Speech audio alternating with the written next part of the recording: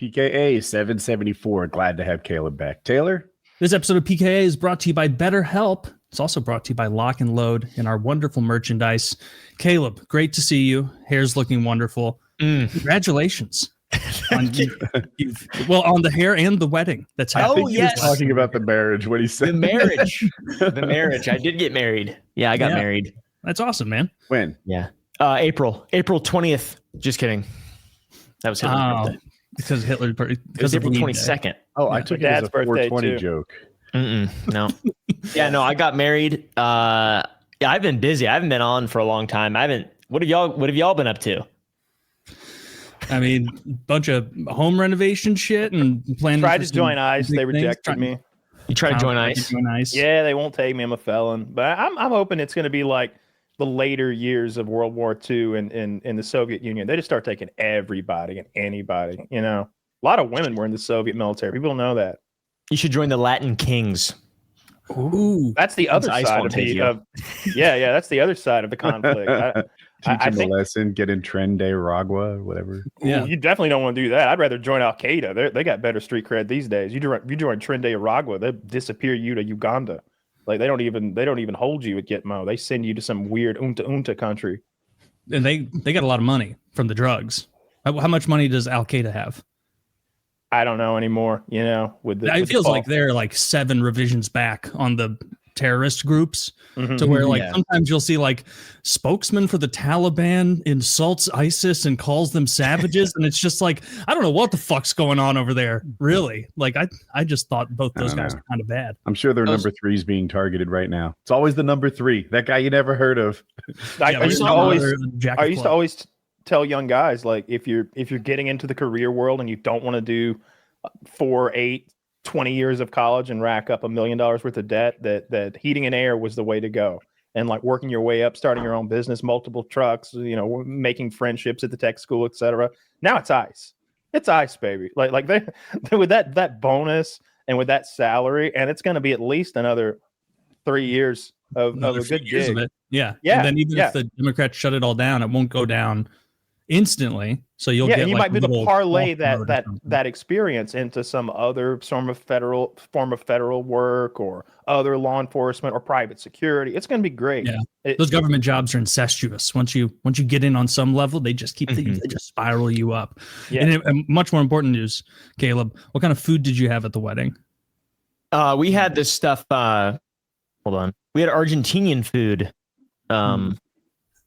It was amazing. And we had like goats. There was goats being roasted, and pigs, and a bunch of crazy high tech meat and stuff, and fires. Everything was cooked in an open fire. That's awesome. Wait, it was cool. I'm really lost on how a meat on an open fire is high tech. It sounds primitive. Well, yeah, I think the sheer fact that it was so primitive made it more high tech. Because it's very rare to see nowadays. It's harder to, The it's like steampunky. It's like a guy dressed like a butler with a bow tie on is carving it. You pay more for way less juxtaposition. Yeah, that's cool. It was awesome. Yeah, it was very, very, very. It was delicious. I wasted a like $120 bottle of liquor. Apparently, someone got really mad at me because I wasted a lot of really expensive liquor. I don't drink, so I didn't know what I was holding in my hand when I was burning it. You were lighting it on fire? I was lighting that shit on fire, yeah. We also got barbecue, because that's what white people do in Texas. And I mean, what else did we get? What was the highlight of the reception? What was your favorite part? Honestly, I got a bomb. Someone gave me a bomb. They gifted me a bomb. My friends at AP gave me a practice bomb from World War II, and carrying that around and asking people if they wanted to hold it was my favorite. My top 10 favorite moments, none involved my wife. But, okay, you got the rest of your life to fill in. You can back We don't have bombs every day. Yeah, can you tell me more about this bomb? I can't imagine what it looked like. Up yet? It looked like a big torpedo. It's like a little blue bomb like this. And it's hollowed out in the middle. And I guess they used to drop them for training in the Great War, or the war after the Great War, World War II, the Second Great War. And what a weird way to get to that. The Great War, like it's 1919. The Great War. But yeah, it was very fun, and it was all a blur. Unfortunately, everybody always says stuff like that. I didn't take any pictures, and we were just really busy all day. It was just a lot of fun. I mean, you shouldn't be having to take any pictures. Well, we were. Yeah, similar to that. It's an RPG. Did you do the thing where you put a camera on every table and let them take pictures? Yes, the little disposable cameras. Yeah. Yeah. We did that too. We got some that we value. Oh, I'm such an idiot. When you said take pictures, I'm like, wow. So he bought like a dozen goats and had slicemen cutting it up, and then he was running around with the camera. And I was like, oh no, he meant like stand there and have his picture taken. Well, I took some pictures too. We actually did this thing where my cousin and I we got this really expensive bottle of tequila, and we would walk around and we would make people drink it, and then we would take pictures of them while they were drinking it. It was just like, I don't know, putting people on the spot and making them uncomfortable. I also my uncle Craig, you guys should have been there to see him. He did his the world's smallest man bit, and had a whole crowd around him. And also shit, I forget the other bit, but he basically shows you his penis, but it's actually his fingers. And he's like a 75-year-old man, and it was a classic. Yeah. Was he about to bust out like a behind the couch escalator?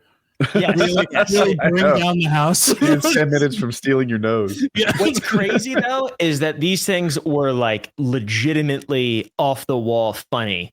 And the way that he did them, like I've tried to do it again, and you can't do it like he can. You just can't. He's so he's 75. He's got that charm of old age. You can get away with a bit more. People are like, Uncle Craig. Yeah. That's old for an uncle for your age. A 75-year-old uncle. Is it my mom's Catholic, and she's the youngest of 8. So there you go. That makes sense. Huge family. How big was the wedding? There was like maybe 180 people there, 200 people, something like that. That's big to me.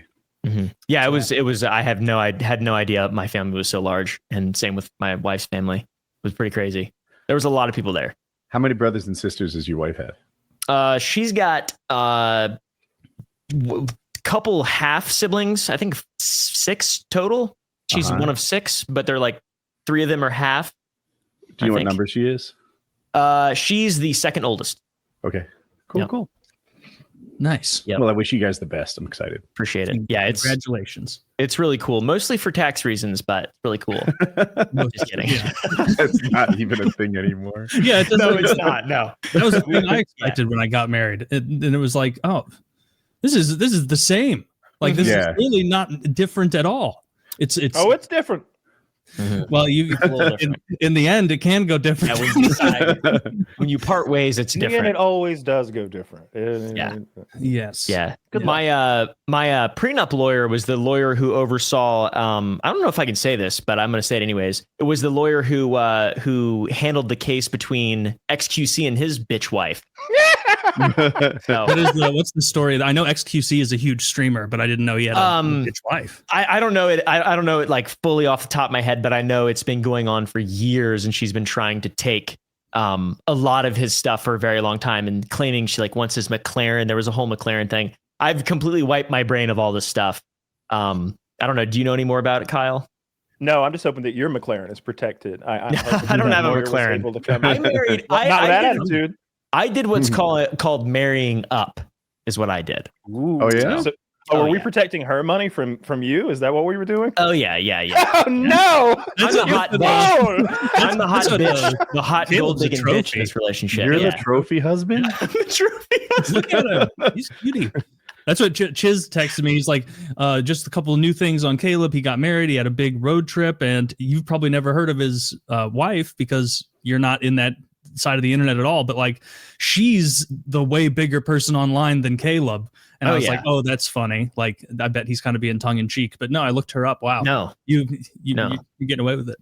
No. Yeah, no, by a margin of almost 10. No, actually literally by a margin of 10, she has more influence and followers than I do. And there's like probably no overlap between your audiences. There's very little, which is so cool because I'll go on her channel and then I'll just say a bunch of heinous shit, and she cuts out 90% of it, and then they're just like, "This guy's evil. We hate this guy. He's ruined her entire life for sure." But It's all in good fun though. Yeah, we definitely don't have much of an overlap in terms of the audience. They're not big. Her core audience is not a big fan of me, I wouldn't say. What does she do online? Like, what did she make up video games? I don't know. No, she does like these really deep. She does a lot of true crime stuff. And she goes really, really deep into it and does like 2-hour, these like super well done videos. Well, I mean, YouTube videos. They're not like movies or whatever, but twice a week she does a pretty big. Her and her editor Jay, they do a great job. They make much better content than I do. True crime stuff, documentary type stuff. It's very interesting. Girls love that. Mm-hmm. Like that, for some reason, this true crime gets all of them. Dude, it comes up every now and then that my wife has learned all the mistakes that murderers make. Mm-hmm. She's like, these fools, they keep doing this. Oh, you wouldn't believe every time they stumble into this. I think she could kill me and get away with it. No, Woody, we wouldn't stand for that. Me and Taylor would be on the case. Yeah. All right. We'd be over there. We'd be over there making things uncomfortable for her. The implication is there. The implication is new guy suddenly around. Yoga instructor, huh? You were never into yoga. We'd be untreated diabetes. Interesting. Yeah, damn. You put what are her suggestions of how to get away with killing someone? Yeah. Well, how would your wife kill you, Woody? She tamper with your flying gear. I'll have to ask her. That'd be an easy one. That's almost cheating. Tell her it can't have anything to do with the fan you strap to your back, because that's not like a universally applicable style of murder. I was thinking like ground up glass in food a little bit at a time. Crazy. They're gonna catch insulin under the tongue. They're gonna catch ground up glass a little bit at a time. We can make ricin, or we can use kidney bean toxin. Like, why are you ground up glass? What is this, Looney Tunes? His first meal, he's gonna be like, what have you done? There's glass in this. There's glass in this. It's barely. It's just shattered. It's not ground. He's just like, you mortar and pestle glass up. I don't think it's gonna kill him, and they're gonna figure out. Yeah, I mean, my mind goes to poison because that's how women tend to kill. Yeah, me too. They poison your ass because they're evil, which is cowardly. Which is a cowardly way to do it. You should stand there and murder them like an adult, like a man. I think tampering with the flight gear. I think if I found out Woody was going to do another one of those, like test your parachute, like pretend to fail, and then like test your safety gear. Just repack it for me in I don't know. A unfolded bed sheet style or something. Yeah, I want to will not come out. Maybe if I damage a bunch of your lines, you pull the chute and it holds you for a split second and then rips away and you just free fall down to the earth. Then that yoga instructor's on the scene. I feel like Woody would be the easiest to kill out of all of us without any consequences. I would say. I could kill me. I'm thinking about Kyle's thing, dude. Easy shit. Like there are special rubber bands that go around reserve chutes. And they're like, if you've ever touched a rubber band that's like been in the weather for a year or two, it's almost not stretchy anymore. And it instead of when you pull it, it breaks in two. There are special parachute rubber bands that I use that aren't prone to that. They're expensive. Just put regular rubber bands. Go to Office Depot, swap out the rubber bands. Next time I test my parachute, that shit'll be 2 years old. Jokes aside, how often do you test your all right, so like right now, I'm sure your gear is packed away somewhere, and I suppose your reserve chute is packed in its thing, whatever that looks like. If you were going to go fly tomorrow, would you check that reserve chute at all, or would you just go with it?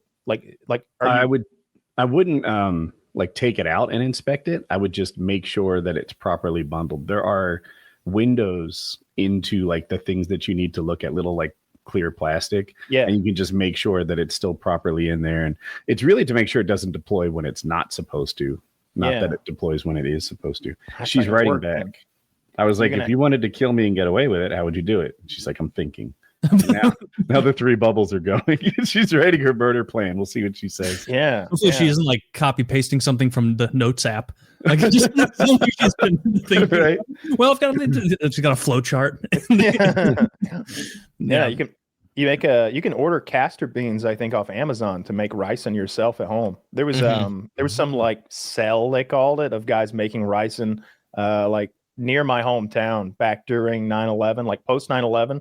There was that rash of first someone was mailing anthrax. There was that whole thing, and then that Elvis impersonator got tied up, and there was that whole nonsense. It was a wacky story.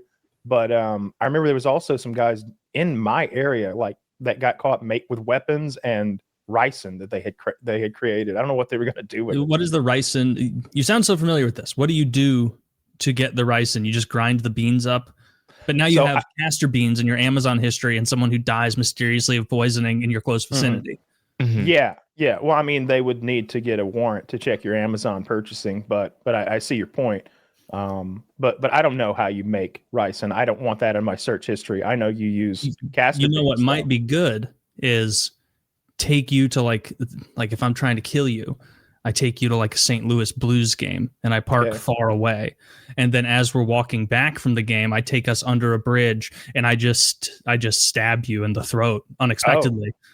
And then I leave you to die there. And I'm like, fine, scot-free. Well, I approach the nearest police officer and tell him that a crazy homeless guy in that box just stabbed my friend. And then what about fingerprints on the murder weapon and things like that? I don't know. Wipe it off. Wipe off the.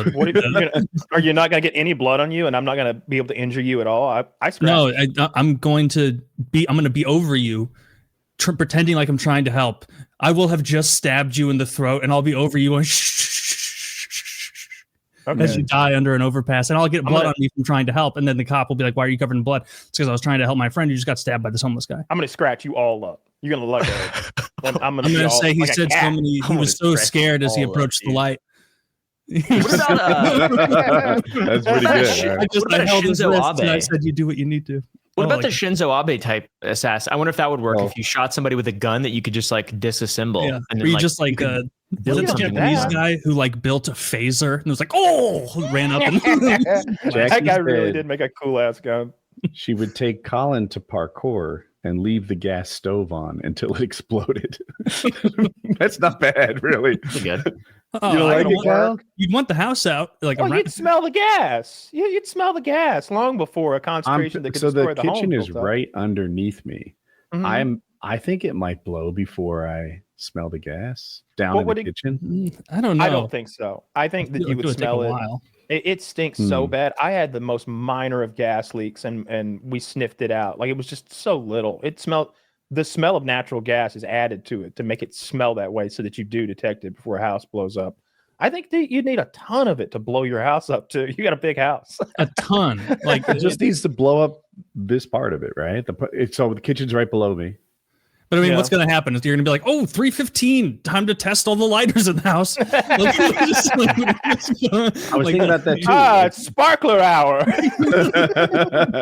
What would set it off, right? Does she put a match in the far side of the kitchen, perhaps, or like on the steps? It'd have to be like a candle. Well, see, she's not going to get away with it now. Like she would need to create the gas leak. You couldn't just like turn the eye of the oven on and walk away. You'd need to like drag the oven out and get that main gas line and like be pumping whatever it is, 2 inches of gas at 15 PSI continuously into the house, like flooding it with gas to make it happen. I feel like. I wonder if you had like the 4 burners in the grill pumping gas but not lit, might put a good amount of gas in the kitchen. It might. I don't know. I've never messed with gas explosions per se, but I've seen some cool ones on the internet, and usually they just like ignite and burn off instead of just blowing. Well, it's her first murder. I thought it was a good effort. It's fair. It's fair. Good effort. How would you commit your inaugural murder, Caleb? I would make friends with. First, I would get really jacked. Sick. And I would make friends with those at gyms who sell illicit substances, but not so illicit. Just like get a little extra insulin, ipamorelin, tesamorelin, growth factors, things like that.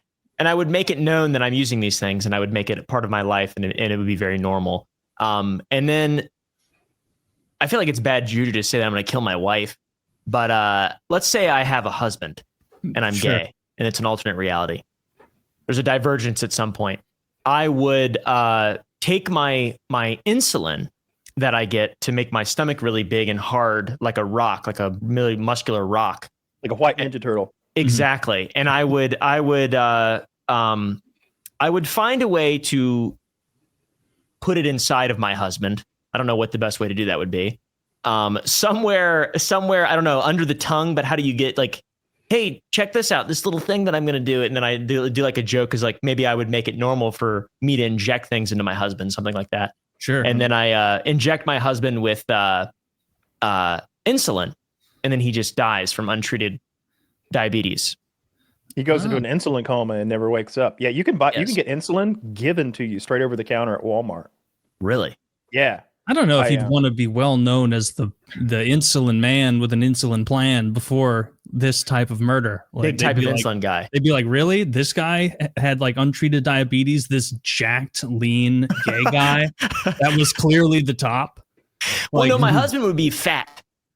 Oh, okay. He would die in from both your untreated realities. diabetes. You're a trophy husband. Exactly. Yeah. Both my I think that would work. I've thought of that before as well because I experimented with insulin one time and it almost just killed me. It just eats up all your sugar in your blood system and you immediately feel so weak and like you're dying. I was chugging orange juice, afraid I was going to go into a diabetic coma. So I could see that working for sure. But I think you do need to inject it. I think we looked it up one time. I think so. Because like I was like, could you just squirt it in somebody's drink? Because this shit is fucking poison. Yeah, but no, you gotta inject them. I think. And the tough part would be like, where like maybe on the head or something? Because it'd be hard to find a hole. The hole. Insulin pins are like little needles. Nobody'd ever see that. Yeah, yeah. It's so little it doesn't even hurt. Like you could if you were like steady enough, you could do it to your hypothetical fat husband in his sleep. Interesting. What about if you did it right below the penis hole? I think that's fine. Nobody's looking there. Yeah, in the penis hole. Go in there. You've got a real dealer's choice situation because he's already your gay husband, so he's going to be in a lot of compromising positions in front of you. You tag him right next to the butthole. No one's looking. No one's looking. The mortician's like, I think we know what's up here. And then tag him with the insulin syringe. Yeah. I don't know. I wouldn't. I feel like the way you get caught is you kill somebody you know. Like all the famous serial killers, it's like, who were they killing? Like prostitutes, homeless people. They were running up the score. They were like playing for points. And that's why they survived so long. If like a serial killer started offing people like their brothers and sisters and moms and dads, like it would immediately be like, I think we're onto something here. Like, I wonder if serial killers could rack up numbers like mass murderers do. Right? Like Vegas guy. Didn't he kill? Is it 77 people that he got killed? Oh, surely he didn't kill that many. No, I think it was because a lot of people got trampled to death. Is what people forget because it was a giant like stampede music concert. I think, but there were just so many people. 60 dead. So I think 413. I was gonna say I thought there was like 400 people who were wounded. It'd be hard to get 60 kills as a serial murderer. I mean, even one a week. It's there's that. I think it's hard to get 60 as a mass shooter because it's been rarely done. You know what I mean? There's that Serbian bitch who killed like a couple hundred people, but they're all sick. Hold on, what is her name? Here's the most prolific serial killer in American history, Samuel Little. Okay. And at least 60 murders. He has the largest number of confirmed victims for any serial killer in America. Black guy. Holy shit. Oh. It's unusual for a serial I hate murderer. it when we allow black people to come into our things and dominate. This is the Tiger Woods situation all over again. Jackie Robinson. Serial killing is a white people only thing. Okay, like can't apparently have not one thing that's ours. Hey, the tail of the tape is right here. God damn it! It's a black guy. This guy's number one in the league, and he's still alive. How many did he kill? At least, or he said 93 claimed and suspected, only 60 confirmed. Man, that gets stopped before 100 though. That's gotta hurt. You know, that's what about Baba Anuka, the Serbo-Romanian convicted serial killer, amateur chemist who killed almost 150 people? Let me look at Baba Anuka. Oh, this is a sweet old lady. Yeah, I've seen stories of like women serial killers where it was a woman who was just like poisoning babies for like a 40-year nursing career. Yeah, and it was like, oh well, they estimate like hundreds of babies because of just the amount of time it was that no one caught on because it all looked natural. And I guess kids were dying all the time back then. But that's like a cheating kind of serial killing. It's like it's a baby. It can't tell on you. It can't. Yeah. I'm more interested in the guy who's got like a semi truck and he's traveling the entire country and just picking them off at every rest stop. That's a serial killer. That's a classic serial killer. And those are the kind that I think if I had to begin a life in that way, I'd want to be a vagabond style serial killer. Like someone who's all, maybe buys my own semi and, does routes or something. And then part of the semi, you own it. And part of the truck is your killing lab, your Dexter style kill floor. and there's like a wall that doesn't seem like it's a wall, but it comes away and you've got like your kill floor in there. I'm exposed immedely when I go to the first place for them to fill up my truck. They're like, hey man, there's like a lot of beakers in here. No, there's a fucking false wall. They don't see it. They don't. It's not just open. It's not just. You'd be one of them fellers. You drive through Texas and you get pulled over by the Department of Transportation, and we'd see you on the side of the road, and they'd be looking in your fucking truck. I see that all the time. People getting their truck stopped, and then they expose them for their Dexter moving laboratory. Yeah, and it wouldn't work. That out. It would be like you'd have to bank on every single person who ever loaded or unloaded your truck being the type of person who's never seen a semi, like an empty semi bed before, because they're going to look at it and they're going to see that it's 7 feet shallower than every other one. How would they see that? They're inside of it. They can't tell. There's just no, not the people the people that are going to be loading your truck. You don't load the guy truck working yourself. the dolly is going to play Sherlock Holmes for the weekend instead of just getting another crate of boxes and going about his way. All it takes is one way station, and that's where you did your work. Yeah, it just takes one way station. Yeah, those rolling way stations I saw, those are neat. Like they don't even slow down; they just go over the thing and they just wave them through. Now that I'm thinking about it, with all the way stations and like the way trucks are tracked now, that might not be the right move. It might be better just to be a general vagabond in a car who had a home base, but you didn't bring any killing. Finally, Taylor comes around to van life. I've been working on him for a decade now. That's the only time I could see getting into van life is if I had an insatiable drive to kill. And I just had to pursue it and nothing else. I think a motorhome is better because I would imagine that when you get pulled over in a motorhome, they don't go in there and look around. I've never seen that. Like outside of that From Dusk Till Dawn movie, like they don't go in there and like go through your fucking motorhome. They just give you a ticket and go about your day. I don't know. If you're like the guy they've been looking into for being sketchy, they're going to look into you. Why would they look into you for being sketchy? See, that's the whole point of being the vagabond serial killer is you don't stay in one place. Being the creepy guy around town who's always hanging out by the nursing school. Aren't those nurses always disappearing? You don't do that. This is your first time ever in Albuquerque. Couple hookers go missing. Next weekend you're in Phoenix. You're in Phoenix. You just move around. Couple more hookers go missing.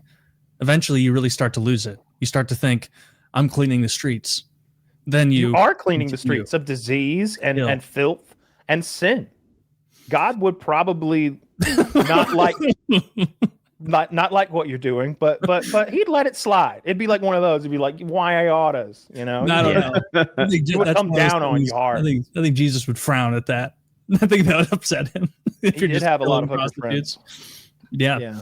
He was like, hey, you guys, you're doing gambling and stuff in the temple, and then you're coming out here and being mean to the prostitutes. No stake in the temple. Dirty. The thing that impresses me about a serial killer, like I'm sure there's tons of serial killers that we've never heard of and we never will hear of. They just did their thing and then died of old age and retired. You know what I mean? But then like that's almost not as cool. Like someone like the Zodiac who rubs it in the faces of law enforcement and sends those cryptographs or whatever and the puzzles and they're taunting law enforcement for decades. That's pretty cool. Zodiac sucked, dude. Zodiac was putting up like Babe Ruth style numbers. Try that today. Try that when like we have real tracking and technology and DNA and this and that. That guy would have got found so quick. All right. Counterpoint. The DC sniper back in like 2002, Lee Boyd Malvo, and I can't remember the other guy's name. Those two jabronis, that was hardcore. They were just in your face all weekend long, just shooting white guys at Outback Steakhouses and rolling away. Like I don't remember how many they killed. Maybe 15, maybe 20. They wounded a bunch too. But that whole gig they had where they were shooting out, they had tore out the seat so they were in their car and they would crawl into the boot of the car, into the trunk of the car, and then they would remove the tail light and shoot out through that hole with a scoped rifle and then just drive away. And the news reports were always a white van. We saw a white van, and so they're stopping. Yeah. They're stopping every one of those and just waving through the sedans, like not even bothering. Those guys went on a roll. They killed How a lot. long was that for? A couple weeks? It was weeks that they were like terrorizing DC. Yeah, I remember we were talking about it at school, like you know, but it was. How a old big were you deal. then? 10th grade. 10th It was wild 10th grade. in that, like, when things were getting hot, when the police, when this was a national news story, like, it's running 24/7, they were still doing it. Like another one landed, and that would be my sign to cool off. Come back next year, but not them. They were in it for the love of the game. They wanted to get caught. And I think I read their Wikipedia page once, and it was one of those instances where it's like the perpetrators, Alex Samuelson, new chosen name at time of killings, Mahmoud Babubadu, or like whatever. Like they went down that like black Islam. What was it Mohammed Atta and Lee Boyd Malvo? Mohammed Atta was 9/11. Lee Boyd Malvo is an incredible name. Lee Boyd Malvo was definitely one of them. So it was, if I remember correctly, it was like an older guy who was more of like a stepfather or like an uncle figure, and then a younger guy who was like late teens, early 20s. It's John Allen Muhammad and Lee Boyd Malvo. Yeah. Wow. It's too many names. Willing accomplice Lee Malvo. Yeah. I remember this. I was too young, but I remember it. I was 6 years old. The gas stations had like fencing put up around them to hide people pumping gas, because that was one of the targets they were going after. They'd shoot people pumping the gas. People were afraid to pump gas. Co-workers were so amazed by that. They're like, "What a country! Only in America would they think to like put up tarps to get a competitive advantage against the other gas stations to make you more attractive for avoiding the DC sniper. Sniper free here at Stitco. We cost a penny more per gallon, but a fewer lines of sights from potential. You won't get snipers. shot in the throat here. What you were the oldest and like the most adult following it. What did they just like really dislike white people or dislike America? Like what was their big to do? I don't remember. I can look it up real quick. Or was it a religious thing? In my head, I thought it was some sort of religious thing that they were taking out. So the key motive was Muhammad's desire to kill his second ex-wife, Mildred, who he felt had estranged him from his children. The other shootings were believed to be a way to cover up this specific motive. Holy shit. This was all about killing his ex-wife. This feeds right into what we were talking about before. This is how you kill your wife. You shoot her, and then you shoot 14 unrelated people at Outback Steakhouses and gas stations in the. I mean, this guy was. What's the saying? Like, thou doth protest too much. Like, I put the wife somewhere in the middle, not first, not last. Right. Oh. That's good. Wow. That's good. Oh, for sure. Yeah, definitely. We're coming up with solutions here. Ways that we can optimize. Yeah, that's pretty fucked up. Who would go for 17 additional people? one the younger guy had to at some point be like, boss, they're off the trail. Like we gotta cut and run because this isn't gonna pan out. And he's like, no. I bet that's what it was. That was his eventual explanation, or maybe it started out that way, but you don't just shoot 17 people because you're not loving it. Like that guy did it and he was like, ooh, this is for me. They were taking turns, I think maybe they were taking turns firing the shots. It's been a long time ago. That one was crazy to me. Obviously it's evil, but it's got to be a rush, right? Murdering people. Yeah, probably. Yeah, I'm sure. I mean, that's what all the killers say. But how can you kill a random person? That I don't understand. Like I can understand being mad at somebody or protecting yourself or any number of reasons, but just random murder, random people seem so awful. Yeah, I can never I'm capable of judging them immediately. They're not random anymore. Look at this slob. Yeah, right. Fucking this guy tucks his shirt backwards cap. What year is it? It's after Labor Day, you scum. He's got too much white on. Yeah. Fucking Giants fan. All right. Yeah. Now you're talking Cowboys. Yeah, that's awful. But that was a real serial killer to me because it was so brazen, and it seemed like they were getting off on the media attention, because that's the kind of serial killer you see in movies, is the one who like feeds off that media attention and like plays into it. That's fascinating to me, rather than someone who's just kind of like Dexter trying to stay in the shadows and just get their rocks off killing people. Mm-hmm. You never hear about any vigilantes, like any real ones. My theory behind that is that it happens occasionally, and the news media hushes it up to prevent any sort of copycat type thing.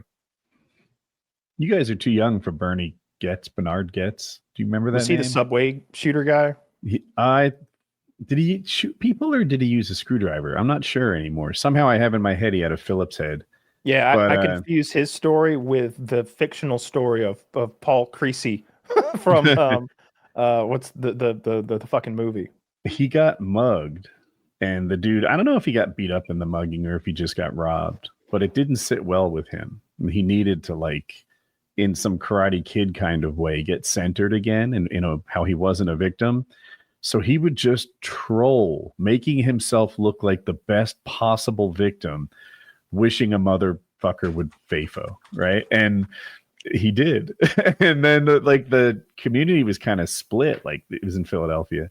Some people were like, this guy's great. Every mugger should worry that there's another Bernard Getz out there.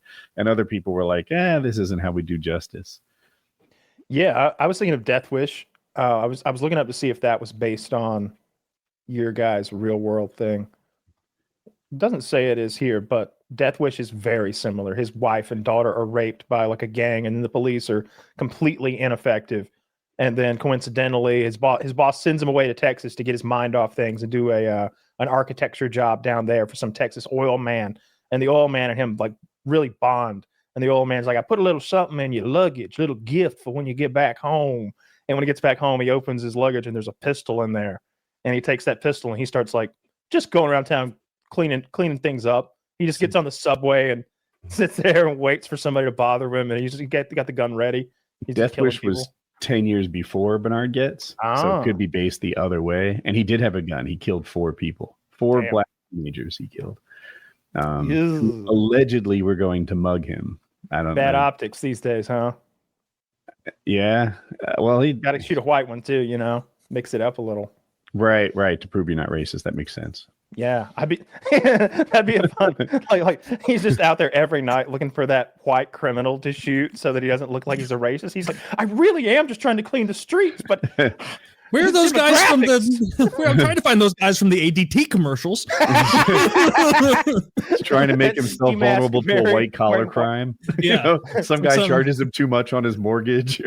Oh yeah, those ADT commercials are funny. It's like some 55-year-old white guy with bifocals on is breaking into your house, and it's like it's just so funny because they were so specific with the casting there. Because if someone in that little marketing agency was like, hey, we could use this guy. We've used him in a lot of commercials. He did great with the Plavix commercial, Jamal. And they're like, yeah, we love Jamal, but maybe not. No, maybe not this. Maybe not this role. We'll get him on another Plavix spot. Not sure about those optics, Yeah. What about Emilio here? He did great for Taco Fun. Oh, speaking of optics, you were sending me some clips about it, Kyle, and then I followed up, learned a little more. Did you see that Twitch communist shocking his dog and everybody getting mad? Yes. And then just lied. Caleb, did you see this? That Hasan? That big commie streamer shocked his dog, and then for getting out of the bed, and apparently I don't watch this guy, but I saw people being like, wait, so this guy has his dog behind him on that bed for 6 to 8 hours straight every day while he streams? And they're like, yeah. And it's like, no one's brought this up before. That's not what dogs want to be doing. And the dog stepped off. He reached in front of his desk, hit a button on something, and then the dog went "Arr!" and jumped up. And then his excuse later was like, oh, the dog scratched his paw on the bed. And it's like, yeah, don't think so, because if my dog yelped out in pain randomly, I'd be like, you good? Like, you okay, buddy? I'd want to make sure he's okay. He expected the dog to yelp because he shocked it. And then I saw the clip of him the next day taking, or maybe a couple of days later, where he had just taken the prongs out of the shock collar and put a piece of electrical tape on it. And he'd been like, this is a vibration collar only. And immediately the whole internet was like, no, it's not. Here's a link to the exact one you have. The prongs are removable, and that's a piece of electric tape. And also, there's no hair in the electric tape. That tells me you just put it on earlier before the shot. The dog couldn't have worn this without getting hair. And I'm like, wow, you have a lot of autistic enemies, and they're coming for you for this dog shit. Yeah, and then watching them break down an Amazon image of an actual vibrate collar versus his screen grabs and go like frame by frame like the Zapruder film was hilarious. Yeah, it's clear that he zaps the dog. He's just admitted, like, yeah, this is how I train my dog. I zap her. And I tell you what, you donate, I won't zap her. You should make it do it that way. I know that one Twitch streamer had like a thing where you donate and it feeds a cow. Like the cow's waiting there, like nudging the feeder, and you donate and feed spills out. The cow eats the food and he's happy. Well, that's opposite here. We hold what's that dog's name? Kaya. We hold Kaya hostage. You know, she's getting a zap every 10 minutes if we don't meet our goals. Seems like Kaya is hostage. We need to liberate Kaya from that bed where she has to lay for 6 to 8 hours a day. Can you imagine like being a dog and you're like, this is my she gets to lie around in bed for 8 hours a day. They don't want to lay in bed for 8 hours. Oh, they love laying in bed for hours on end. The dogs love to move around. They want to be hanging out. I've got 10 dogs. I love dogs. Would you shock any of them for not sitting still? I don't make any of them listen. After about 4, I was like, I don't give a fuck about any of this stuff. Sometimes I lay down and I let them all attack me and shower me in love and stuff, and it's amazing and it makes life way better.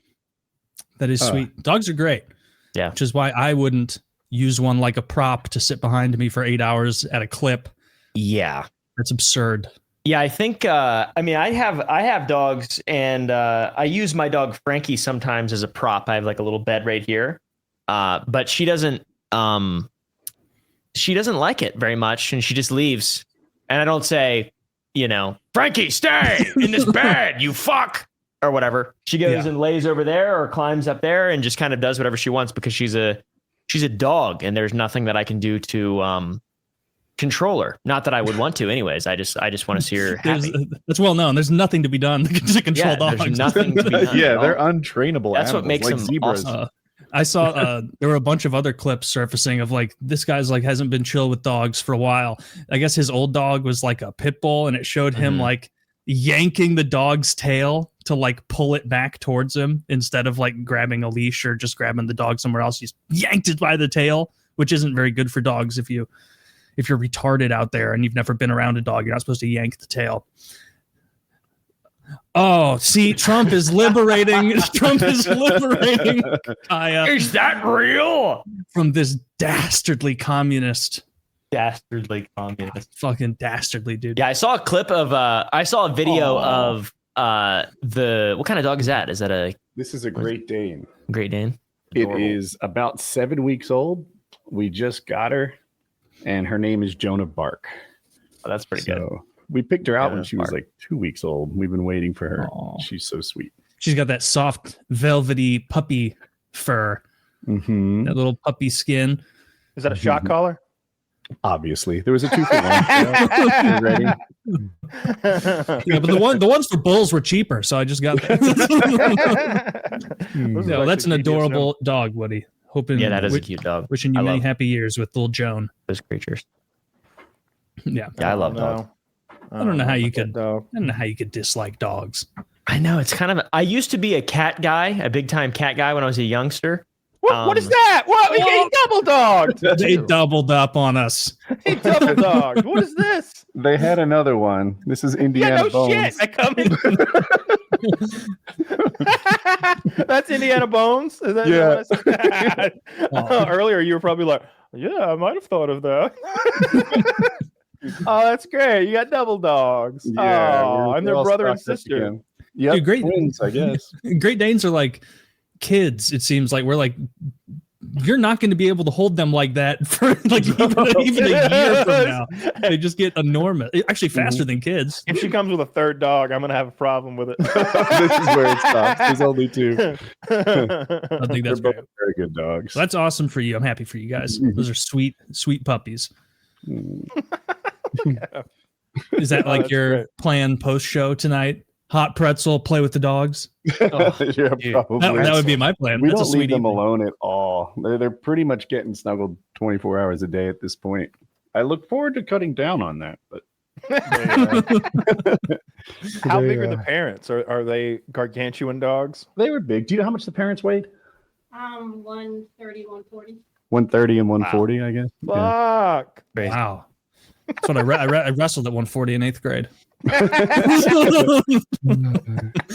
Do you want to take them one at a time? Nah, I'll take it. You can do it? Okay. Look at those puppers. This is very sweet. Yeah. So we just call them Joni and Indy, but their full names are Indiana Bones and Jonah Bark. I've had enough people who are like career dog people, like train lots of them, whatnot. They've told me that ending the dog's name, like whatever the most commonly used name is, so if like Indy, like Indiana would be Indy, is to end it with a Y sound, because like for some reason that resonates more with them. It's like natural; they pick up on it. That was in my head when we shortened them, because you had mentioned it, I think, on the show a few weeks ago. Like, yeah, Indy, Joni. I don't know that they'll be able to tell their names apart because it's the Y on the end. But yeah, so we got there. We went to pick up Joni, and they said they had one more dog that wasn't spoken for. And I was kind of just planning on getting one dog. And then I'm like, is it a boy? And they're like, it is a boy. I was like, let's see him. And he kind of sold himself. So we brought 2 home. It wasn't planned. I love dogs. That's great. Yeah. So we've been a 2-dog house for, I don't know, 30 years now. So we're back. We have 5 normally, but we're watching 5 more from my my buddy. You have a farm, you know what they say. right? 10 is it's only like 1.5 times as many as 5. Seriously, I will be honest though. 10 is not like 5 is a lot. It feels like a lot, and there's just a lot going on. 10 isn't that much more than 5 when it comes to dogs. To having animals, like 5 is just it's all like the annoyance of I gotta fill that many more feed bowls, or the water's got to be filled that much more often. Those things become just things that are just second nature at that point, where you're not even thinking about it because there's so many creatures that are just awesome running around. And hopefully we won't have all 10 forever, but we're watching them for a buddy. But I wouldn't mind, to be honest. I love them. I think that they're really cool, and they're easy to take care of. And they're just like, I don't know. They run around. The situation where a friend approaches you and says, I need you to watch 5 dogs for me. Like, was he arrested? Like, what was he? No, he's traveling a lot. I'll say. We should say, that's a good kind of guy to have 5 fucking dogs. Yeah. No, it's definitely not a. It's more so like, I want him. Let me hang on to him for a little bit. Let me hang out with him. Let my dogs hang out with your dogs for a little bit, and then you can rest. It's more of like a me kind of offering to him type. And you're socializing them too. You don't want weird homeschool kids. Oh, dogs. Dude, and I have 2 dogs that have been with me for a long time, Petey and Frankie. And they're extremely homeschooled.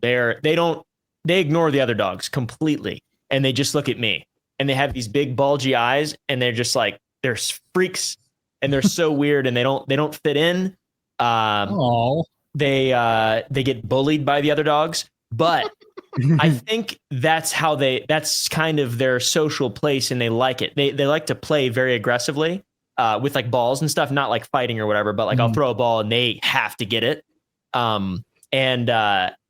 They've been a little more happy seeming at the end of the day, even in spite of not fitting in. So it seems like there's a net positive overall for the pack. Good.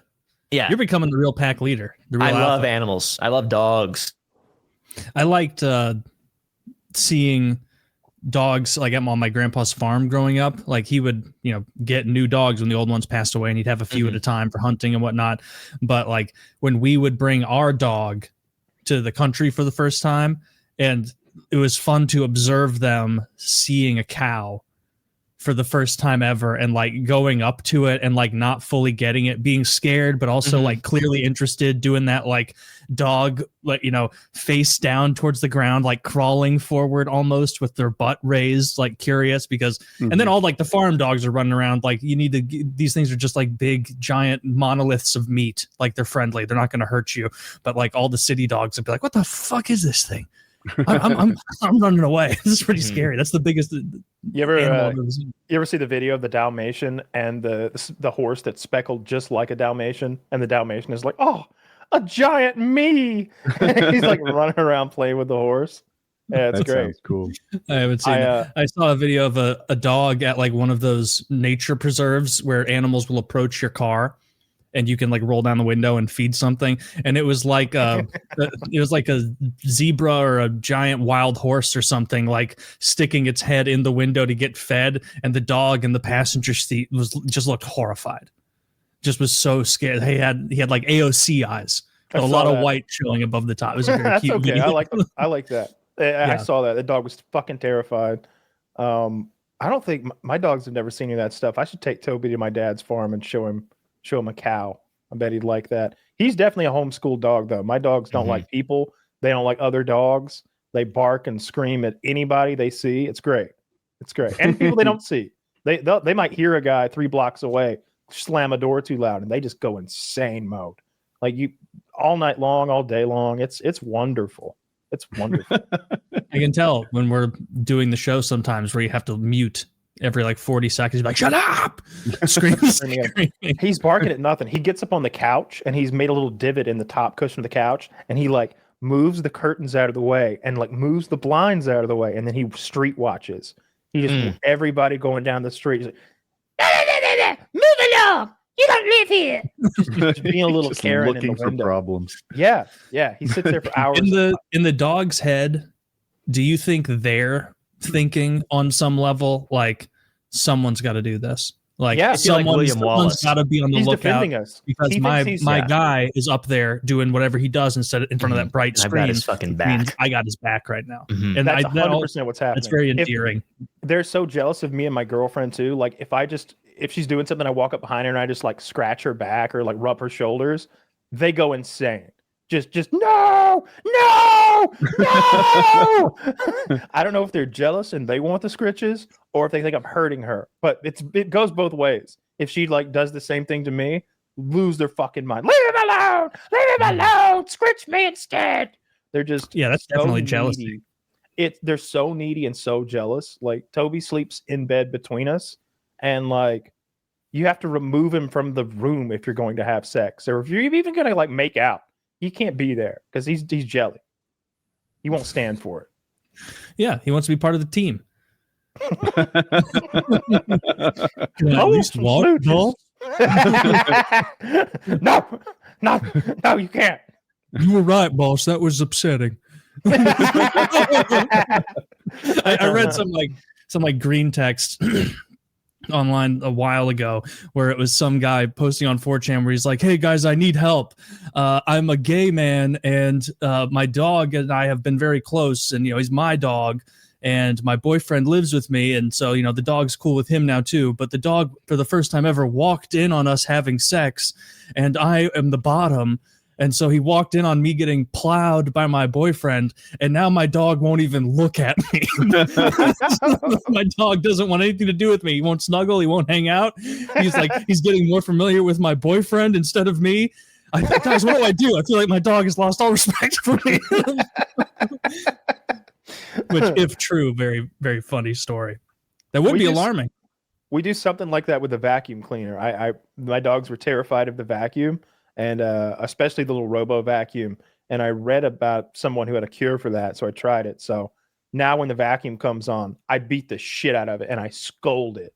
And and then the dogs realize that the vacuum is below me in the hierarchy, and they feel safe again. But so like they know what it's like to be scolded and told bad. No, they know they've messed up, and that's me and exerting my dominance over them. So I do the same thing to the fucking ninja vacuum. That's awesome. Like, vacuum. Slap the shit out of it. You leave Toby alone. He is in charge here. I'll fucking slap it again. The vacuum don't care. But Toby's like, all right, then. All right. I understand now. All right. I was a little afraid he was going to rough us all up. But since I did that, I'm not afraid of the vacuum anymore. It's great. Perfect.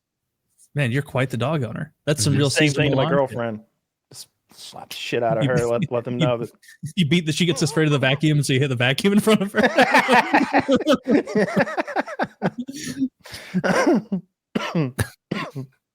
Yeah. I don't want any more dogs though. We've got 3. One of them may or may not have some sort of liver cancer right now. So if that takes her, unfortunately, I'll probably get another Pomeranian, but I don't think I want any big dogs. I can't believe Woody likes those big dogs. I'm like, okay, so he's growing 250 pounds worth of livestock to support. Yeah. That's a calf. Yeah. To be fair, too, the 10 dogs that I have are all very small too. Oh. They're not large. I like little pups. More than half dachshund. That's those great. are dachshunds. Yeah, Team Big Dog is just not fairly represented on. You know what they call a podcast. group of dachshunds? A sizzle. Sizzle. Yeah, because they're wieners. Ah, yeah, that's cute. That's why I want more Pomeranians. A group of Poms is called a puff, and I want a puff of Poms. That makes sense. Get another Pom, or just divide it up. Get a different type of very small fluffy dog, so you have a little variety, but they're still the same little small fluffy dog. I think I want more Poms. I really like Pomeranians. I like his style. I like his attitude. It's that classic thing of a little dog that thinks it's a big dog, but he's just bossy and stubborn and really intelligent. Like if he wants to go out, he comes and starts giving me kisses, like incessantly. Just won't leave me alone. Just like he lets me know. And he grunts and snorts. His little snorts, short snoot, his little bug eyes. It's great. Love that fucking dog. That's why with this Hasan thing, I'm like, I could never zap little Murphy. Yeah, little dogs. It's like, how could you even? It just doesn't make any sense. I wouldn't zap my big dog, and he's just so innocent and lovable, and like he doesn't deserve to be zapped. And keeping him on that pedestal all day as his prop is the part that's hard with me. Like when I first heard it and I wasn't fully informed, I was like, is zapping really so different than what Caesar, the dog whisperer, does? Like he tugs on their ears and they yelp sometimes, and he says that's the same kind of correction that a mother does to a puppy when it like they do I think there's a term for bite training, but to bite suppression or whatever they call it, they sort of nip on their ears or something and say, hey, no, people don't like that. And he's using a zapping collar, and I was like, all right, I don't love it or anything, but like, I don't know. Is it so terrible compared to like pulling the ears? The idea of keeping him pinned on the bed and not just being a dog, not letting him live a dog's happy life. That's the like darn near solitary confinement, constant punishment that doesn't sit right with me. I had the exact same That's take. What it seems like punishment. To the dog, that is punishment. The dog lives in timeout. Yeah. And it's like it knows it's going to get shocked if it like puts one paw out of line. And it's like, I know lots of people use shock collars for dogs, but usually when I think of like shock collars being used, it's for something like serious, like you have a dog that's about to run into the road or something, or you have a dog that's about to it's about to get into a fight or something.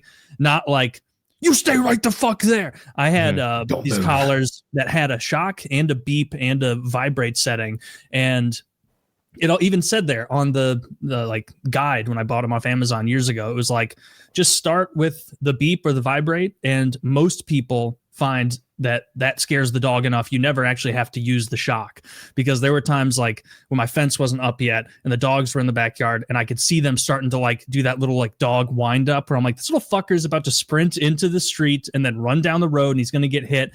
And then you just hit him with either the vibrate or this like beep, just like this loud electric beep, and they sprint back to you. Because to them, there was just a shockingly loud beep, and they're like, what the fuck's going on? Like, they hightail it right back to you, and that's all. Yeah, the vibrate works. I have a bark collar that I should put on Murphy that vibrates when he barks too loud, and he immediately learns. Like it only has to vibrate once, and he's just like, ah, shit. Barking's my whole thing. And also, like, apparently the kind of dog Hasan has is like a very active breed. Like something that wants to be running around all the time, wants to be moving and active.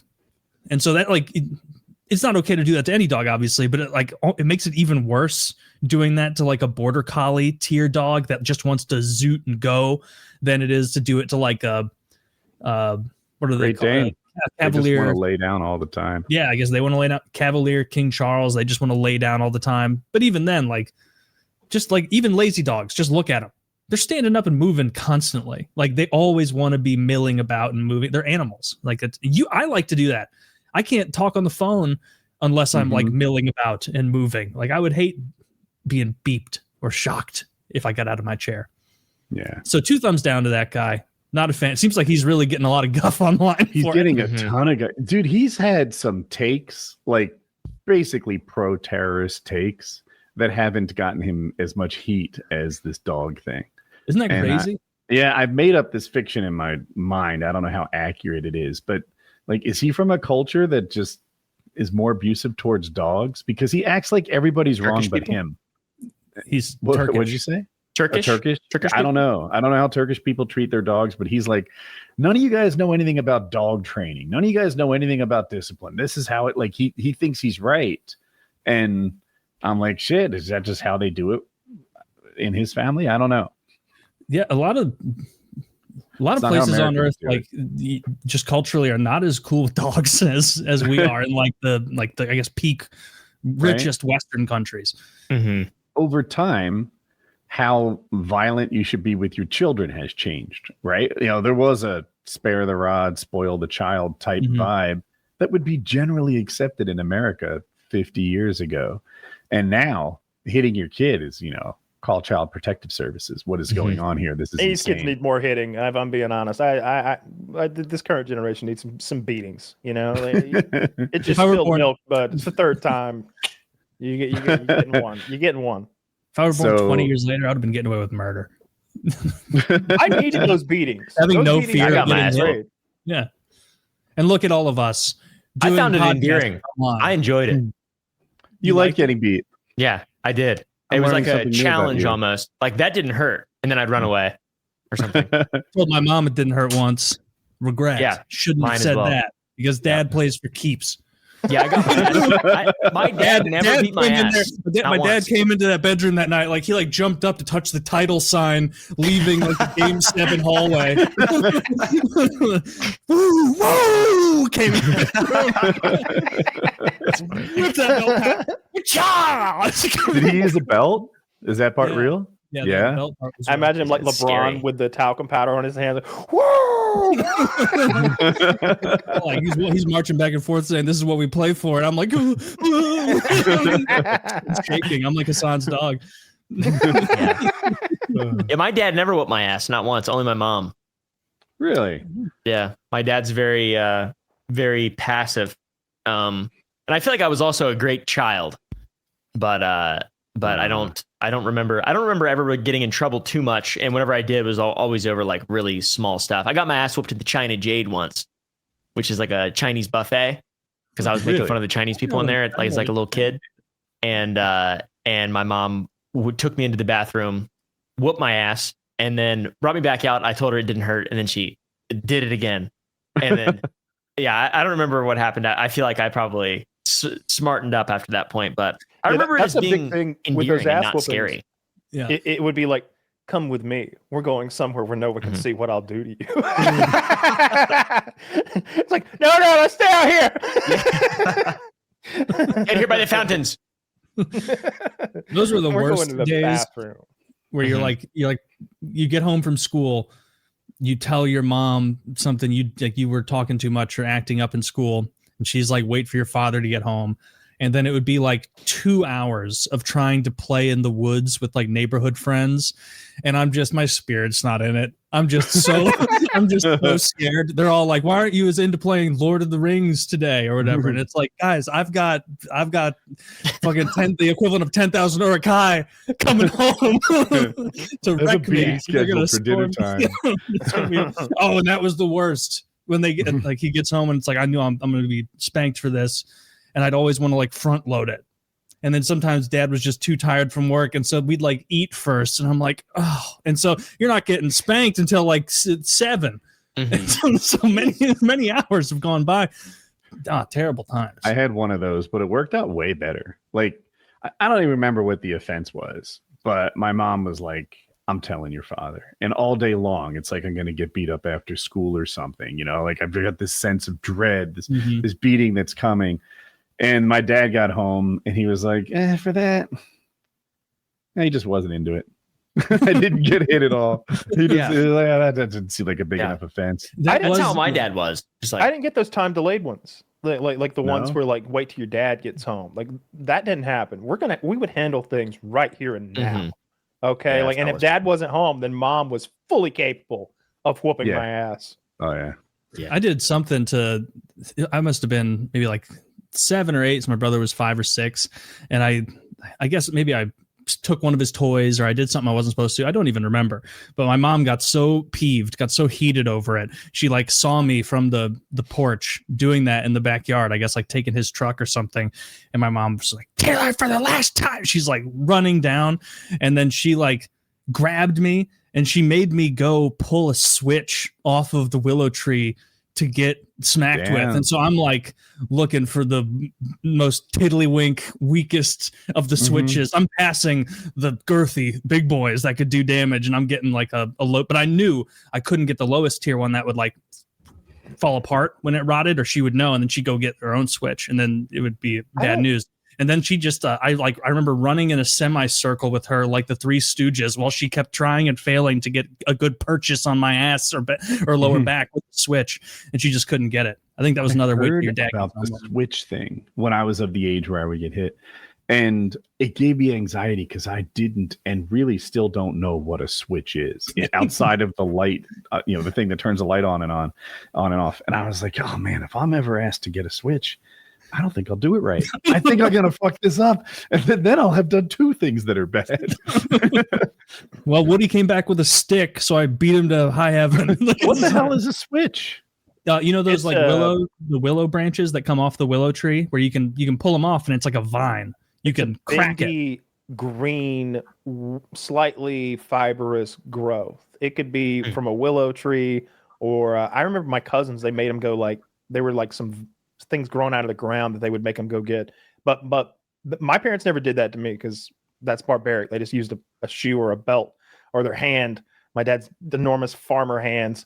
It would be one of those things. But I remember my cousin being over there and somebody made him go get a switch, but they had a game to it almost. She'd say, bring me 3 switches because she's going to pick one. And like it's some sort of fucking mental torture preceding the physical torture. It's like it's just this mental anguish you're going through, picking out 3 switches, and she's gonna pick which one to hit you with, and you don't know what the game's even about. Like, what if I bring her like a big one, a medium one, a little one? Is that what she wants, or does she want me to like show some contrition here? Like I've earned a beating, so I should bring her 3 good ones. Like what?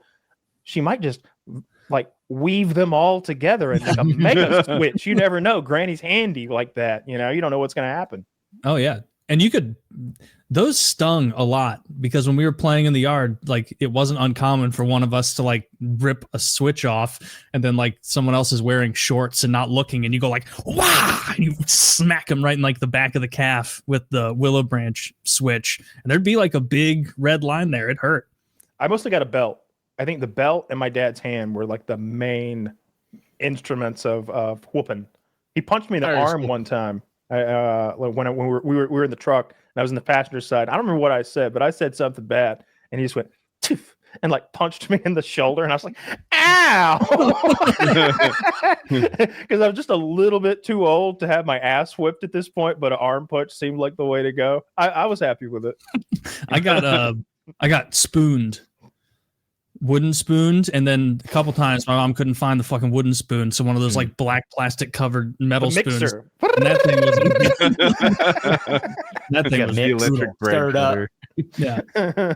Go get my KitchenAid. You're in big trouble. That is funny to think back on now. Is like I made my mom or someone like so mad in the moment that they just like reached for the nearest cooking implement to hit you with. To hit me with. Yeah, that's crazy. Yeah, I remember. I think that's normal. I think like wooden, like spoons. I hear that from people. Like is that not wooden spoons? Not like those. Me. I never got hit with a wooden spoon. I don't think that we really had a lot of wooden spoons in the household, and if we did, that wouldn't be the go-to. She would. I remember her throwing shoes a lot. I think she would hit me with a belt, Dad would, oh yeah, I remember chasing me around my bedroom, and I would run around to the far side of the bed, and then she'd come around there, so I'd be cornered, and I would like do a roll over the bed like an action hero and look onto the other side. Like there was no like surrendering to her whooping me. Like if Dad was like, "Come here, you're getting an ass whooping," I'd surrender because I knew it was going to be like so much work. Like he'd get me eventually, but something about my mom coming with an ass whooping, I'd be like, "You're gonna have to catch me first." Because I knew I could get away from her, and I could sort of live my life far enough from her that this could go on for days, and she'll eventually cool off and forget. Maybe. Damn. I dove out my window to escape her one time. That's dramatic. Yeah. Out of first floor, like house window. Yeah. Yeah. You knocked the screen out. That's 2 ass whoopings. It's like, I'm gone. Not right now. It's not. Yeah, that was. It's funny how much overlap there is with like parental disciplinary stories with like everyone, especially with the same. Like the only thing I have no familiarity with is the shoe inclusion in both of your stories, because there was nothing. Shoes were so far out of my mind as even a possibility. It's like, well, wooden spoon or one of the metal spoons if you can't find that, or a switch, or a belt. Wearing the shoe though, she's ready to go, and she doesn't wear a belt. She's wearing like some sort of lady dress or some shit. Yeah, I don't know. It just doesn't seem like shoes would be good. It would be an unwieldy thing to throw. You're gonna like put a hole in the drywall. Oh, you don't throw them. She was like one of those English dart throwers with those shoes, dude. Oh, so Kyle, your mom was tossing them, and I know Woody's was a hammerer. Yeah. Yeah, my mom's more ranged combat, and his is more of a melee mom. A mage versus a soldier. A knight. My mom was more of a summoner, where she would summon my dad. And then he'd take care of business. Yeah. She'd flick those shoes, and you dodged a few of them, but she's got a collection. I remember she hit me in the mouth with one time. She hit me in the head with it, and then she was like, "Oh no, I hit you," and I'm like, "You're throwing them at me. Of course you hit me. Like, what would you like? This is." You're actively flicking your shoes at me as hard as you can, and now you're like bummed out because they hit me. She was just blowing off steam. She realized in that moment how much she loved her dear boy. I really did deserve those ass whoopings. I would purposefully infuriate her. Like I could play her like an instrument, just making her madder and madder, hitting higher and higher pitches on a guitar. I knew how to do it, and she would get cross-eyed when she got really mad. She'd be like, "You," she started looking like Debo from Friday. Caleb, were you a good kid or a bad kid? I think I was a great kid. And yeah, I mean, I think I was just overall awesome. To be real with you, my sister was really good as well. She was like a huge brown noser and just did everything really good. And I kind of didn't really do as much stuff, but I didn't ever get in trouble. Like I was a very cautious and I don't know. I used to like leave and stuff a lot and go live in the woods and all that type of shit. I feel like my parents just didn't really care that much. So there was no real, like they didn't, if I fucked something up or whatever, if I did kid stuff, they were just like, "Oh, just fix it," or whatever. Or like, "I'll help you fix it," or something like that. They're not a lot of rage or, because my parents didn't have normal jobs. I think that is a big thing. Coming home after work and your kids fuck everything up. And you feel like they're just whatever, fucking, I don't know. That's what it seemed like a lot of my friends, the relationships that they had with their parents is that they were burdens to them. Where it's like, I definitely felt like I was included a lot in my parents' lives and their jobs and work and stuff. So I feel like I was a great kid. So you didn't get in trouble at school for like talking back I was or being homeschooled. Disruptive I forget that about you. Cause you don't, this is a huge compliment. You don't have that vibe. Whole way through. Yeah. First grade, I went in there, got in trouble, started a food fight. And then the way that they reprimanded me, my mom thought was terrible, which it really wasn't, but she was a teacher already. So she was just like, "I'll just homeschool my children." And not for religious reasons or anything, but just because, I don't know, my parents both worked with a lot of people. So we got to go with them a lot and socialize a lot and learn how businesses are run and how to be, Was there a curriculum, or did you just do? There was the initial curriculum was this thing called Pear Blossom Private School, which is Calvert. I think Calvert, because I'm from Northern Virginia, or Northwest Virginia, and it's like a county in Maryland. And it was really hard. The first couple of years were very hard. And I remember like actually working for 4 or 5 hours a day, like hardcore focused working the whole time. It wasn't my experience. Yeah, no. And then towards the end, though, it was like I would get shit done in 45 fucking minutes. You know, it was like a total joke. But the initial school was very hard. And I think it was a private school, but I can't remember. The curriculum we used was from some sort of private school, but it was also a Christian academy. So part of the lesson plan was Bible study and memorizing Bible verses and stuff like that. And it was like, I'm not getting any math. Yeah. You didn't like free A class? That's how I saw a lot of those going to Christian school. It's Easy like, A. oh, Yeah. I just go. My mom's now the I have to go to teacher. Easy A class where it's gonna like, oh, I have to memorize a couple Bible verses and then like take a test where it's gonna be like, what book came first? You know, Matthew or John? Like the easiest shit. People who did that in religion class, I was always like, you're like obstinate in your retardation. Like you're almost trying, you're rebelling via your poor performance here because it's inexcusable to not at least, pull away with a mid-range A if you're caring at all. No, there wasn't a lot of grading either, if I'm being honest. I kind of just skipped 6th and 7th grade. Just didn't do those. That's so funny. Is there a hole in your education about like multiplying decimals or anything? He doesn't know any of the state capitals. That was 5th grade. How many presidents do you know? I remember there's a placement test when you come back that I had to take. That was all there was. As far as like your grades or everything, like you just sent back to that Christian academy place. Like, yeah, he's learning great, and they were like, cool. Did you get all those Bible verses down? Like, yep, cool. Here's your certification. But then when you go back to real public school, you have to take a placement test. And I had taken a practice test, like version of this, and I was surprised when I got there. It was the same test, not just the same type of test, verbatim, the same test I had practiced 3 times before placing. I was like, whoa. I remember literally getting questions wrong because I didn't want to be in advanced math. I was like, funny. I know all this, but I shouldn't. It was one of those. Dude, when I first went to college freshman year, they were like, there's these like 2 or 3 math classes that are required for everyone, like algebra and trig or some other shit.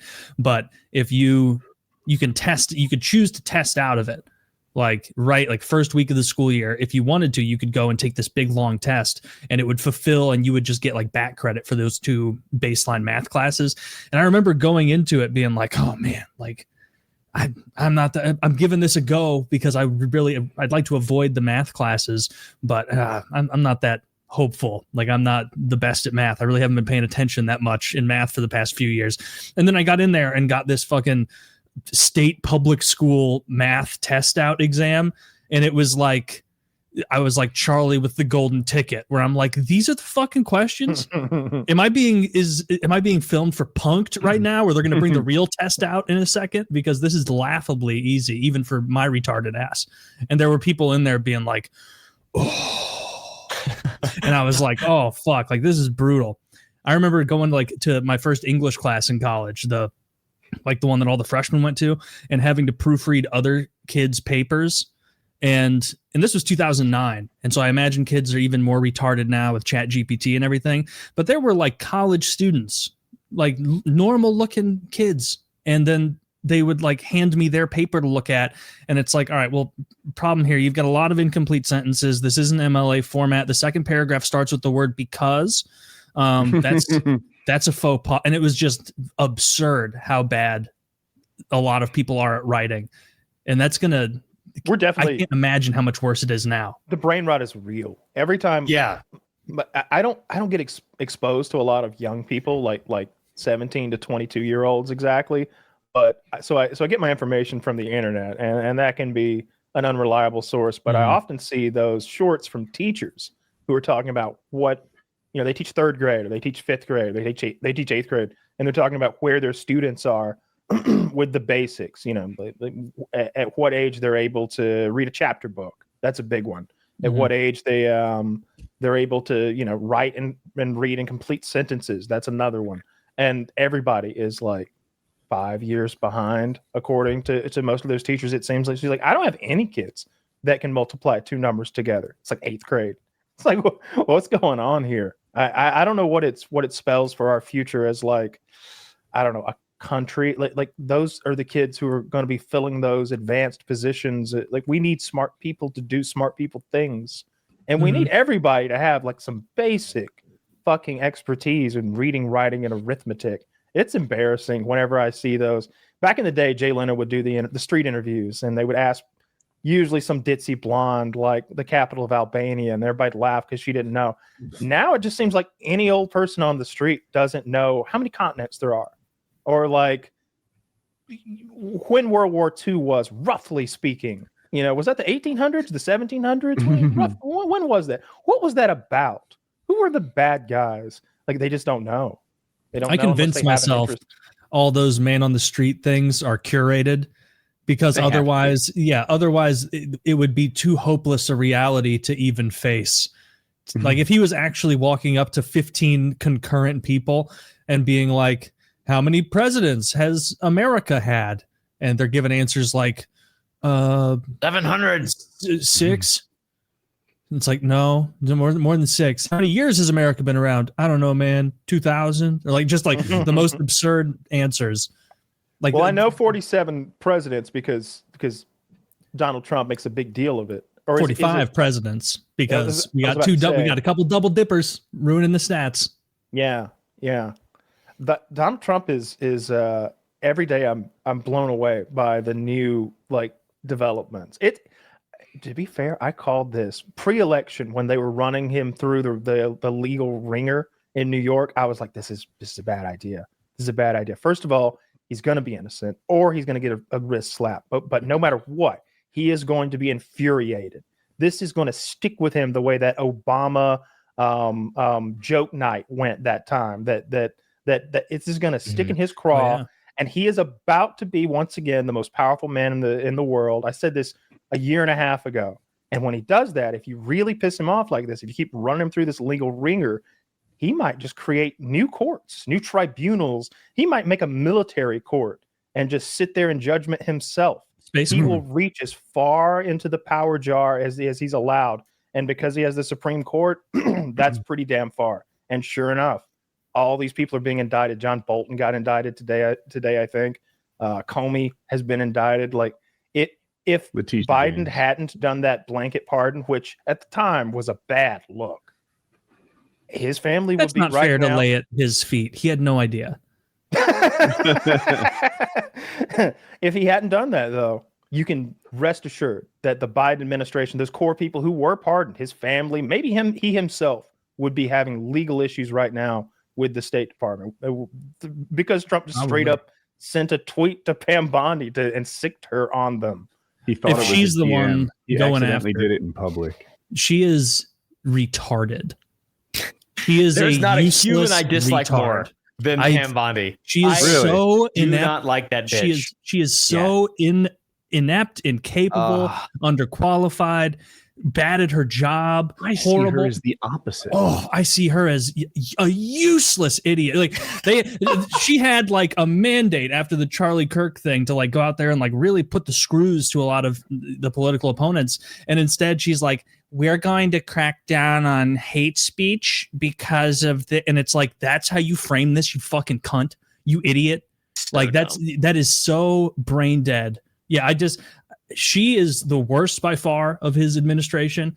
Cash because Patel, you think she's not getting enough people arrested, indicted. I think she's just he needs a better hitman. She needs a more competent person to do this. Number two. She's out there like doing horrible framing of these things, making winning issues into potentially losing ones. And then you got Cash Patel out there looking horrified every time he's on camera with those big, like, deer in the headlights eyes. Yeah. Being like, God.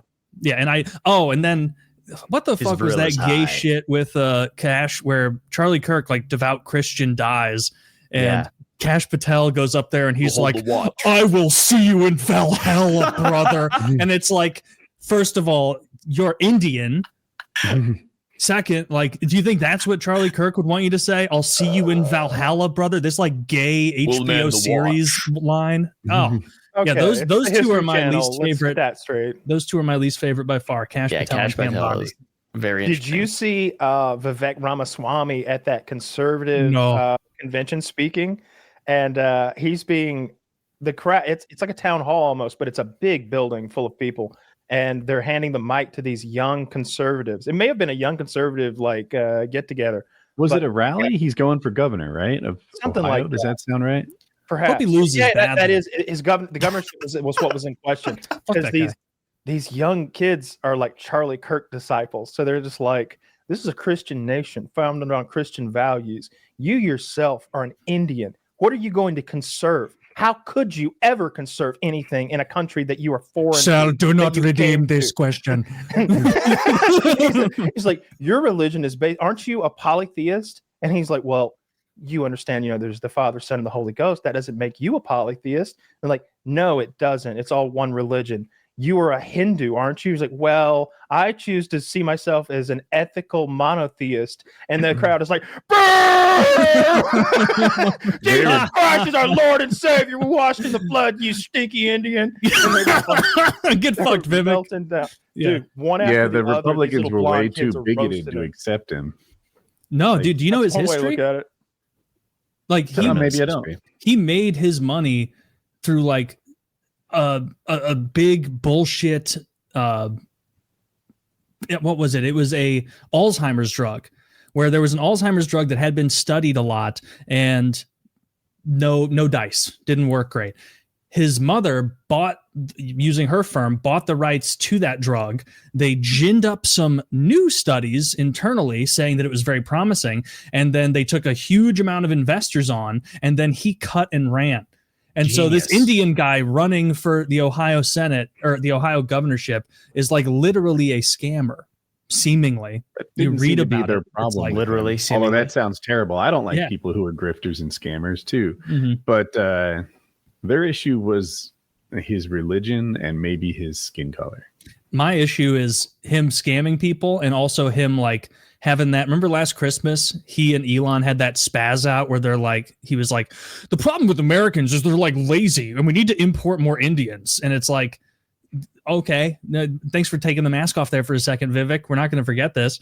Like, no, fuck you. Like, you should not come to America, take advantage of us, screw over Americans, and then make your highest priority hiring a bunch of other Indians and H-1B he's born people. in America, right? Isn't he? I mean, he ran for president. He ran for president. I mean, like, he clicked. Kyle, what? You're muted. He would have to be if he ran for president. Yeah, he would. Yeah, but he's benefiting. He's seeing his co-ethnics as like better than Americans based on those tweets he said. And it's like, what the fuck is this, dude? Like, you're like going out there wearing a fucking cowboy getup like a retard with like boots and like that shirt he has on with like the Texas flag on it with the most ill-fitting cowboy hat. And he's like LARPing as an American. And then he's going on to social media and saying Americans are lazy and that, hey, if Americans don't want to be replaced by H-1B laborers, borderline indentured servant slaves to big tech, maybe they should like work harder. They're watching Friends too much is something he says. He's like, they're spending too much time watching Friends, not enough time studying. And it's like, fuck you, dude. Yeah, Friends sucks. Friends is gay. Nobody's doing that. That's like on the laugh track. That's a lame guy's idea of what people are doing now, Vivek. Mm-hmm. So yeah, I hope he loses badly. I hope he's excised from the Republican Party and he can't get a job in politics anyway. I'm leaning more and more toward the Starship Troopers version of managed democracy, I suppose, where you've got civilians and then you've got citizens.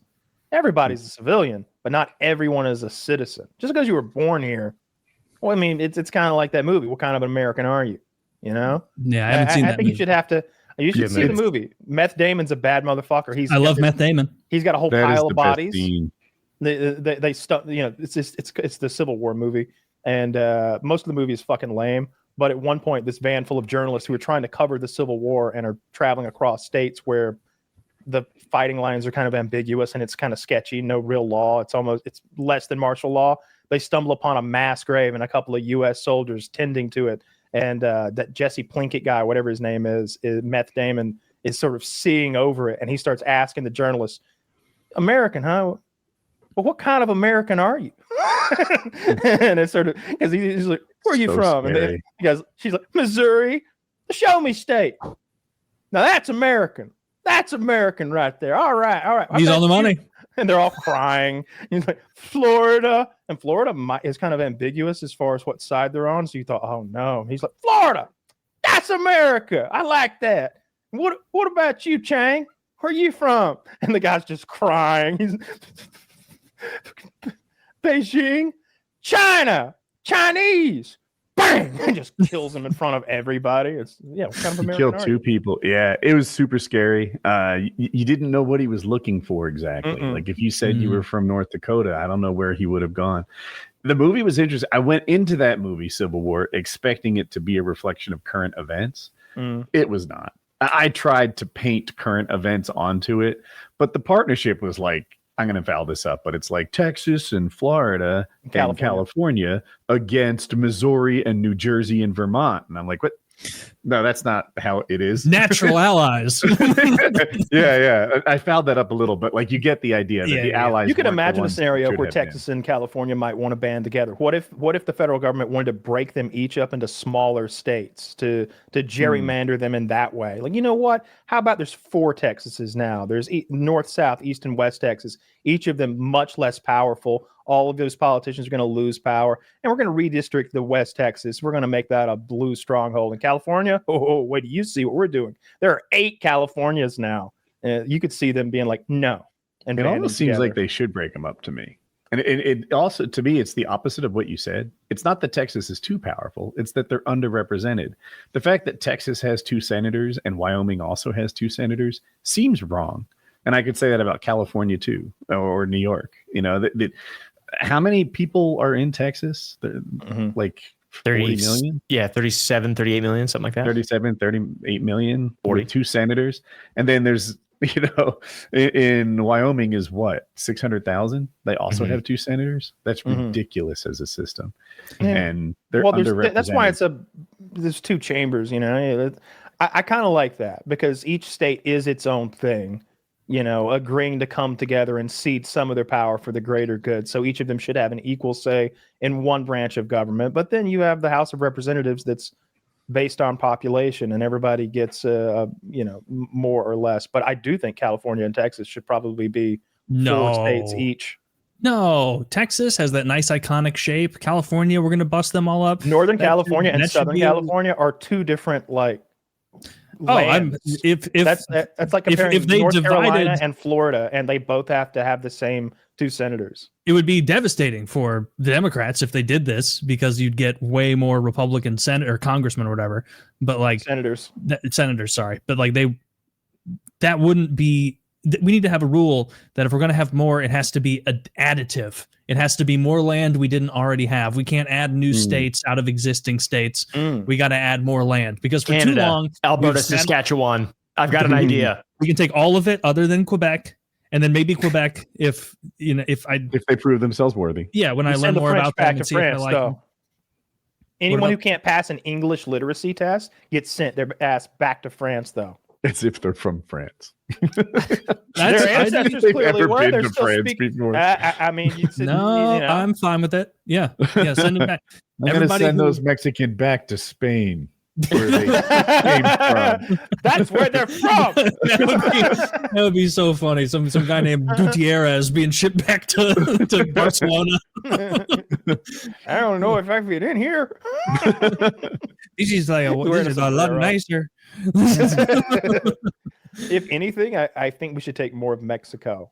I think that Donald Trump could have actually he blustered about Greenland and Venezuela and Panama and Canada, but in reality, Mexico seems like the one where he could actually make some sort of legal case, even if it's not a good one, that pushing that border back is in America's best interest and in our safety. He could talk about cartels, call them terrorist organizations. He could say that he could declare the Mexican government illegitimate because they are backing terrorists in the same way that they did with the Taliban, and just push that border on back 50, 100 miles all the way across. Call it a buffer zone. Call it a DM.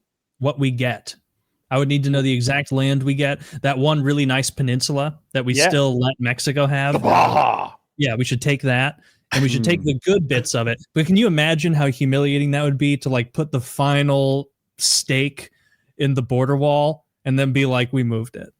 you have to move the whole thing. Well, see, now you've got 2 walls. It's doubly effective. They have to hop a wall and here, and then 50 miles later they got another wall, and in between that's where you put the the mines and the artillery. I think that's pieces. a good idea. We build 2 different walls, have a nice DMZ, and then we say nobody's coming over until Mexico, until you guys get your shit together. We're banging on all cylinders up here. You guys need to get it together. Tie up those loose ends, get rid of those dangerous. If you took cartels. what's that peninsula? The Yucatan Peninsula? Mm-hmm. That would be pretty sick if he took the whole peninsula and the other shore of it, so that you kept that. Is it a bay? What is that little air? The water that's within the peninsula? Like we should own all of that. That seems like I think it is called the Yucatan Peninsula. That whole area. Yeah, I don't know what happens there. We should. I bet it's beautiful. We should control the entire Gulf of Mexico. You mean it shouldn't be called the Gulf of America? Gulf of America. I would. It doesn't roll off the tongue. I'm going to stick with. I don't know how much of Mexico we need, but I would like a lot more of the Caribbean. I think that there's a lot of the Caribbean down there that we should grab up some of those islands. I think we could start by just seizing back Baja, that whole area. And what's Mexico? Tortillas. What the fuck is Mexico going to do about it? Let's be real. What are they going to do? Hey, if you guys try to take that land, we're going to allow unchecked migration and send tons of dangerous drugs into your country. It's like, well, you're already doing that. So I don't think. Honestly, I'd rather have Canada. I love Canada. I went there for the first time, and it's awesome. It's a wealthier population, and I feel like they're closer to the American culture. But Canada would be a good fit. I mean, obviously, we're pushing the Mexicans out of reclaimed Mexico. I don't recall America ever being successful at taking over a country that didn't want to be taken over. It's called the Trail of Tears. Okay. We packed up, 800,000 Seminole and 1 million Cherokee. And we said, pack your shit. You're heading that way. And we sent them to a whole nother ecosystem.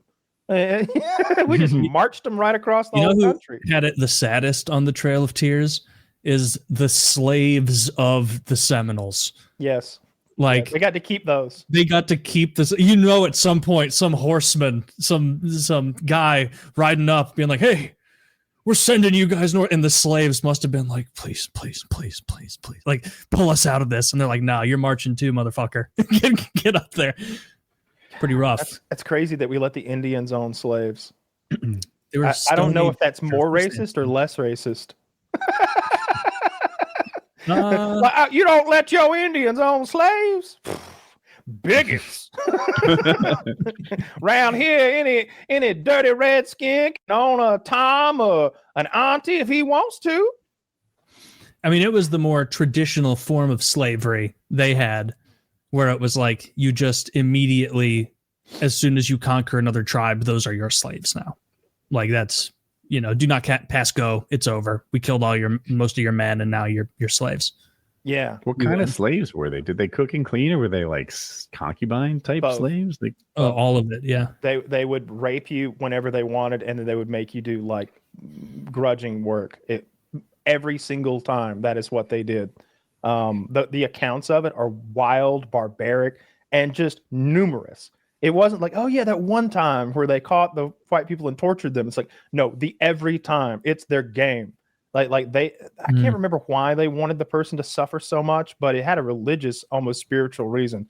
Like if they had enough time after they caught you, they had different torture methods. They would skin people alive, burn people alive. The one, it was the guy that Leonardo DiCaprio plays in that bear movie. The Revenant. The Revenant. Yeah. That was a real life person. He witnessed one of his buddies. They got shipwrecked and then captured by Indians. And his buddy, they took splinters of pine and they stuck them into his body and turned him into like a porcupine, basically, while he was tied up. And then they lit all the needles of pine on fire, this like resinous pine wood. And then he slowly like roasted to death while he watched. And then after that's done, they look toward Leonardo DiCaprio's character and like, now what are we going to do to you? And he produced some dye that he had on his body the whole time. Like, I don't remember, blue dye, maybe like something that they didn't have. They had red ochre and some other stuff, but like blue dye. They were like, "Oh my God, and the chief was so blown away that he had this pocket full of like dye that not only did he untie him, not burn him alive, but he let him marry his daughter. And it was like, he should have pulled that dye out like 30 minutes prior before they porcupined homie over there. He could have been, here, take some of this dye. Those guys are so, there's never been a group worse at deals. Can you imagine if the first settlers here were Jews? They would have had those guys fucking running laps. They would have been like, check this out, Elijah. You can say anything. That would have been the most unfair power ranking. That would have been the fucking Georgia versus the School for the Blind Jews negotiating against American Indians. I can't remember which tribe it wasn't that sold the island of Manhattan for the glass beads and some other doodads. The Mohawks live up there, but I don't think it was the Mohawk tribe. It was some tribe in New York. But they sold the island of Manhattan for like glass beads and shiny trinkets and stuff like that. Yeah, I kind of get it. Like, obviously, it's not a good deal. I mean, to defend it, but they didn't understand land ownership. Land was just something they sort of passed by that just existed. Like, how can you own land?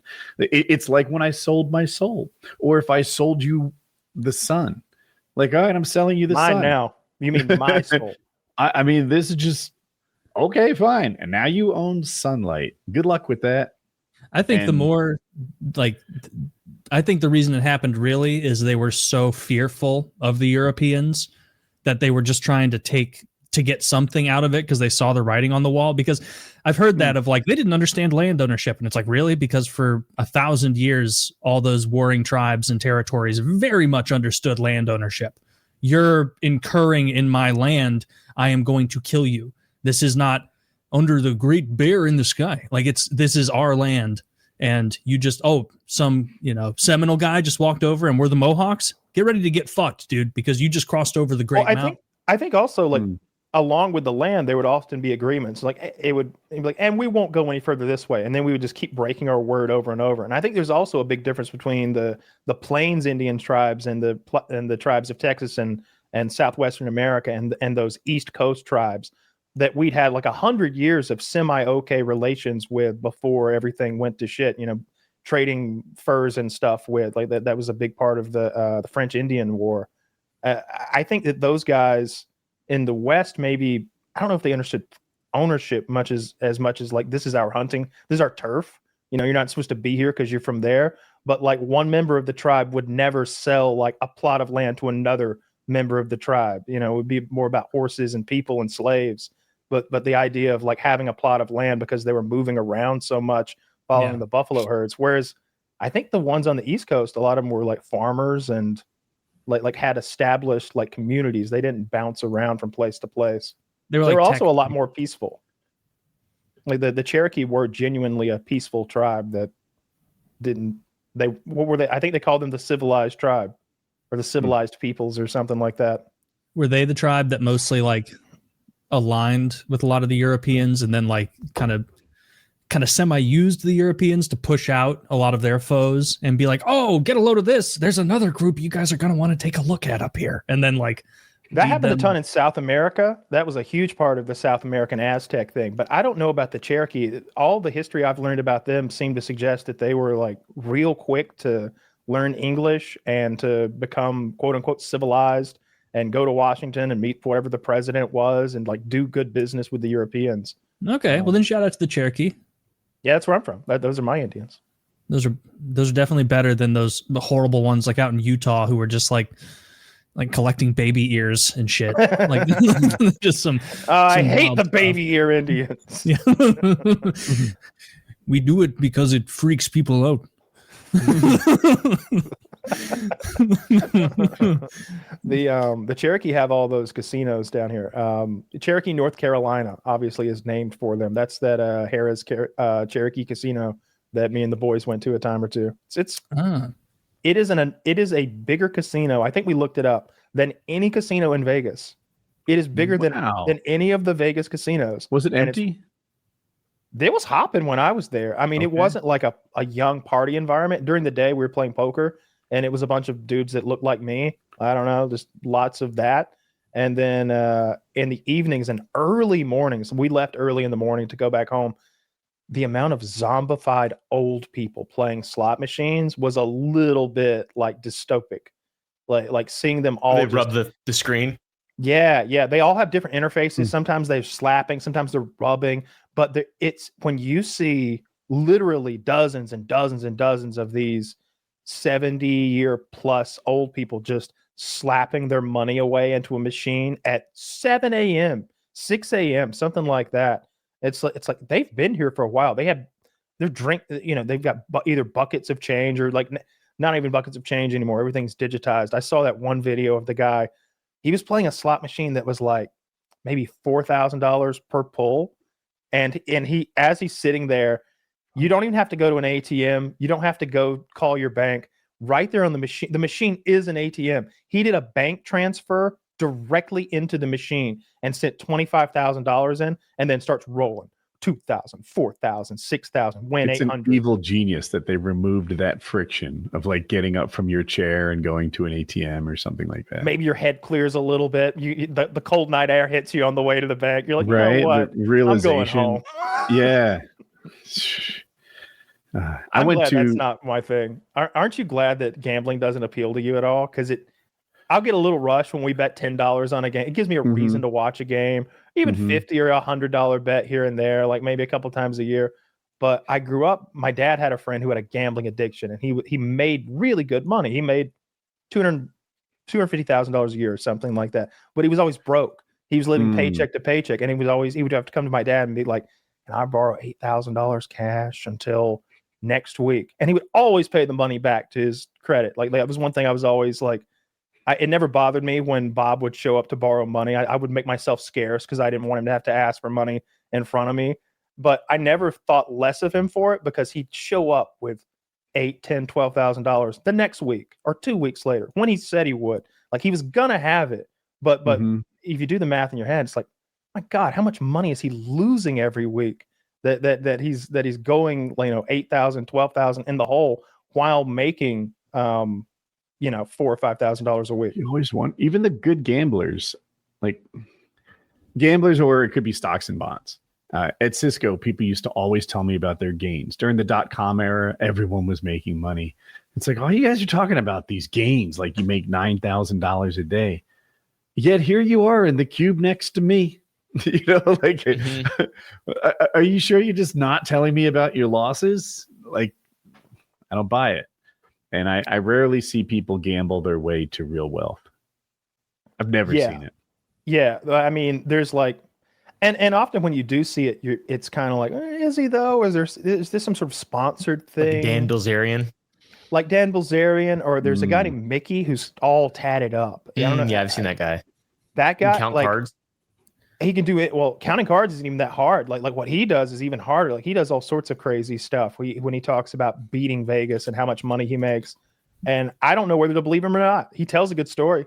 Obviously I have no idea. I see him at a lot of pro poker events and at a lot of cash games playing huge stakes, $500,000, $1 million on the table and stuff like that. But I've seen him play, I don't know if it's Chinese poker or baccarat or something, but he's playing like hundreds of thousands, millions of dollars. And some of his stories are really entertaining because I guess they pay you that money cash at the hotel, at the casino sometimes, and you've just got to figure out how to get out of there with it. and he talks about people following him and having to escape with like a back seat with $4 million in it. What do you mean having to get out of there with it? I don't understand. Well, the casino paid him his $4 million cash, so he's got a duffel bag in the back of his car with $4 million in it. People watched him just win $4 million on a casino floor. So now there are scary guys following him, following his car in their car. That's the real way to succeed at gambling. You wait in the parking lot. I don't know how to win at poker, but he does, and that's all that matters. Like whomp him on the way out. Whomp him. Have you guys seen the 3-Eye Atlas fucking interstellar comet thing? Yeah, I've been following that. Are we gonna get hit? No. No, we're not gonna get hit, but it's the third interstellar object that we've ever seen. It's by far the fastest one, and it has a lot of bizarre, eccentric things that it's doing. Like it's off-gassing. It's too far away from the sun to be letting off too much CO2. It's basically like refactoring the way that people understand interstellar comets, objects, because of how strange it is and how impossible. There's a lot of clickbait and nonsense about it out there. But the most interesting thing is that the perihelion, like it's the closest point to the sun in the solar system. When the comet reaches that point, that's when we can learn the most about what it is, how it interacts with our, in how we understand physics with our set of data, because everything we view really is based on its relationship with our sun. So the perihelion is like the number one most important thing. And when it hits that, it won't be visible. And a lot of people think that it's going to they think it's an alien ship, it's a mothership that's coming to investigate us. That's what a lot of the theories are. Slow, though. It is. They believe that it's older than our solar system. Yeah. Our solar system's like 4.6 billion years old. They think it's like 7 something billion years old based on the direction that it's come. It came from the same direction within a certain percentage point of probability that it could have been what caused the WOW signal in 1979, which is that radio frequency. Oh, they explained that away. They figured out what that was. That was like reflected radio traffic or something. Yeah, that's what it's like. There's a lot of these really strange little. There's this guy Avi Loeb or whatever the fuck his name is, a Harvard astrophysicist or whatever they call those people. But it's really interesting. I think they're able to take a good look at it using that. There's a orbiter around Mars, and I think it'll have a good look at it when it comes pretty close. But yeah, it will. But when it gets close to our sun, like you said, we're gonna be on the opposite side. We won't be able to see it. When you say interstellar object, that just means something out there. Star system. Yeah, it's shooting through only our seen solar 3 system. of those ever? 3, yeah. Oumuamua. Everything Borisov. around us is orbiting our sun. All the comets, the meteorites, the asteroids, the Oort cloud, all that stuff way the fuck out there, going out to an entire light year away is being gravitationally connected to our sun, and it's part of our solar system. Solar is the name of the sun is the Sol. Is Sol. So the solar system is everything that's in our sun's system. But you're telling me now for the first time. This is somewhere else. Everything's Sol. Wow. Yeah, it's very interesting though, and I think the likelihood that it's aliens, according to a Harvard astrophysicist, science guy, is like 30% or some shit like that. That it's artificial. What a funny day! He's sitting down. They're like, "We need you to have your report on your percentage guesses," and he's just like. About 30. Fucking 30. Actually, no, they're gonna push back on that. What number 20, would increase my funding? If I say 31, it sounds like I did some math here instead of just going with it. Yeah, it's going way too slow to be aliens. I had no idea that. Yeah, why is it those are slow? old? Because they'd be old. They'd be too old. It could slow down. Like it could have been going faster and slowed down. It's way too slow for generational shit. Like it's going like 90,000 kilometers per hour or something. It would take like 70,000 years to get to the next star at that speed. Be patient. Yeah, that's why there's I'm not. You said it was explained away with the WOW signal thing, but that's why they even thought that could be a possibility. Is like in 1979, it was just coming to the fucking edge of our shit where we could measure what it's doing. But yeah, I think it's going like it's going much faster than Oumuamua and Borisov, the other 2 interstellar objects. I don't remember how fast. I think it's like 100,000 miles per hour. Do you know how big it is? Yeah, it's multiple kilometers. I know that. Let me see how big it is. How big? Because usually the numbers to do with space stuff are so, literally astronomical that when you hear this is the 3rd interstellar object, it's like, that's crazy. Either our detection is so much more inferior and like anachronistic than we think it is, or we truly are kind of alone. I didn't realize how uncommon it was for things from others. Solar it's systems. not uncommon. Yeah. There's only 3. Only 3. That's a lot, Taylor.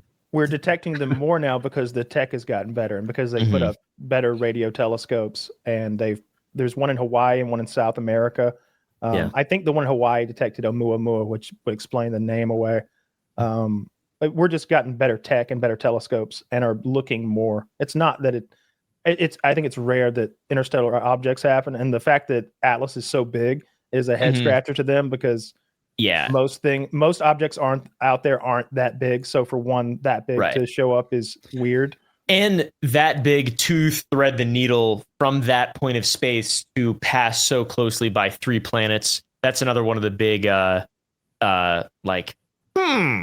points for the science people is that it's like kind of threading the needle through our solar system, which is bizarre. Could this be overblown? No, because NASA is trying to cover for the fact that they will not go back to the moon. They will just no sooner than 2025. I don't know. It's a few more months, and they live up to their promise. Remember, they pushed it back. They pushed it back. But I love the no sooner than deadline. I've never been able to give one of those my entire career. That's so. It is such a fuck you estimation.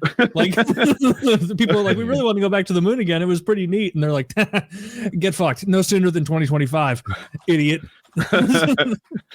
Yeah, they need to get off their asses at NASA, get us back to the moon, find something neat up there. No more of these fucking amoebas. No more of these little bullshit. Maybe it's life, maybe it's not. Leopard. Lizard or bigger. Like it's, it has to be lizard. But you're gonna have to pay more tax. Lizard or bigger, or I don't give a fuck because they have gone to this. They've gone back to this well so many times it's dry. You know what's crazy? Speaking of lizards, slight tangent, but we have there's a birdhouse that has been left on my back porch, and a fucking lizard lives in it now. He goes in it. Oh, he's What's his name? His name is Bob Mariner. Bob Mariner. It's not focusing, but he's right there on his front porch basking. He basks on his front porch. We never hung up the birdhouse, and turns out lizards will just live in stuff like a bird will. And we have a lizard, Bob Mariner is his name, and he basks on his front porch, runs inside really fast whenever you walk out. He fucking zips in there. He lives in that sumbitch. And your house sounds so whimsical. It's just 10 dogs running 12 around. Cows. You got 12 cows. You got 6 cubbies of quail. 6 what of quail? Cubbies of quail. I didn't even know that was the unit of measurement. What is a cubby of quail? Little flock of them. Little 8 to 12 birds. Cubbies of quail. You put them in to shoot them? 6 groups of 8 to 12 quail? Yeah. That we're not going to shoot them. No, there's a bobwhite quail live in Texas, and we have a natural population on our property, and we're trying to bolster and keep the numbers high because they're amazing, beautiful little birds, and I love them. You have about 40 of them. Yeah. Wow. Yeah, I love quail, and they have we have a recall box that they can stay in and live in. You have a lot of love in you. If there was a spider monkey on your property, you'd be like, I'd figure out a way to spend time with it. You'd build an even bigger birdhouse. Exactly, dude. Yeah, I love animals. Is that not the type of quail you? Because I've gone quail hunting. Is that not the type of quail you hunt? You could, but I don't. I'll hunt doves and stuff like that. But it really just doves. I don't know why. They taste really good, but I'm not big on shooting quail for some reason. I don't like birds ground birds. I don't know. Not that fun. You gotta wait for it to. It's very unsporting if you're shooting quail and pheasant on the ground. You gotta give it a chance. Let it. Yeah, it just seems unfair because it's like you see them and they're just like little bird creatures, and then they make noise and they scatter in all directions. It's like, man, you guys are no wonder you're just being destroyed by coyotes and hawks because you guys can barely live. Do you have attractive cows on your property? I kind of remember you having show cows. Oh yeah, we've got at this point we've got 12. All right. I think the first time I came on we had 8, and we've had 4 babies since then. We have zebus, which are little Indian cows. They're like little Brahmin cows. They're very small. We have a full-grown bull that probably weighs 400 pounds. And he's so small, but he's an actual bull, and his name's Gilbert, and he's dumb as fuck. And then we have a full. He's not nice. He's not very nice. He's an idiot. They're usually a little ornery. Yeah, and we have Gary, who's a large highland. He's a large bull. He looks really good. He's a handsome fellow. Yeah, that's huge for the ones we have. That's gigantic. And we actually, I've never seen a picture of them before, but we had our Highland bull breed a zebu. That's exactly what Gary looks like. Our Highland bull bred a zebu heifer, and we have a Highland zebu cross, and it's like this giant, weird looking cow that like it. I wish I had a picture of it to show y'all, but I don't take pictures of anything for some reason. So yeah, we have zebus and Highlands, and they're awesome, and my wife loves them, and so do I. Are you you're gonna munch them eventually? None of these ones we won't. No, we have 4 more in a different field that we'll probably eat up on. Wow. These are the pet cows. How much land do you have? About 120 acres. Oh yeah, so you could do just about anything you can think of, I guess. Mm-hmm. You got a sick setup. That's fun. It's awesome, dude. And you got right now kind of your own little Rob Dyrdek's fantasy factory going. We do, yeah. The last time I wasn't on, I've been super busy. We finished a studio, and it's like 4,000 square feet. It's got all these like studio fucking for recording and shit. It's so cool. We're very, very lucky and fortunate. Yeah, it's awesome. I love it out here. Yeah, I know your candy is doing really well too. Which on multiple occasions I've been like, I want to support my buddy Caleb and buy some candy, but I hate sour candy. You don't have to eat. Yeah, you don't have to eat. Support it. Sweet candy. We have level 1s now, which have no sour. They have no malic acid on them. Well, don't calling me like a level 1 candy. It's still good. Doesn't make it any less good. We have pansy candy. We sell it just pansy candy. That's a better name. Lock that up. Pansy candy. Did you like sour candy as a kid? Do you like because those? No, never liked it. What were those little warheads? My dad used to suck on warheads until the sour part went away, and then he would spit it out. And I was like, "This is why I'm so afraid of you coming home mad at me." Because you play for heaps so hard. Like I'd like watch him eat those and be like, "You're fucking psychotic." Because as soon as it turned sweet, because that was the reward at the end of the warhead. No, I want the sourness. Yeah, we've released 70 flavors over the last year. Wow. That's so many flavors. I hope it's doing very well. It's we're getting recognition amongst the world of candy people because we're not awesome. It is obviously like an influencer brand or whatever, but we don't run organic. We're not subsisting off of organic ads. We're appealing to people who don't know who we are, who are buying the candy for the purpose of buying the candy because it's good. Because we don't want to get Mr. Beastified, where it's like, if we stop YouTube, I would still like to be able to have a business. So we've been working really hard. Like that's pretty much all I have been spending time on is just trying to run ads and figure out what people like and listening to feedback and genuinely trying to create like a real business that is not reliant upon my my YouTube, which it hasn't been since about April of this year. But over the last 4 months, it's really gone to another level of success. I'm happy for you. I've noticed it. I'm happy for you as well. I'll see it and I'll be like, I fucking know that guy. I know the Sour Boys guy. This is huge. Yeah, it's awesome. What's the name of the brand? It's called Sour Boys. Sour Boys. Cool. Yeah. Sour.gg is our website. So go buy, if you're a sour candy guy, go buy some of Caleb's fucking sour.gg candy. I made the website too. I did all those little tags and everything. That was my I've been getting into coding over the last couple of years and just trying really hard. What's that? What are you writing? Right now I'm in my primary language of choice is C# because it's easy, and I first learned JavaScript to do Minecraft mods when I was like a child. And command line stuff, pretty excited about C# mainly. But Shopify uses Liquid and obviously CSS and some HTML bullshit. I mean, all web easy, super, super, super easy.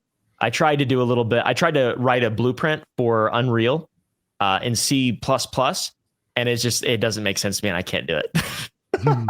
I literally cannot. I mean, I could probably if I really stuck with it, but it's too. I feel like an idiot. I am an idiot. No, it's tricky. You're in good company. Yeah. Yeah, I don't know anything about it. Anytime people talk about coding, I'm always just like, wow. I don't know anything about liquid. Language. That one's new to me, so I'm out of practice, of course. Yeah, I don't know if it's used outside of Shopify, but we switched from a company called Fourth Wall to Shopify to take advantage of their backend and how easy it is to use their API for just to marketing and like Meta's algorithm and all that stuff, tying everything in, and they use Liquid. It's pretty. I mean, it's a good environment. It's fun to learn. It's very easy, and there's an ass load of tutorials, which is that's how I learn everything. All right, this is in the weeds, but which IDE do you use to code in? I use VS Code, and I started using Cursor like last month, but I don't like Cursor very much. But yeah, VS Code. Cool. Anyway, good for you. Yeah, ultra basic. Or actually, we're gonna hear from a sponsor real quick, and then I've got another follow-up question on this that isn't about coding. It's about something I actually know. This episode of PKA is brought to you by today's sponsor, BetterHelp. So let's hear a little about their service. Life is full of twists and turns, and it's important for you to show up for yourself through it all, mental and dental. Got to take care of it all. We're very serious about everyone taking care of their physical health here on PKA and maintaining a healthy physique, but mental health is just as important, and you need to work to keep your mind in shape as well as your body. Start getting in the mental reps with the help of a professional over at BetterHelp.com. BetterHelp is not a crisis line. It's not self-help. It's professional therapy done securely online, available to people all over the world. Invest in your mental well-being now and get started with our partner, BetterHelp. Let therapy be your map with BetterHelp. They've got a special deal for our listeners, saving 10% off your first month over at betterhelp.com/PKA. That's BetterHelp.com/PKA. That's 10% off your first month of online therapy over at betterhelp.com/PKA. Again, BetterHelp.com/PKA. Save 10% off your first month. And only you know you. Only the person hearing this right now knows you. If you think this could be a beneficial thing for you, you could chat with someone. You could talk to a professional. Give it a go and use our code. Save 10%. BetterHelp.com/PKA. BetterHelp.com/PKA. This episode's also brought to you by Lock and Load, the premium ejaculation increasing supplement that's been taking the world by storm. Now, it's no sour boys, but it's people are coming. They're coming bigger. They're coming harder. They're having better orgasms. And it's all because of me and Kyle texting a lot of ingredients and then leaning on Derek and his team of scientists to find the perfect, efficacious dosages of each of those ingredients. Lock and Load. Use code PKA or code JIZ. Save 10%. And it doesn't stop there, does it, Kyle? No. It doesn't stop there. Guess what? You can also get 10% off of everything. Protein powders, weight loss supplements, dream supplements, energy drinks, anything you need efficaciously dosed. Get 10% off at gorillamind.com using codes PKA or code JIZ. And of course, remember to go to our merch store and buy the shirts, the hats, the stickers, whatever you want. PKA10 is the code there. But I'm almost to the point of not even saying that code anymore because you guys insist on paying full price. So just don't use that fucking code. Pretend that code doesn't exist. Buy it full price. So check out all our sponsors, folks. Caleb, I wanted to ask you before the ad break, any further inroads into the brick and mortar market, into like storefront for Sour Boys? Yes, but okay. No by choice. We definitely have the opportunity. There's a lot of interest on the back end, but it's kind of like a decision. You have to decide what you're going to are you going to be pillaging or are you going to be getting pillaged? Because if you go into retail, you're going to get pillaged for sure, and you've got to be very lucky. And you have to have a really good product, which I definitely believe we have a very good product. But the easiest thing to do is to get into retail because we have like the following and everything like that. But it's just so hard longevity wise. There isn't that many influencer brands at all. There's probably like 10 that have made it successfully in retail and lasted more than like 3 years. And I don't we're not going to be one of the corpses. We're going to try to get retailers to come to us more. We have quite a few, but we want like the big ones to come to us. We currently manufacture everything in house as well, like in the town that I live in. So we can't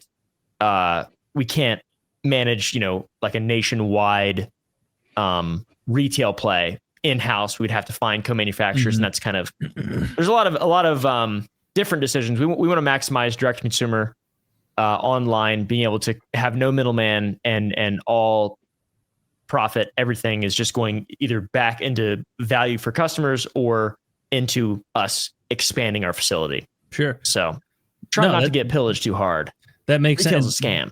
Dude, retail is so difficult to get into, and then because foot traffic is decreasing and so many people are buying online, your slotting fees, which is like the fee they charge just to introduce you as a stock keeping unit on the shelf, is so absurdly high now because they're trying to, Walmart, Target, CVS, Walgreens, whoever, they're trying to recover their losses to e-commerce. That it probably is the better move right now, just to stick direct to consumer. That also gives you more control, and then you don't have to worry every quarter about going to a buyer at CVS and explaining to them why you haven't started a constant national advertising campaign that would cost millions to adequately. Because what they would do is they'd be like, oh really, because we slotted you right next to, or we would potentially slot you next to these SKUs of Reese's. And do you know what Hershey's ad spend in that region is? It's XYZ. Yeah. How do you plan to compete with that? And you'd be like, I can't and don't. And they'll be like, oh, interesting. Well, then we'll have you in for 1 quarter, and then this will just be a mar on your brand forever that you did get introduced into Walmart and got immediately deleted because you couldn't sustain it with frequent enough ad spend. Yeah, I've got some stuff cooking that hopefully will be a better retail play. Some very secret stuff that involves protein. When I get samples, I'll send it to you guys. But it is I think genuinely crazy, and I don't think people will believe it when we post it, and I don't think they're going to believe the macros, and they will not believe that how good it tastes.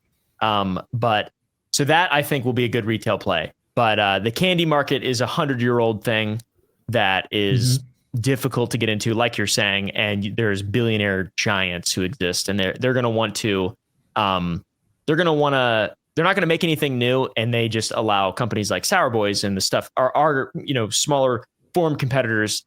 They grow, and then instead of having an R&D team, they'll just snipe these little companies, give them $100 million, make a public statement, their stock price goes up 2%. They made $1 billion off that single announcement. Insider baseball nonsense. So no retail for now, but definitely eventually one day, because of basically what you just said. It's a nightmare.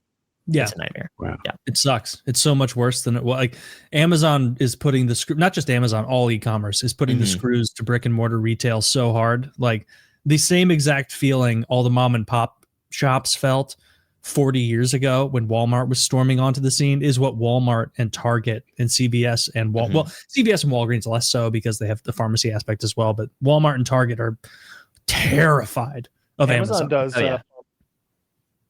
What did you say, Kyle? Amazon does drugs. They're pharmacy. They do? Oh, I didn't even know that. And it seems like lots of people are getting into that market. With Cuban, and Trump is doing something. I don't even want to look into it. I thought the Cuban thing fell apart.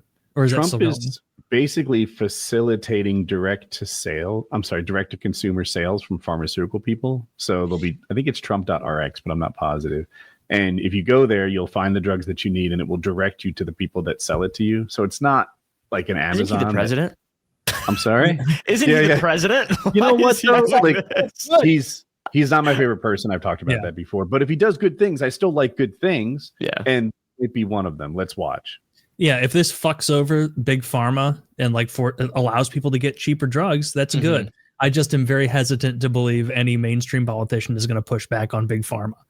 Because all of our politicians are 85-year-old boomers, and they spend all day, every day watching Fox News and CNN. And the only people who still run ads on Fox News and CNN are drug companies. And so they're just getting a feedback loop of silly nonsense, I would imagine. Do you think they should be able to advertise pharmaceuticals the way No. they do? 100% no. Yeah, that's not a good thing. I'm not as sure as Taylor is. And by the way, I mean, that doesn't say he's wrong. It says I'm not as sure because like, I feel like too much of prescription drugs are gatekept away from people. Like, there's a lot of them that I think are pretty benign, like a hair loss drug or something. What is it? Finasteride? Did I pronounce that right? Yeah. Oh my God, what a pain in the ass it can be to like go to your primary. I know HIMS exists, but let's pretend it doesn't. To go to your primary care physician to tell them that you want this. Maybe you don't want to talk about this with someone that you see in real life, and them to prescribe. And then you have to keep going back to them, and it's a pain in the ass. You're like, oh yeah, here I am again. I've been doing this thing for like 9 years now. I want to keep doing it. And they're like, all right, well, they keep giving me your meetings, and then I'll keep re-upping your prescription. And it's like, why the fuck is this so hard? Adderall, people are on that, right? People are on Adderall for a long, long time. They're not upping their dose. They're not changing their dose. This is just how they live their lives on this, whatever. And why are you making it such a pain in the ass? Why is there this gatekeeping between what, like this thing, this routine that you started 12 years ago and now? Why are you making it so hard on everybody? I feel like people can be educated, or at least extending what they've been doing for a while, grandfather in. I don't know. Stop making it a pain in the ass for people to get their prescription drugs, and these gatekeeping walls are all there with their palm out, getting greased along the way. So advertising, I don't know, finasteride to balding men doesn't ring terrible to me. Balding actually in particular is like there's a weird culture around it. Is my hair thinning? No, your hair is not thinning. It's great. You look like $1 million. That's what an adult hairline looks like. Bro, your hair is thinning. You have a scared rabbit on your head, a receding hairline. Yeah, but they don't. I don't need them to. I see your point. I especially with hair loss stuff, and also with things like PrEP. And things like my cold sore medication is the same thing you take for genital herpes. So like, I want my genital herpes medicine. I'll lie and tell you I have genital herpes. I'll get some hickeys down there. Right. Lie. One breakout, Taylor. Okay, it's not for life. Okay, it's not for life. It was like a cold. It was like a weekend herpes. I know. I saw. Yeah. But I had to look around it. But just services that provide that stuff, online things like HIMS, like the ability to just go on there and take some pictures and send them in. And be like, yep, you're good. You're good. Like I get a year's worth of finasteride at a time. I love that. I also take finasteride, and they should. You know what? It wasn't that my hair was losing; that it was thinner. My hair would give you a splinter if you stepped on it, and then it just didn't. It wasn't that anymore, and I was like, "Nah, we're nipping this shit in the bud. I'm doing it." So, but like Kyle described his expertise in his cold sore drug, I'm there for strep throat. I don't know how many times I've had strep throat in my lifetime, but I can self-diagnose and get this right. I know the difference between it and the sore throat dozens of times, if not threatening triple digits over the course of my life. Maybe that's an exaggeration, but enough. And I needed antibiotics, and I was not in Raleigh, like at a place that had doctors open on the weekends, and I suffered. And I'm like, it is just too freaking hard to get medicine. And I know broadly prescribed antibiotics create different problems, but I don't know the answer. But I do know that what we're doing isn't it. It's too expensive. There's too many hoops to jump through. Too many gatekeepers. All of them getting their pockets lined. I know that pharmacists saved your daughter's life. Gatekeepers are a big. You have this. Pharmacists are going to be a pharmacist saved me while I was drowning one time. Like, all right, well, you're an outlier. Okay, I think for 99.9% of the rest of us, the pharmacy is that guy who hands you the jar of embarrassing ointment and judges you, and then collects some 6-figure income for counting pills. If there's any job that AI and robots can replace overnight, it's counting how many pills go in a fucking bottle.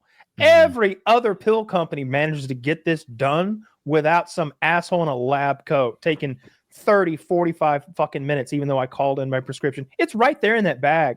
I saw an internet video where it's one of the few times where I'm cheering for the douchebag, because he's just like, that's my drugs right there. I can see him in that bag. That's it. Put some money on the. I'm getting them. Oh, I thought it was a gun. That's it. I thought he was spinning a cylinder. About to get real. Yeah, no, you're right. I don't know why the picking up things from the pharmacist experience is as awful as it is. I can see that they seem to be busy. They seem to be typing away for 35 minutes every time you're there. I don't know what they're doing. Airline tickets is another one. What are all those fucking keystrokes about? Jesus. Nothing. Seemingly fucking nothing. Over there like Neo in the Matrix. I'm going to Albuquerque. Figure it out. Like, we'll type for like a full minute and then be like, and what's your name again, sweetie? And it's like, oh, so we're not even step one. Right? Like, you do this 1,000 times a day. Why is it not more streamlined than this? But here we are. No, like the drug system sucks, and it should be easier to just buy direct. Like that would save us so much money. Like Mexico, and it would be so much easier. Got a great Mexico's got, you could just buy direct there. You walk into a place called a pharmacy and they've just got drugs on the fucking shelf. What do you want? You want some steroids? You want some penicillin? We got that morphine. Speaking of World War II. They got morphine ampules from World War II. You can fucking get whatever you want in there. And in most Western countries, it is illegal to advertise drugs the way we do. And just from I guess a more tertiary standpoint, like, do we want Fox, CNN, MSNBC, ABC, CBS, do we want them kind of beholden to these big pharma companies? Because that is what has occurred, because so much disparate advertising for other products has diverted into online, but the people who take those drugs are watching news shows. And so that's why they're so dominated by that. And that's why, like, you know, when the vaccines were coming out or when any other drug is coming out, like all the news stations, whether it's Fox or CNN, kind of lockstep, kind of pushing that ball forward for them. So you make a really good point, and I value that. But like Cialis hit the market and then goes on Fox News where all these 65 and ups are watching it. And they tell people about these boner pills that could improve your life. And I'm like, I don't hate it. You know what? What's the alternative? You have to go to the primary care physician that you've been seeing for 18 years now and tell him or her that your dick doesn't work like it once did and you want help. That blows. You should be able. That does suck. Right? Don't have the same rigidity. Right? That would be awful. So why not make the public aware of this and then go to like an online doctor frictionless thing and be, you know, type it up and be like, yeah, it used to be like a tent pole and now I'm something less than that. And stuff like that. I'm more, well, that was a good one but like stuff like Cialis or like Hims, I think is less impactful. What seems more actively damaging is like anti-anxiety, anti-depression medication, marketing itself as like a solution to people who are, you know, probably going through stuff in their life and having a tough time. And then now you're getting people on dangerous psychoactive drugs that they otherwise wouldn't have needed to be on. What are you, a Scientologist? Yeah, what are you? You're thinking of Christian Scientists, by the way. I'm thinking of Scientologists. They hate psychiatry. Yeah, they hate psychiatry. They hate drugs. You know, any Christian Scientists don't take any drugs. Did you know that? I did. That's why James Hetfield's mother died. Are they the ones that like often let their kids die of like diabetes and stuff like that? They'll be like in the bed dying of something that a shot fixes, and they'll be like, "We're just going to trust in the Lord." Yeah, the Christian Scientists are that pretty tiny sect where they were some lady named Mary led them, like Mary something. Yeah, it seems like Caleb knows. That's the opposite of what the Amish do, where they've got the phone at the end of their driveway and the tractor that they owe $1 on the note. So John Deere technically owns their tractor. This is the opposite. They put their money where their mouth is. Their kid is dying of an easily treatable disease, and they're just like, trusting in the Lord. Like, have you also seen that shit where they're like, can't understand his plan. They're like, the Amish don't have any of these diseases, and it's like, yeah, I'm sure they have lower rates because they're not eating fucking Burger King all the time. What's the testing rate on the Amish? But also, they'll be like, the Amish don't have any autists in their midst, and then I'll watch an interview. All of them. I'll watch an interview with an Amish guy, and I'm like, this guy's not in the fucking mix. Like, clearly. this guy's in the autism ward. This guy's a little Aspergery, but he's just like they're all kind of weird. Did you see Theo Von have a real life Amish kid on his show? Was he a young Amish male? Was the name of the he was like, have one of these Celsius energy drinks. That'll raise you barn. And the Amish guy seemed so friendly and nice. Was he doing that thing the year away?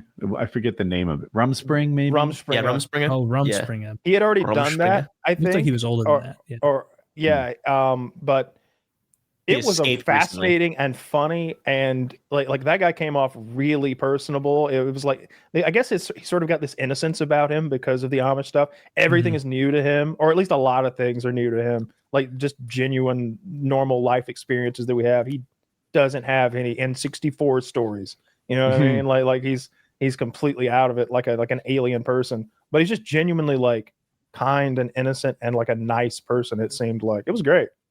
And then Theo's always pretty funny. None of us are ripping on the Amish. They seem like nice enough people. I think there's a lot of sexual abuse in those communities. We don't have much Amish here. We have Mennonite. Did you make that up? No. Don't you slam Amish, dude? They're going to be in our comments roasting. They're closed. Get back to the plow, Amy. Huge Amish. I say a quick off-topic thing. Apparently, the comments in last week's PKA all gave me condolences, thinking that my mother had died. She's not dead.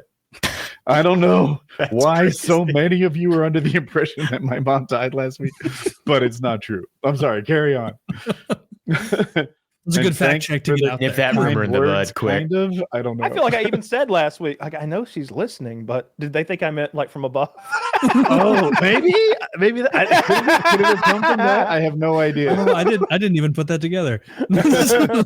He's looking down on the podcast from New Jersey. She's in Florida, of course. If you live in New Jersey, you're required to move at a certain age. Yeah, is there a state that has like larger percentage mass exodus to Florida than New Jersey? Because it's almost like a stereotype I hear. New York too, right?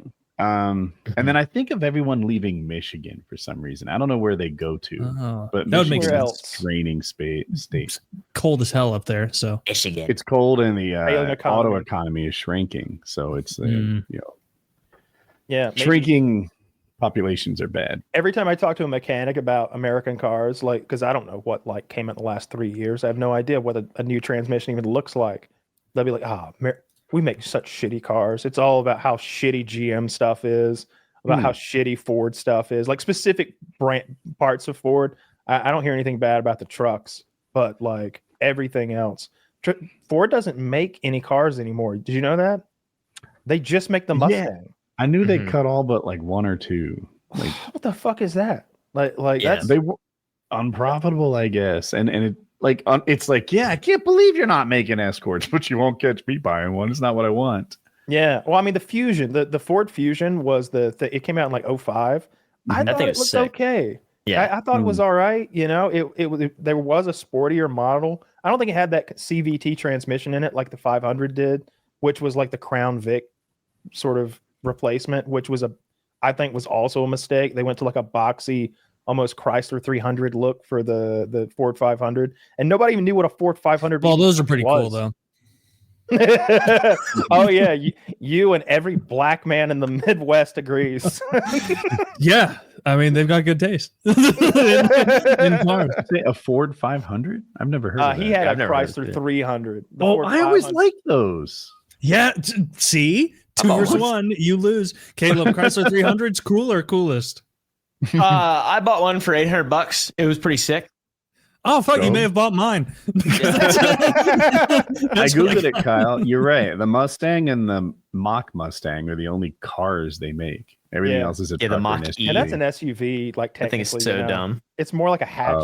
It's like a Mustang hatchback, but it really looks like an SUV more than anything. It looks like a trimmed down, like sporty stretched SUV. Looks like shit to me every time I see one in a parking garage.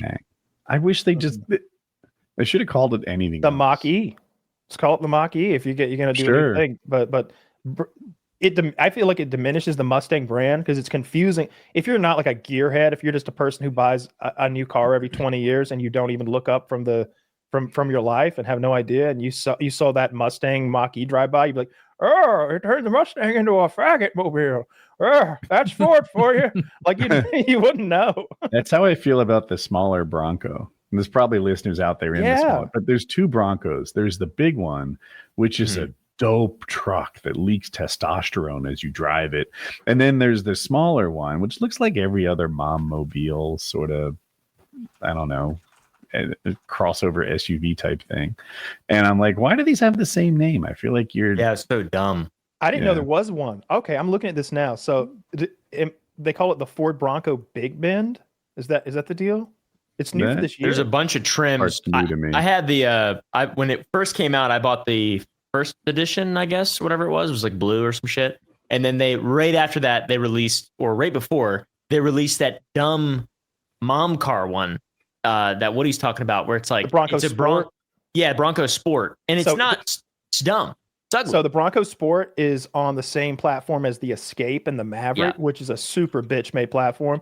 The full-size Bronco itself is on the Ranger platform, which I wanted it when I heard about the Bronco being teased like 8 years ago or whenever it was. I was like, oh, F-150? They're going to put it on that F-150 platform. Nah. They're making a big boy. And like now all we need is some old school trim packages to make it look like like why not? Did they just not want to cash the checks? Would the retail price have been $12,000 extra and it just wouldn't have worked? Like maybe that. I don't know. I think these Bronco Sports look kind of neat. They're small. When you see it in person, it's small. The contrarian of the group. I'm a gay retard who doesn't know anything about cars. I love quite so 300. I love quite so 300. That looks so neat. Oh, it looks like a little bit that Land Rover Sport, like the little baby Land Rover. It looks kind of like that. Clearly, the left one is the much cooler car. Yeah. I think I thought the right one was the left one when I was looking at it because it doesn't have any points of Zach, comparison. just for shits and giggles, like show us a picture of the Slate e-truck with a package that makes it look like the Bronco now, because that thing's $20,000 and it's electric. That's the thing I'm excited about. I was thinking about buying the OJ version of it, which comes with a waiter's head. I have priced those many times through the years. Every now and then I watch an OJ documentary or an OJ mini series and I'll be like, fuck, that Bronco is kind of slick. And I'll look up I think it's a 94 Ford Bronco in white, XLT maybe. And they're expensive. They're like collector's items. You can't insult the man's style. Like, I mean, it was brand new for that year. Yeah, this is what I'm talking about. This is a $20,000 truck, and it's electric. Rough on the left. That's ugly. It looks like a car you'd see in like a Pokemon game. Looks like something you could buy out of Alibaba. I wish the wheels were better. I Taylor and Caleb just like the whole truck, but I'm like, if the wheels weren't, they look like the spare. Did it come with 4 spares? Yeah. Like the. I don't know, dude. Steel wheel. ISIS wouldn't even use that to mount a machine gun on the back of. This is a brand new $20,000 electric vehicle. I think that's amazing. $20,000 doesn't buy a lot anymore. Well, you were raving about that special. It wasn't electric, but it was that Japanese truck that apparently you can't sell here. But it's like the most basic bitch minimalist. Oh, that's neat too. Yeah, that's cool. And it was like 15 grand or 10, 12 grand, something like that. Yeah, it roll up windows and adjust everything manual and adjustable, and even the mirrors, like nothing electric at all. One of those didn't even have radio. I think that's the one you showed me. Yeah, I like the idea of everything being optional. Like we would do a thing at the dealership where we would order a Ford Ranger and we would special order a stick shift with rubber floor mats and cloth seats. I think it had a radio. No, I think we deleted the radio even. And it had to have AC and heat. I don't think you could delete that. But just the worst truck imaginable. And we would sell it for $9,999. And everybody would show up to buy the $10,000 Ford Ranger and be like, what the fuck? I need a radio. And you'd guide them right over to the $14,000 Rangers, and you'd sell them one that you could make a profit on. That, I lived that experience. Now I was like 16, only daydreaming about trucks, but I was like, ooh, this isn't bad. Like, this is reasonable, right? You could almost save up on summer jobs and winter jobs. I worked a lot and buy this kind of truck. And then I look at it, and I might be wrong, or Kyle is, but I remember it only having AM And I'm like, I really would like FM. What the fuck? Those FM crystals are expensive. You don't like local talk? It seemed punitive. Like if you're gonna save money, we're gonna hurt you with this. It was punitive. Yeah, that's what they were doing. It's worse. AM is worse than no radio. Like all you get now is like emergency broadcast and scratchy NPR. Like that's Right. awful. Yeah. It's like, oh man, I can't even hear this station, and the other station is like a guy in his basement talking about how he's imminently about to kill his family. Like, I don't like this. All right, fellas, I gotta roll out. I gotta eat dinner with my wife. Thanks so much for coming enjoy. on, man. I'm glad Absolutely. that you're doing well. I expect more of it. Yeah. I appreciate it. Yeah, maybe next time I'll be able to show you. Maybe we can look at my code base next time. Oh yeah, Love- I want to see the animals. Really, that's the part that I'm. Yeah, excited about. that is a lot more fun. Cool. Yeah, more pics of the animals. But all right, fellas, I'll see you Take guys. Thank you so See much. Good night. He's a good man. he is. I like Caleb. Yeah. Always friendly. Always nice. We're He's got a lot of animals. I'm jealous of his animal situation. Just sideways throwing out that you have 70 pheasants or whatever the fuck. Like Like- in the 40s. I missed It did like 40 7 quails. cuddles of them or something. I was like, 7 cuddles of pheasants, which are did I get the I can't- term right? Is I think you're right. Yeah. yeah. It isn't. And that's just a weird bird not to shoot, because he said he thought dove tasted delicious, and quail is really not a far cry from dove as far as how it tastes. All It's those not little a cuddle of pheasant. That does not seem to exist. Um, Two Well, pheasants would be a brace of pheasants. A small flock of pheasants would be a convy. A group you might call a nide or need. I don't know the pronunciation. A colorful group of pheasants you'd call a bouquet. A covey, Covey, is Ah. one term for them. Maybe I came close. I like that. We've been playing Oh, a ton of cuddle of Battlefield. quail. That's Yeah, that makes sense. Yeah, I've heard that before. Oh, well, that was the bird he was talking about, quail, which is like a little pheasant or a big dove. I've eaten quail and dove. I have not eaten pheasant. I've eaten duck too. All things that we've like shot and eaten. I've never gone to the store and bought dove. Duck is great. You were ripping on duck the other night in our chat. I'd rather have fucking like fast food chicken than like, you know, some dove that you shot out of the sky and then cooked in your kitchen. But if you've got some chef at a restaurant who's going to make a delicious duck breast, I'd be down for that. Yeah. I mean, the whole point of the duck is that it's fatty as hell compared to the other fowl, because it's a waterfowl. So it has that like thick fat layer because it has to sit in the water all the time and it doesn't want to be chilly. I thought their feathers did that for them. The fat layer makes sense, but I was just always told it was their magical feathers that were somehow waterproof. Water off a duck's back is a thing. I thought they didn't feel the water too much. I don't think they do. It's probably a combination. They've been You know, we're- exaggerating the magic feathers, perhaps. Because just the other night, like 2 nights ago, my girlfriend bought a duck from this like butcher, like local butcher, and it alarmed me because she was like, hey, you need to take, she like texted me in the middle of the day Tuesday and was like, you need to take it out and dry it and then set it in the fridge on a like dry baking sheet with just like a loose covering of foil or something on top, and you know, make sure it's completely dry. And I'm like, all right, well, I dry chicken wings every week because I make chicken wings at least once a week. And so I dry off this duck, but when I take it out of the package, it's like the amount of neck length is like alarming. Like it was like a probably foot long neck where the head had been chopped off. That wasn't the neck, unceremoniously, Taylor. and- I hate to tell you I see this, that but- reaction a lot. I know exact. I can picture your face. I was like, oh, it's not going to fit. Yeah. And so, yeah, I got the duck out, dried it off and everything. And then I felt like she, last night, she cooked it up, made it and everything. And I felt like a retard trying to carve up this duck and get the meat off, because in my head, I was like, this is going to carve up exactly like a chicken does, where like you kind of can feel with the knife before you plunge in the joint on the wing and the joint on the leg, and like where exactly you need to carve to get the breast meat off so you don't leave a bunch behind. And I just butchered this duck because I was like trying to carve from the top the way you would a chicken. And I'm like, where? It's all ribs. Like it's nothing but ribs. So I was just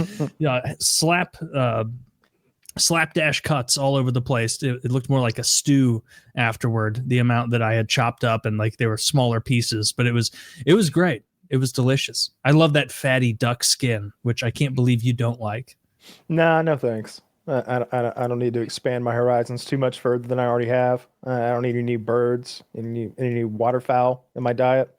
I think I'm good with the balance I've struck. Mostly just turkey and chicken. I don't like carving them up either. I'm not very good at that. That's why I like the turkey. You can just sort of hack at the breast and cut a big wedge out of that, and everything's fine. Yeah, turkey's easy. It's like all meat. Like you can hardly make a bad cut. Ducks, just ribs galore. And then like I flipped it onto its bottom side, and I was like, oh, so this is where a lot of the duck meat is, on the bottom side. A lot of this like fatty, good meat. But learning experience. I saw that Arby's has steak nuggets now. Do you know about this? Good for them. I'm suspicious. They look great. I haven't ordered them because I'm afraid of them, but they are like square cubes of steak meat. Don't order Arby's to your house, you fucking Philistine. Like that's why absurd. Not? That's crazy. Just drive to Arby's. That's so crazy. Why would I drive there? They'll bring it straight to me. Because they charge you like fucking 25% extra to bring you now cold beef nuggets. We're eating steak nuggets from Arby's. The sky's the limit, Taylor. I mean, 25 extra is only going to get us to $15. Look at those. Those look yummy. That doesn't look bad, but this is the best they could muster. This is clearly a customer. Actually, what is that? This is just a great lid on a log. Yeah. On a couch, seemingly. Look at that. Okay, real ones. Okay, they look pretty good. The plastic container is taking away from it for me. Well, it's Arby's. What do you want, a crystal goblet of steak nuggets? I don't know what I want. That's as classy as it gets. A plate? I would like toothpicks in each one. That would class it up a little. I'll grab it. I'll go to IHOP or something and get food on a plate. They have steak nuggets, I think. They don't have steak nuggets like this at IHOP. Look at that. They got a whole bowl of them there. It's overflowing with steak. That looks pretty good. All right, credit to Arby's. There are no Arby's around here. I can't even try these. I would like a horseradish mayo to dip them in. Arby's got run out of town in Missouri the same way the Mormons did years ago, because Lion's Choice came in and stole all their market share. Now there's no Arby's. Can you find a flattering picture of IHOP steak tips? Let me show you that's what a Arby's whole is different competing meal. with. Chuck, what's the MSRP on these steak tips? Let's include that. You're buying steak tips at IHOP? Dude, they're shockingly good. I believe you, but that's a funny order. Been a while. Oh, yum yum. That, by the way, I think this is a picture from. Yeah, okay. I've ordered this same meal many times. Because can't be too bad. Yeah, it was $9.99 for like the sirloin steak, those garlic mashed potatoes, and that broccoli, and you could get it delivered for like $12.50, and it was on my like diet plan. So I would order this a lot when I couldn't be bothered to cook. IHOP steak tips are good. They'll probably make you fat. I can't imagine. That's just steak and potatoes. Well, I mean, it's I wonder just how carbs. many calories are on. You can that order plate. those potatoes without butter, and so it's just potatoes. Same with the broccoli. That's how I would sadly order them. Yeah, mashed potatoes are the riskiest kind of potatoes to Go order on. if you're trying to be calorie conscious. I mean, because sometimes you'll get mashed potatoes served with your steak, and it's like you can taste it immediately. It's like this is over half cream and butter. Like they couldn't fool me this way if I just got the baked potato. Then I'd have a little more control over my situation. So I try to avoid the mashed potatoes because I don't like them any more than roasted potatoes or baked potatoes. I know some people are all about mashed, but it's food that you have to chew is good too, though. Like stuff that you don't have to chew is kind of weird. Yogurt's No, I like odd it. enough. I like it. I feel like I pretend like I'm an old person in a retirement home, and this is my last meal, and it's extra fancy. It's high calorie and it slides down your throat immediately, and so it's like the worst of both worlds. You're not even getting crumb a little bacon in there if you want, but I like mashed potatoes. I got a potato ricer. You know, it's the big squishy thing that rices the potatoes out. They're incredibly smooth. That's one of my favorite things to make is mashed potatoes. Boil them for 12 minutes, mash them, a little cream, a little butter, salt, pepper. Oh man. It's good stuff. I like cubing up the potatoes in small pieces, and I roast them with a little olive oil and also garlic and rosemary and salt, obviously. Rosemary is overrated. I don't care for it. That's a wild take. Rosemary's great. I've had enough rosemary and its influence on the steak Talking world. about this, I almost said the N-word. You're talking about. Oh, and they say those conservative chat rooms were overblown. You see how casually these bigots throw bandy that word about. It's because it would have been a funnier way to phrase it. But you're talking about these potatoes you love, but you're not a rosemary man, which is crazy because rosemary is like the most dovetailed herb for potatoes. Well, I mean, garlic goes without saying. I put like 4 times as much garlic as you're supposed to in everything. I love garlic. I want to taste the garlic. I want to smell the garlic. The house should stink of garlic. I agree. Yeah. Sounds good. You can never have too much garlic. I made a pasta yesterday where I took I made my marinara sauce with like 8 cloves of garlic and a 28-ounce can of tomatoes, and then I added ricotta cheese to the sauce and the noodles and turned it into this like creamy marinara sauce that was pink. It was so good. I've never thought about using ricotta in that way. You mix it in the same way you would with like a lasagna or something like that. Just mix it straight into marinara. Yeah, it's a great cheese. It's a cheese I had no experience with until I was a man grown. My parents don't know what ricotta cheese is. No, I bet my grandparents aren't familiar with like ricotta cheese either. I didn't know what cottage cheese was until I was like 30. Cottage cheese is my least favorite kind of cheese. Is it really even a cheese? Isn't it just like some sort of weird chunky yogurt? It's just like every time I've had cottage cheese, I'm like, this is worse Greek yogurt. I'd rather just have Greek yogurt if I'm going to be eating this. Yeah, I don't want any cottage cheese in my life. And even the Greek yogurt, that kind that has a little flavor in it, the stevia, not stevia. No, I think it is stevia. The oikos, like stevia flavored vanilla Greek yogurt. That's the way to do it. You can't eat that kind of Greek yogurt and then go back to plain Greek yogurt because you're like, this is the most boring thing of all time. There was a study that came out about stevia recently. Apparently, men who use stevia regularly, it makes their minoxidil hair loss treatment like 90% more effective for some reason.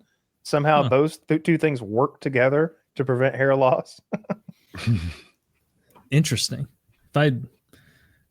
If I just start going bald, I think I'm just going to let it happen. But that's an easy thing to say because when the invaders are at the gate, it's probably more difficult to stay stoic because like I bet if I did start thinning rapidly, I'd be like, something's going to stop this because that would suck. You know, like, do you ever like feel your head and you're like, is that a bump or an irregularity? I couldn't be bald. Oh yeah. My head's all wonky. I've got some scars on my head and it feels misshapen. It feels misshapen when I like rub the crown of my head. It's like, there's a lot of lumps back here. What is this protrusion in the middle? What am I, a dinosaur? I look like an iguanodon. I got that crest coming out of the back. I feel the back of my head and I'm like, this is a lot of ridges. Is this gonna look good? You ever see a really fat black guy, how their neck has those multiple rolls in the back?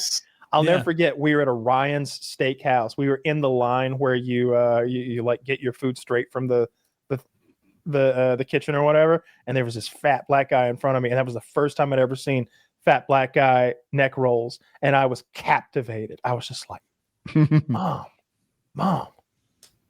what is that? What is that? And she's just like, stop it. He's got a fat black neck. He's got a fat black neck. Don't point it out. That's his fat black neck, Kyle. That is true. You don't poke it anymore. Yeah, that is because fat white necks don't look as good. they don't roll up like that. They just sort of melt down like a collapsing hillside. Yes, yeah. They form a big heavy base that sort of heads up to the caldera of their skull, and they got but black people they get those multiple sets of roles, and it's almost like I feel like if aliens captured an old black man, they'd be like bleep bloop bleep bloop, but they'd be translated. They'd be like, you can count the roles and you can tell how old they are. That's what the alien scientists would think of us. That wouldn't be a bad theory if you're like day one alien. Like perhaps it is the neck fat. I don't know why they're robots, but but that's how it would go, you know. Yeah, white people, they get super fat and they kind of just become. Have you seen that body where it's like this is what it would take to survive a car crash? White people get that kind of fat where you just look fucking. You're just like a Michelin man. Yeah, just a Michelin man. The pot belly confuses me. Like are they just puffing out the belly? Because I could do like a temporary pot belly. No, it's just all there. Is it hard? What does it touch? If you touch it, on older dudes, it gets hard for sure. I don't know how I know that, but I do. It gets hard. I think I've seen people poke it before on the internet and then talk about how hard those old fat man bellies get. But what you're talking about, I think in particular, is the men who get just the pot belly. And people say that's from drinking alcohol. I don't know why one source of calories would be different from another, but I've seen that. My dad has a friend, Ronnie, and Ronnie does drink too many Michelob Lights for one thing. Just switch to heavy beer. What's your point? You're drinking 20 a day, but his eating probably isn't great. Also, it's true. Well, he's skinny everywhere except for his belly, and his belly is just this round protrusion, like if you've ever seen a pregnant woman who's kind of fit. She hasn't played into that need to gain 87 fucking pounds like propaganda that the Hollywood Jews have been spreading. She hasn't played into. So true. Preach. They're fattening our women. It's propaganda. It's so we breathe less. I don't know if there's a funnier thing to lay at the feet of the Jews than that. Of all the things. They're trying to make the Goya fat people so that is the Goyim? Is that what it is? Or the Goya? Yes. No, Goya is that brand of beans that was like, we like Trump, and then all these idiots bought the beans. Oh yeah, I got some of those Goya beans. They last for years. Not idiots. They're trying to fatten up the Goyim women so that we won't want to breed with them, and there'll be less of us, so they can conquer us in the end times. This is about weakening us from the inside. Woody, this is an instance where you need to trust the science. Because I trust Kyle. He's well researched. I got a Discord group you need to join. They'll learn you up on this stuff and get you up to speed. Yep. Got a little rough, The young anti-Semites. I think I'm young enough. Okay. That blew me away, Woody, where you were like, do you know how old the young Republicans are allowed? And if you would have quizzed me for money on that, I would have been like, 18 to 24. And Woody's like, no, it's up to 40. And it's like, that's almost an admission that you're losing if you have to keep members in a young group until they're 40. It's like, what is the turnover so little? Like there's not enough people? I saw it as an admission of how old people in politics are. Like 40. It's fair too. You're halfway there. Did y'all see Mitch McConnell fall today? Goes till 80. You're a spring chicken at 40. You see Mitch McConnell fall today? Only in photos. I didn't see video. Yeah. Dude, I've watched it 6 times. His Secret Service agent fucking tripped him. That's what happened. What? Like his Secret Service, not on purpose. He didn't stick his leg out like a third grader. Like there was a banister or a wall, something jutting out from the wall that he kind of had to navigate around as he was being harassed by a journalist over his left shoulder, and his Secret Service agent was kind of between the camera and Mitch from our point of view. And as he's going around that thing, he steps on the guy's foot and trips himself. And the guy's holding Mitch's arm, but I don't know. He didn't want to I can imagine if I was holding Mitch McConnell's arm and he went to fall. He's 83 and being afraid to like jerk him up the same way you might like if I'm holding, if me and you are navigating something precarious and you go to fall, I'm giving you all my strength and I'm jerking you up so that you don't bust your face. But am I going to rip Mitch's shoulder out if I really give him a tug that like with enough speed and power to keep him from hitting the ground? Like I'm basically got to catch his body weight. Should have been ready for that. He was wearing hiking shoes.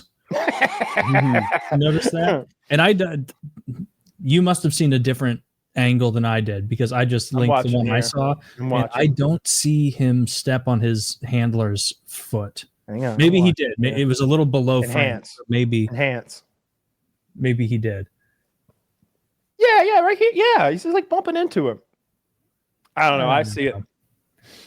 I thought he saw himself falling and reached out before he fell. He's old. Do you see more? No. I saw exactly what you said. I was watching it again, where he did kind of grasp at the arm. Like I'm going down, asking for help, sort of. Yeah. Either way, this is fucking ludicrous. Like in a serious country, people would immediately be like, "Yeah, this guy's out." Like no, you're out. No, sorry. I don't mind that he falls. Like I don't need a leader who can. Dude, he's 102. Fuck he's him. 83, and he's spry. He's a spry. You saw him pop right back up. You know, look, when I see my quarterback take a hard hit and he goes down, you know, what I appreciate the most is when he pops right the fuck up and he looks at defenseman and he's like, good hit. And he acts like it didn't fucking hurt a bit. That's what Mitch McConnell did. That's the kind of politician we need in Washington. Standing up for you and me the same way he did. He can't even stand up for himself. Isn't even standing for himself. And also, if you're going to wear shoes from fucking REI, know how to walk. Look, it's like Rocky Balboa said. It's not about how many times you get knocked down. It's that you get up, Taylor. Okay? Now, I would be more concerned with his more senior moments where his You're referencing movies he's never heard of. I've heard of them. He's never seen Rocky. No, I have not. Forget the sequels. I get if you didn't watch Rocky 5 like me. It's not a I want to watch some fucking greased up wop in Philly beat people up. No, thank you. That's racist. Okay, let's tone that down. Okay, the Italian people are a great and proud group of people. Yeah. Isn't Taylor Italian? It's like black people using the N-word. He's allowed to use the W word. Every Midwesterner is Italian. Get out of here. Right. If you're not from Jersey, you're not Italian. Just because you like pizza and you have dark hair you're not a Siciliano or some shit. Not even close. It was the plurality on my brother's 23andMe, not the majority.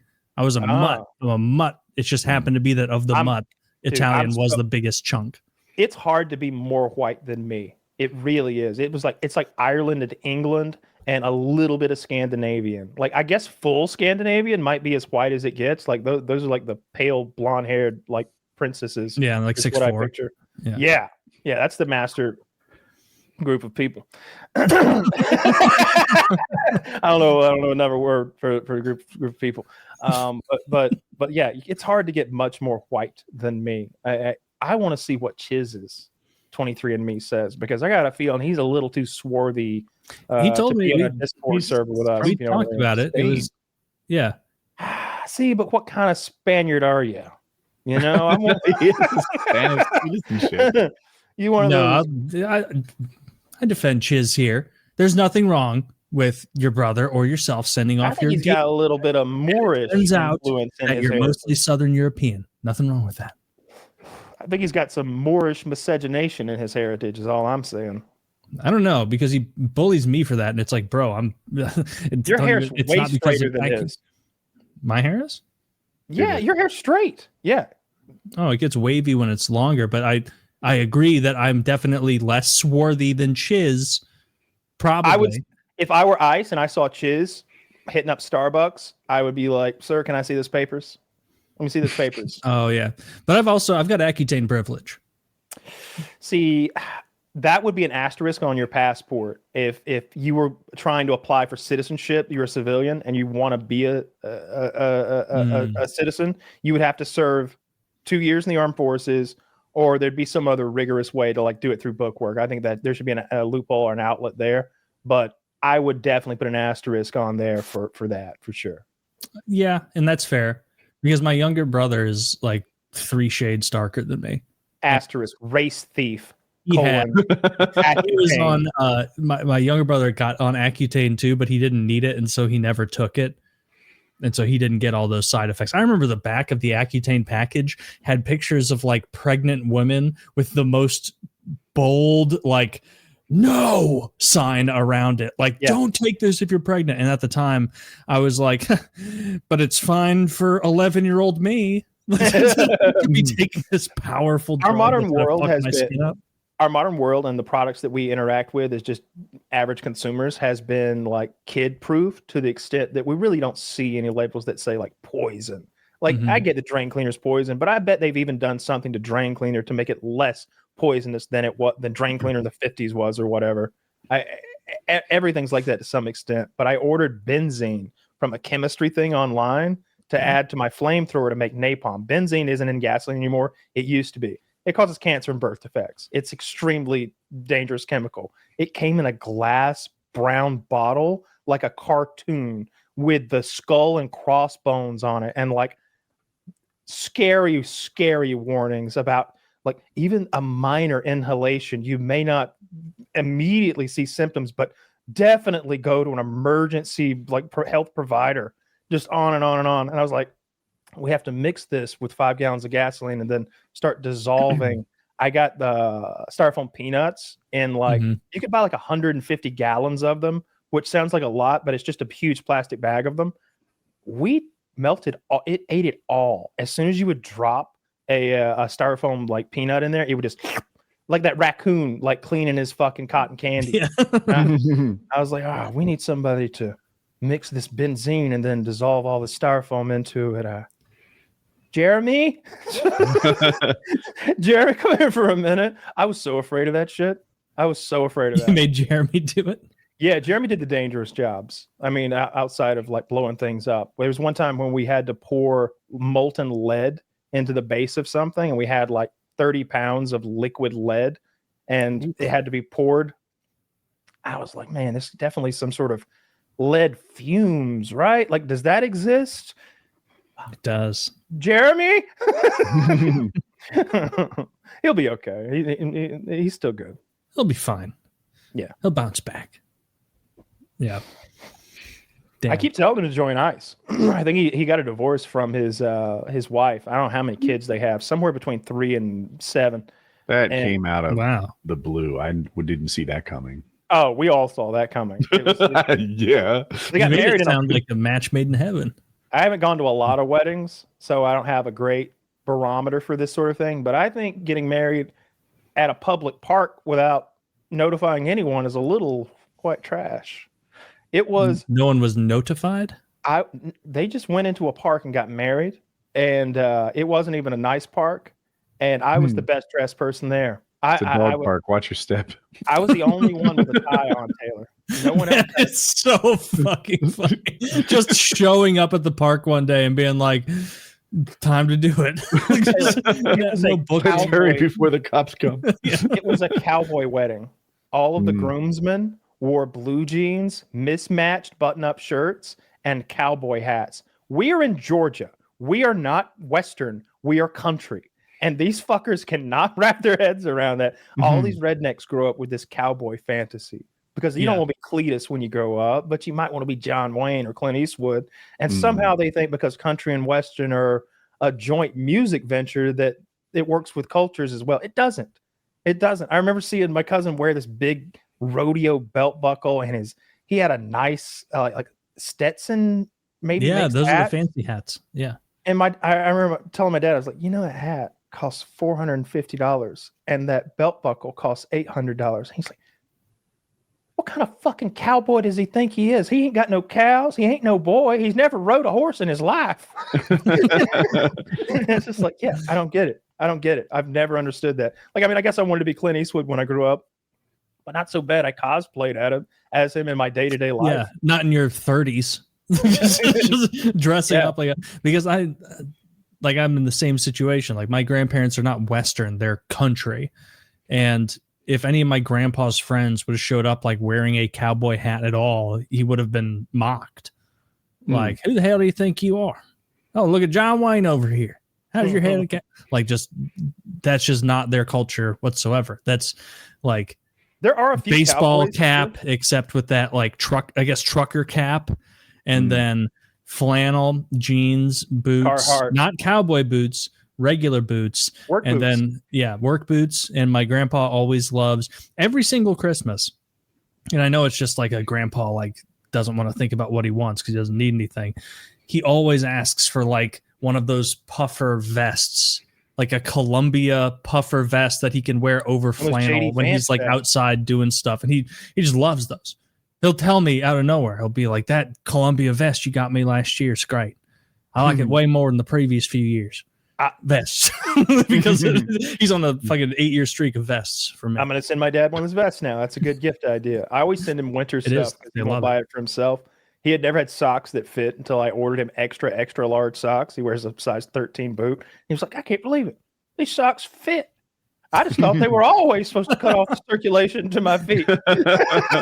13 is not a big shoe size. That's like pretty normal. Even if you wear, but see, like on socks, the big side of normal, socks right? go from large socks are 14 is where I think of like way too, because I wear 13s and I can find shoes pretty much everywhere. But the problem is the socks. They because stop socks at go from 15. 8 to 12. Sock sizes say 8 to 12, and it's like even as a 12, like socks always hurt me before I started ordering like extra like socks that are 13 to 15 socks, like or 12 to 15 or whatever it is. It's like, oh my god, this is so much better. Like I would take my socks off at the end of the day, and the between my ankle and my shin, like my lower shin, would have the indents of the sock into my skin as I peeled them off, and I'm like rubbing the hairs that have been like screaming all day. Let us out, let us out. Yeah, it's a great feeling. That's why you got to get socks. Darn Tough socks. Have you bought any?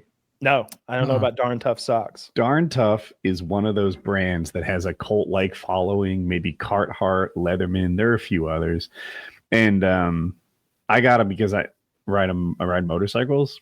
And it's nice to have like super high quality socks if you're going to do something like that all day long. And now they're the socks I bust out when I'm doing something really cool like motorcycles or something that really sucks. And I want to make my day a little nicer. You know, like we're putting furniture in a dumpster this morning. You know what? I'm wearing the good socks. The good sock.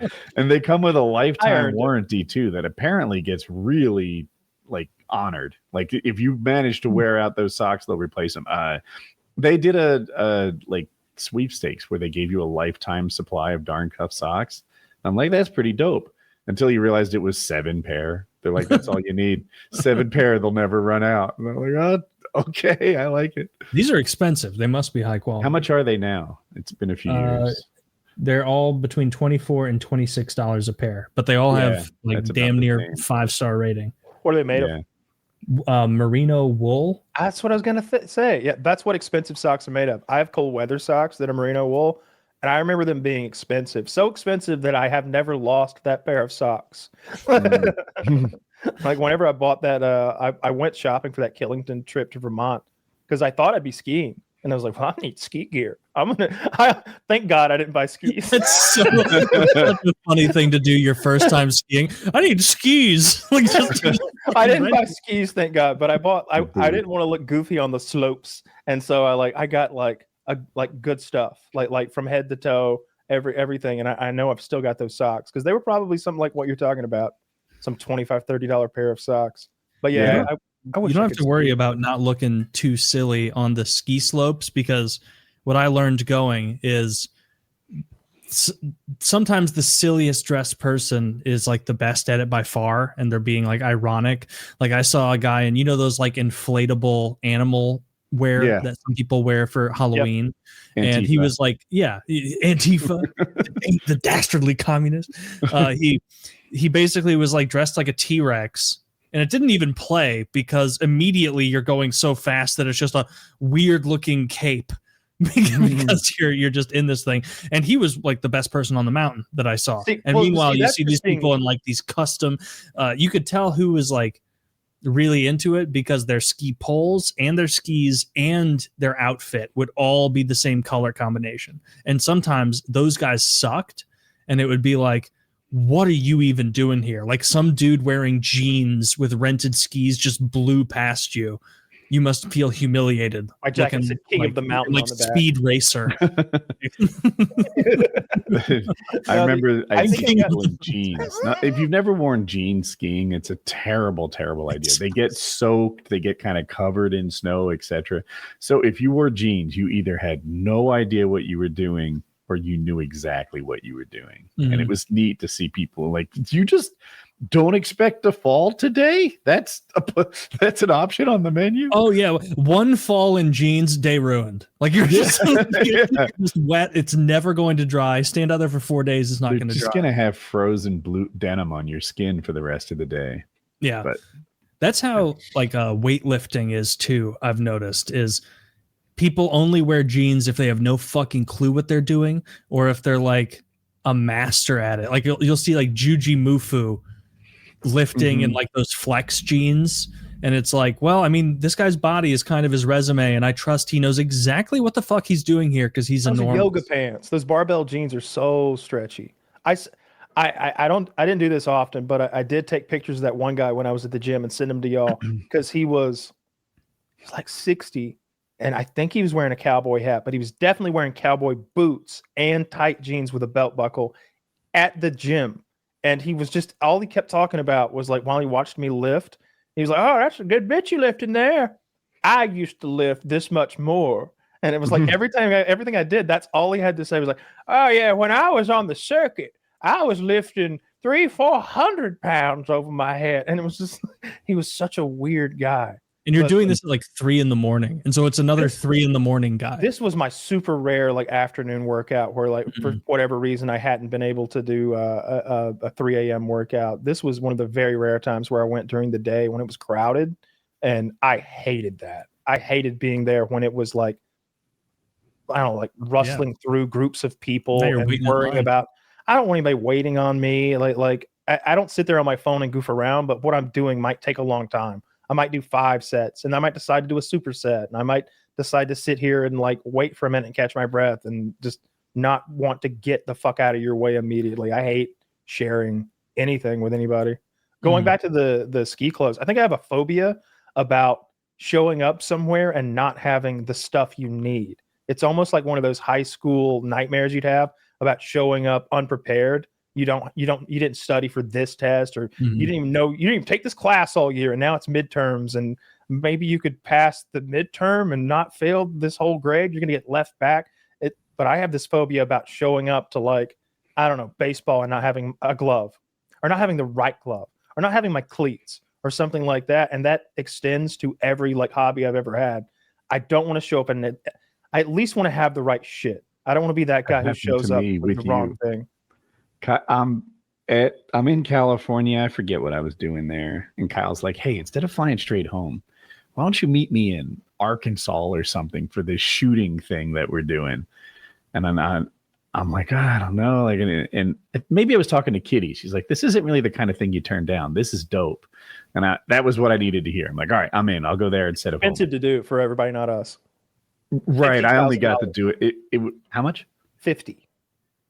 Right. You say yes when someone gives you that chance. And I show up and I'm wearing like Woody's gamer tag plaid shorts. Everyone else is dressed like a paramilitary operator. They have holsters on their thighs, like all the right stuff. And I totally didn't fit in. But I had my redemption. Now, I wasn't a good shot all day long, but the first thing we did is they gave us this clock and we shot like dinner plate size things in competition. And I had never shot at plates like this before. I had no idea. And I'm like, do I need to hit it at the top to make it fall down? Or should I just like aim at the middle? I'm asking where on the plate I need to place my shot. And the instructor's like, just hit the plate. And I'm like, okay. Bing, bing, bing, bing. Like 8 shots, 8 plates, all of them fall. And there was an audible reaction, like, like I didn't shoot that. Sadly, I didn't keep the performance up all day. Plaid shorts really flip flop guy has game. Yeah, really well. Because I'm just imagining flip flops because I know you're a flip flop guy. Is that what you were also wearing? I don't think I had flip flops, but it was like my uniform at the time. Yeah, it's so funny you say plaid shorts because like in my mind I can I can picture plaid short Woody. Yeah, Like, right. That's so the version of me crisply. that showed up. Always had them on. He did. He had a different pair every time we'd see him, and it was like I didn't think anything of it. It was just like, man's got some plaid shorts. That's what he wears. He loves plaid shorts. He loves them. Yeah, I don't want to show up anywhere without the right gear. Like. If you ever went skiing, we would guide you. See, it's not that my ankles are shaped funny, or I've got like my legs are crooked or something. Like something puts an enormous amount. I'm serious. Something puts an enormous amount of pressure on my ski boots. My legs are crooked. They are crooked. They like the knees go in, and then I think because of that, like the ankles like have more pressure or something, or they jut out more. I think my ankles are shaped differently than yours. I think they jut out more, and the bone is just. I don't doubt it. I've got powerful ankles. Mine are huge. You've got little bitch-made ankles that would break it. I don't know. You got fucking Walt Jr. legs over there. I think I do. I really do. And Dad, why can't we go skiing? Walking to the fucking table. I think maybe and inside those skis, it was just the most excruciating pain. It felt like bone on like steel. Just like my kneecap was just grinding. You need these merino socks. Into those things. You need thick, nice socks. I was wearing them. I had those socks on. You know what he actually needs? A snowboard. And with a snowboard, you typically wear your own comfortable boots. You know, they're not like, at least when I did it, like you wore boots that you may already have. Yeah, they said you could just put on some Timberlands and strap into the snowboard and you're good to go. So that's what I've always said I would do if I ever go skiing, but I have no intentions to do that. You're just limited by speed in a big way. Like it wouldn't be fun. You know what I really want to do, be Taylor? the lone snowboarder in a group of skiers because skiers go so much faster. See, I want a toboggan. I want us to get some sleds. I want us to go down this hill like all of us to pile into a big long old timey sled and go. You down. would get your little fun, but is there any way to control it? Toboggan? No, that's what I'm saying. No, they've got those reins on it. You pull left and right, and you steer. Why are we listening to a Georgian about sledding? I know how to toboggan. All right, you would get to the top of that mountain, and you would realize how much bigger this was than what you were imagining, and you would not want to hop on that little fucking waxed shell.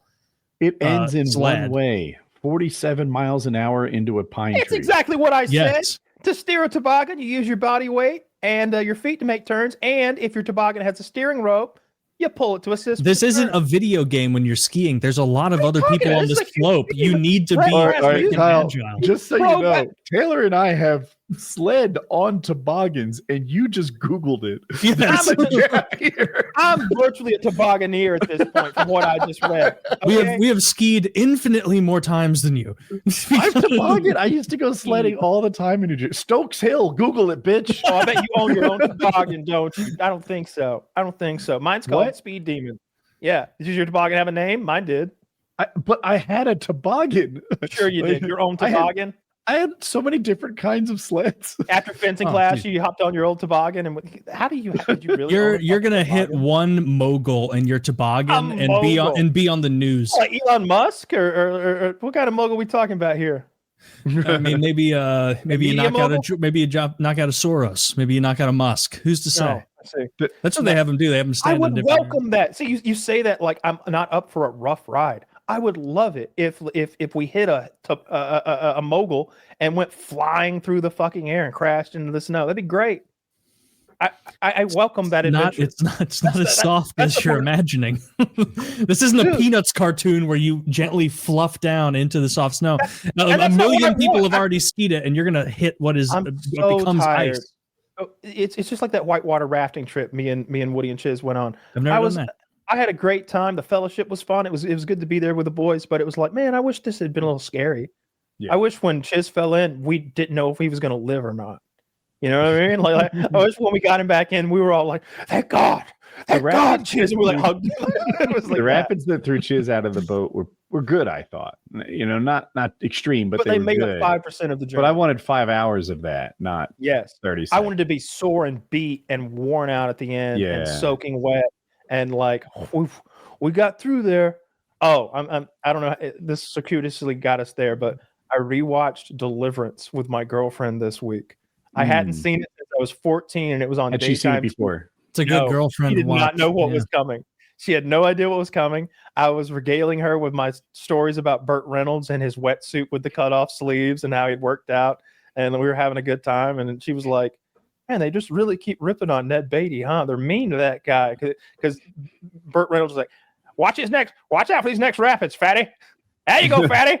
Yeah, get after it, fatty. Now get your nose out of them rocks, fatty. And I was like, damn, he really is being mean to Ned Beatty. I didn't remember all this.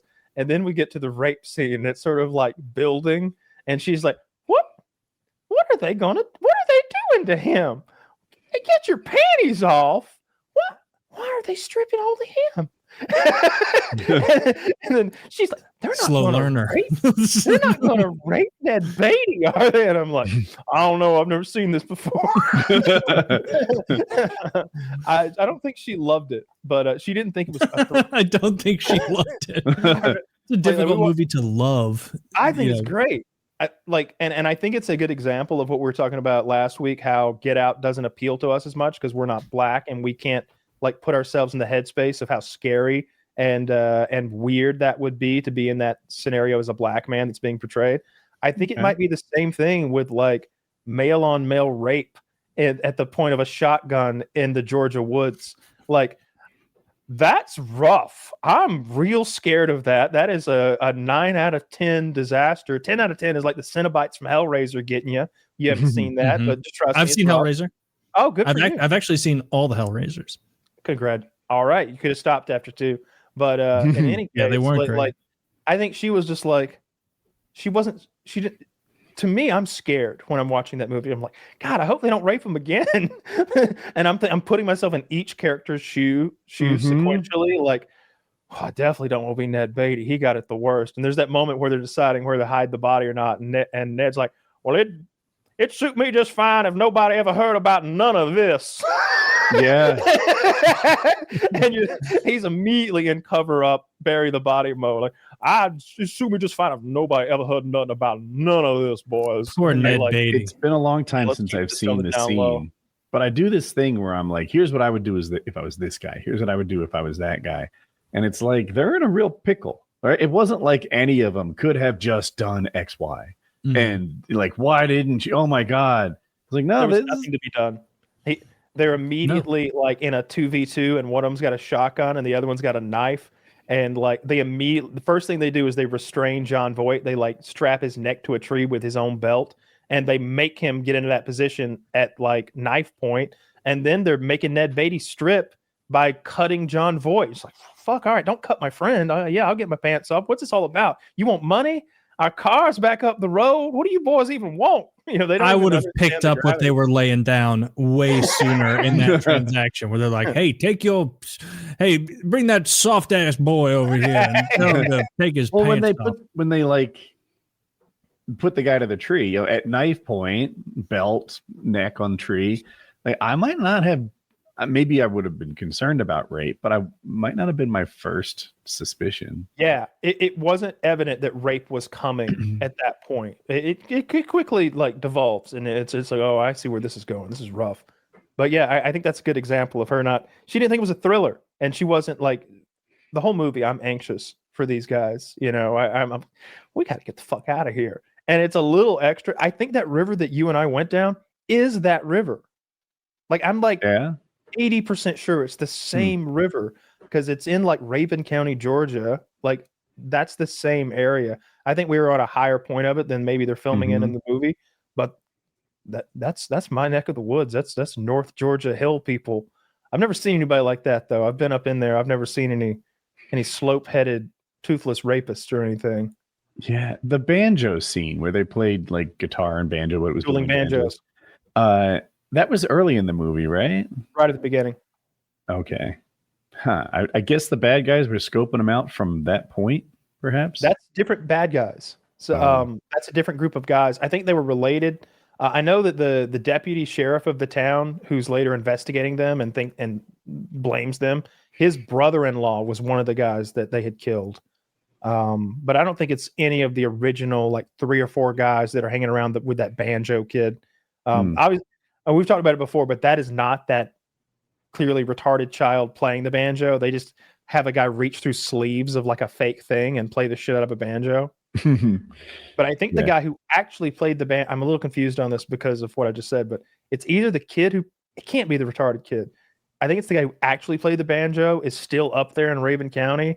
And there was some big fundraiser online to help him out recently. He was destitute and sick or something like that. I don't know. It just came to my head. We've been playing a shitload of Battlefield 6. I know it's definitely not your like cup of tea these days. Lately, yeah. Yeah, but it's way better than previous Battlefields that I've played, and I'm really enjoying it. The vehicle combat has me hooked. Like if I get annoyed by like losing gunfights or whatever with my M4 just running around the battlefield, it's like, let's get a tank. That'll sweeten things up. And me and Mitty are quite the duo with the tanks. I play a class that's built to support the tank. So every time he gets shot, I jump out of the tank and I start repairing the fuck out of the tank. And you can see the tank's Is HP it called bar. engineer? Yeah.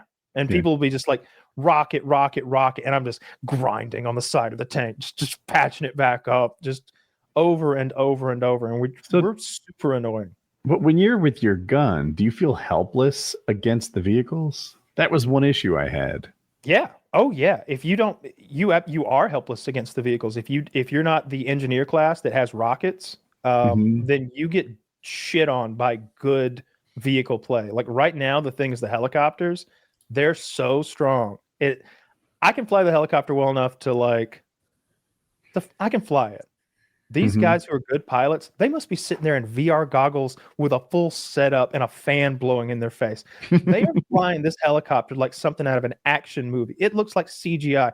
They are when people get radar locks on them, they are flying through canyons like Star Wars, like in and out of trees, and then immediately back and over and doing pod racing. They're pod racing.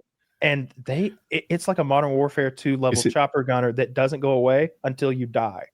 Does it take a lot of talent to shoot out of the helicopter? Yeah, especially if you're the pilot, because you're multitasking, and so you're off. You might be guiding an aim, like wire guided missile while you're flying and ducking and dodging. And even in the chopper gunner position, I don't know, it's not easy, but it's pretty easy. I've been lucky enough to gone for a ride with good pilots before, just by the luck of the draw, and it's like, oh my god, this is cheating.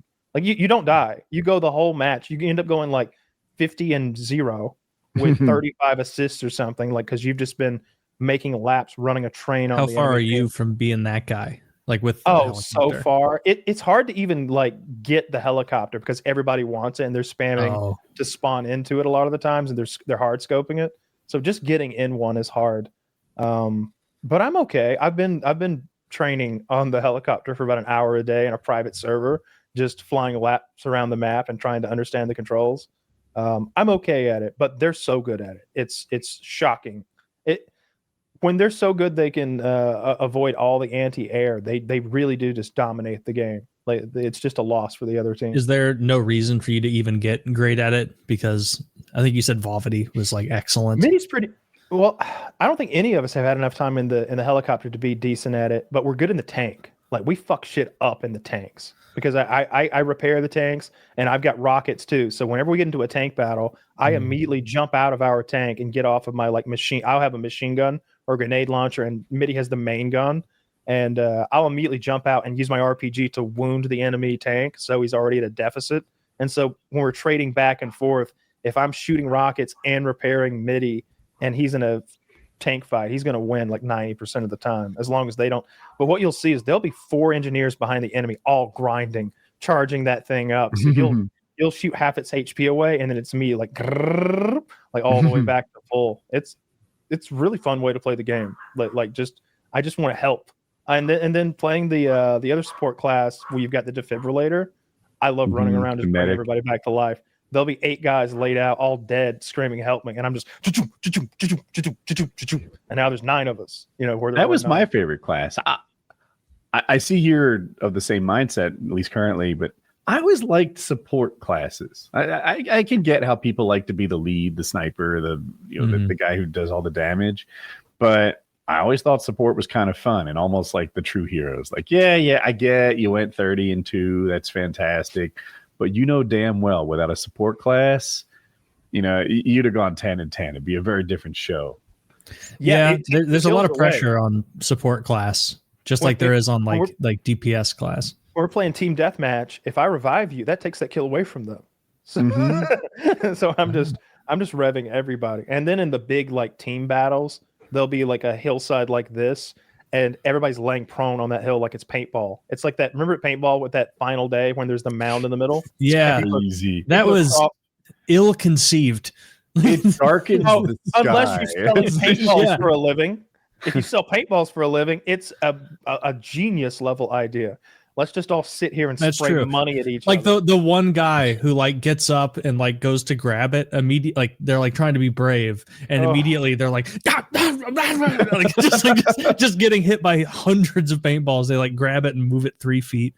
That was fun. I wasn't about to stand up and be the hero. They light you the fuck up. And people would run and dive and hit the point stick, and they would fall on the enemy side of the hill. And then all these guys who haven't seen an enemy in the last half an hour suddenly see somebody, and like, I'll get him. But there's 100 of them, and they just the refs are great. They're like Secret Service. They jump on the guy like, Mr. President, get down, and they're just body blocking for him, trying to keep him from getting. They need a blanket. If they had a blanket, I might be brave enough to touch the gosh darn stick. That's a funny. Blanket before I go, maybe. That's a funny little addition to paintball where it's like, all right, both teams, these sides, the hill in the middle, you need the flag. Both teams have one comforter warrior who is shrouded with a comforter, hold it in front of you. Largely immune from spray. One of those dinosaur costumes would probably do the trick. I saw a funny meme, and it was like. It was someone asking. It was the CEO of the inflatable dinosaur costume company asking somebody who worked for him, like, "How's Q4 looking for us?" And the guy's like, "You're not gonna believe it." Did you see? I'm sure you have, but it was. I think it was the Frog in Portland was standing in front of ice, and they go around to the back to his porthole, and they spray bear spray into his porthole. Dude, I would never go into a danger zone with a suit that had a easily accessible porthole that I couldn't see because I was dressed like a T-Rex. He didn't expect them to spray his porthole, but up until then he had his own little cushion of air he was living in. Shouldn't have been dressed like a dinosaur being a terrorist. If you think about the advantages of that when faced against anti-riot police, it's pretty damn good. It's going to soften the blow of most projectiles, if not completely defeat them entirely. Those pepper balls, they're not even going to pop on you. You know what paintballs do when they hit stuff like that? They just fall off. Rubber bullet would just tear that, wouldn't it? Well, rubber bullet is like, what are we talking about? They shoot some things out of shotguns, and they shoot some things out of 40 millimeter grenade launchers. I got a question. Shotgun-based sandbag, what do you think it would do? Oh, God. It'd tear a hole through it, maybe. It depends how close. Everything is like distance, range. It's going to hit you so hard. So, and there's different manufacturers, and I don't know what the police use exactly, but the beanbag rounds that I have used in 12 gauge shotguns are like canvas pouches with shotgun shot in them, lead shot are in there. So they move very fast, and at close range, it would kill you. If you got shot, it would penetrate your flesh at close range, and it would kill you if you were shot like above the shoulders at close range. I thought there was obviously not the ones you did. I thought there was either like lightweight plastic balls in there or literally beans, like the Goya beans we talked about. But I guess they make a bean bag, but instead of beans like a child would have in those bean bags, you like for cornhole, it's lead shot, or at least the ones that I've used are. Then there's the 40 millimeter grenade rounds. There's a lot of cool stuff for 40 millimeter. Whenever I went to SHOT Show, there'd be multiple booths that were just that, like cool shit that we launch out of 40 millimeter grenade launchers. But they have really dense foam rubber projectiles that I've seen them use when a guy has a knife and he's like barricaded and they can't get to him. They'll start shooting him with those to, like, I guess use pain to make him drop the knife.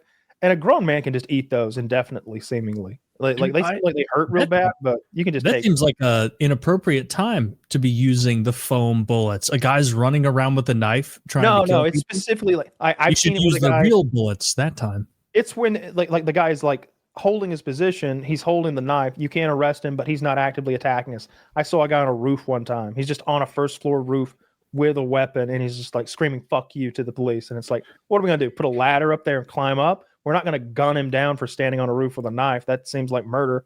We got to figure out something in between. And so they start pelting him with. Yeah. We could use psychological warfare.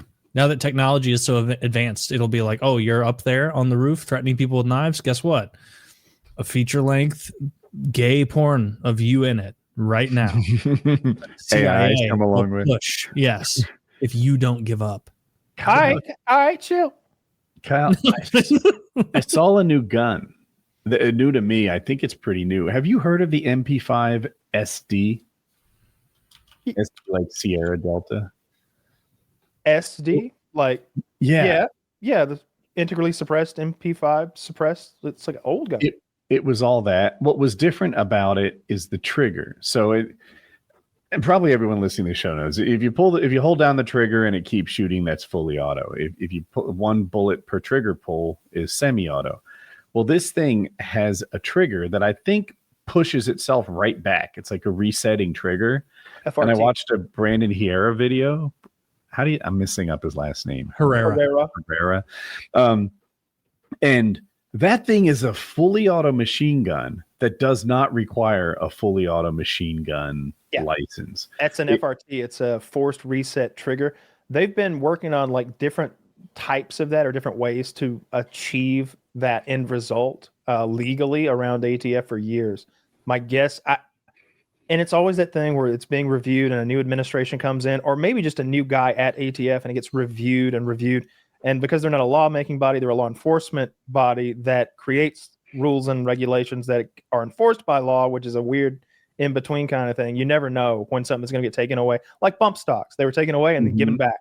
You know what I mean? Yeah, these were tested in court, and I think it's gone both ways, but most of the time it gets viewed as a semi-auto because the trigger resets itself.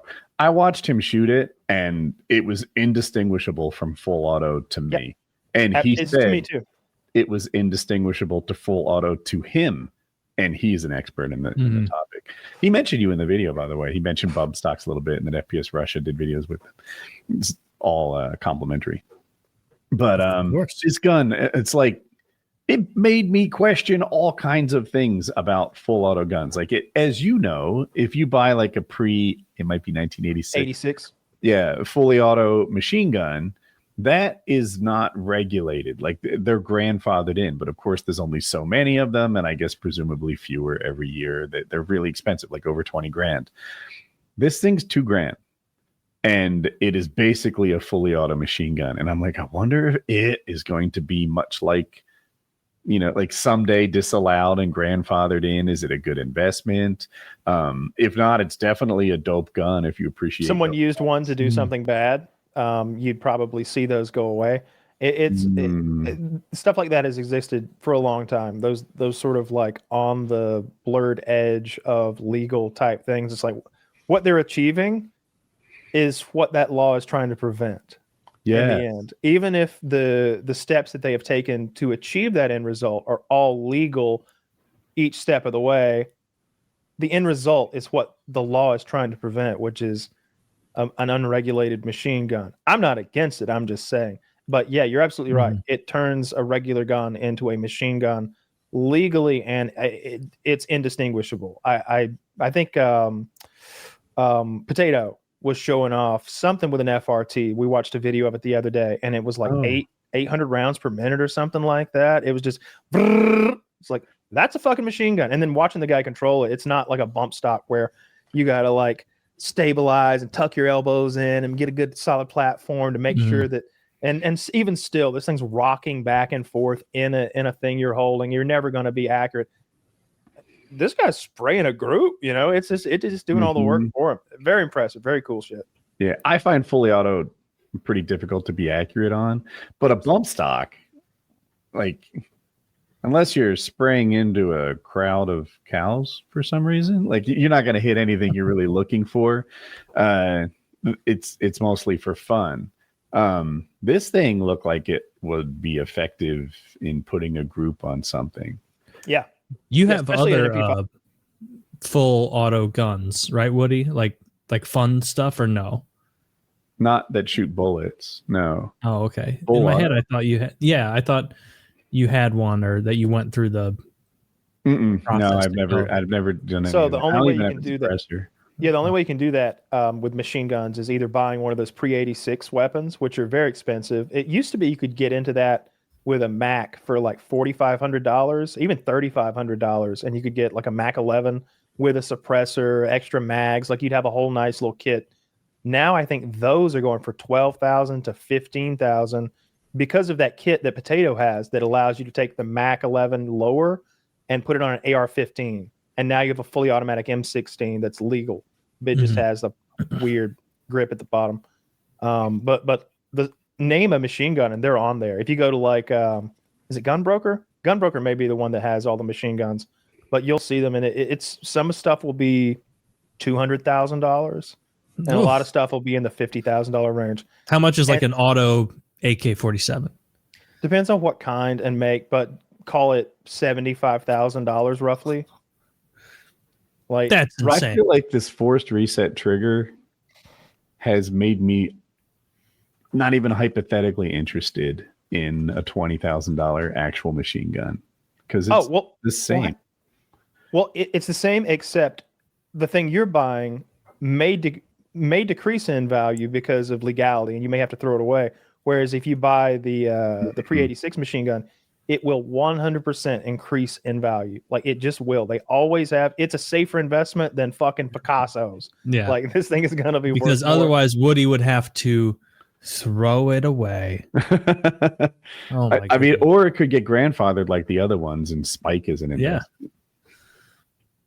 Yeah. That seems like shooting full auto is so fun. I've only done it like once ever. And it was like, oh, this is I've done it a couple times. I did it at that thing, the event that Kyle took me to that I mentioned before, and then I've done it at Kyle's place back when he had fully auto weapons.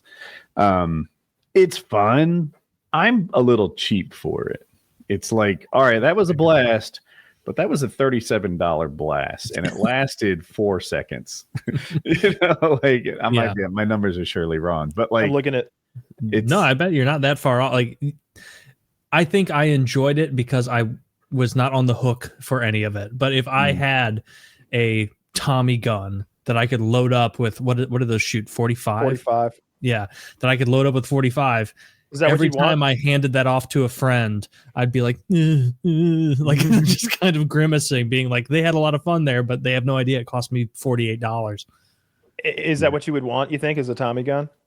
No, the MP40 was more fun to shoot than the Tommy gun because it felt like it was 10% the weight of the Tommy gun. And so it was just more pleasant to hold the MP40 and shoot it. The Tommy gun was aesthetically obviously How much would you pay? How much would you pay for a real German Steyr Daimler Porsche MP40 machine gun from World War II with numbers matching, Taylor?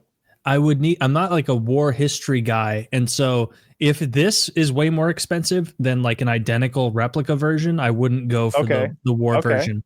But like what I'm going to guess $6,000. I'm going to guess the price. Is it? Wait, it's fully auto? Yes. Oh, you just said how expensive what's that, like $50,000? No. I was going to guess 74K. So how'd we do? We can get you in this thing for 22 grand, man. We can get you in for 22 grand. You know, today only. Okay, that's a today deal. These aren't next week numbers. These aren't next year numbers. Okay, they go for way more on weekends. Okay, this is a special. This is a special white guy kind of deal that I'm sliding your way. Okay, this is from my own private personal URL. Okay, and so this one you just linked is not the one that was used in World War II. Oh, I don't fucking know.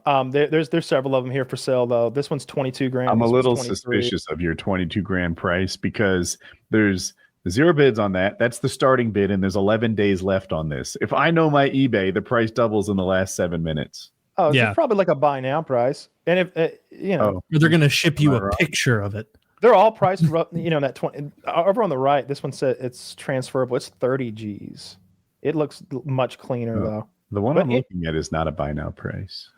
I know. I can see why the Allies picked these up when they killed the Germans in World War II on occasion because, well, they didn't have a submachine gun this themselves. thing is like carrying like a can of soup level of light. Probably not great for longevity compared to like a big, hardy, heavy wood Tommy gun. But if you're having to run around the fucking woods, yeah, give me this thing all day. What would your machine gun of choice be, Kyle? If you could World have War II? Just a machine gun to have in RL. The AM-180 is pretty sick. It's a 22 long rifle calibered machine gun with this big beehive of a magazine that sits on top.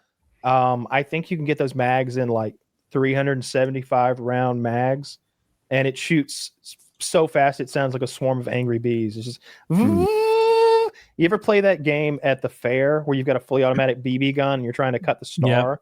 It's like that, but it's a 22, and it's just a water hose of 22 long rifle coming out for a long time because you've got 300 or 400 round magazines, something like that. That's a good choice. You need children though to help you load them. Yeah, or yeah, Jeremy. Yeah, you need some. Well, little fingers help because it's little 22s over and over. The guy that I knew, he had these two little girls who were growing up to be Sarah Connors. like they were so fucking hardcore, dude. They were both like, one was like 10 and the other was like 12. And the 12-year-old was already some sort of state shooting champion. She was doing like competitive 22s, and then the little one was doing competitive pellet rifle, or some sort of like early steps toward Olympic shooting. And then they were both like machine gun shooting little girls. Like they had like 44 Magnum rifle that had a suppressor on it. They were out there plinking with that thing. Those little girls were hardcore. There's a scene at the beginning of A League of Our Own, which is this female baseball movie. And there's one of the women raised by a single dad. And he was like, I didn't really know how to raise a little girl, so I raised her like a boy. She was one of the best players in the league. That's a good movie. I think it's a true story. One. Yeah, the premise is I think it's World War II and the baseball players are away at war. So they have women play a baseball league. And so that allows all these tomboys who are left behind and not allowed to play sports, but were really talented to get into a league. And the coach is Tom Hanks. It's a really good movie. Okay. He has the great line where like one of the player's crying. He's berating a player because she missed a play or something. And she just starts crying like a little child, like a little girl. And he's like, "What, are you crying? Are you crying?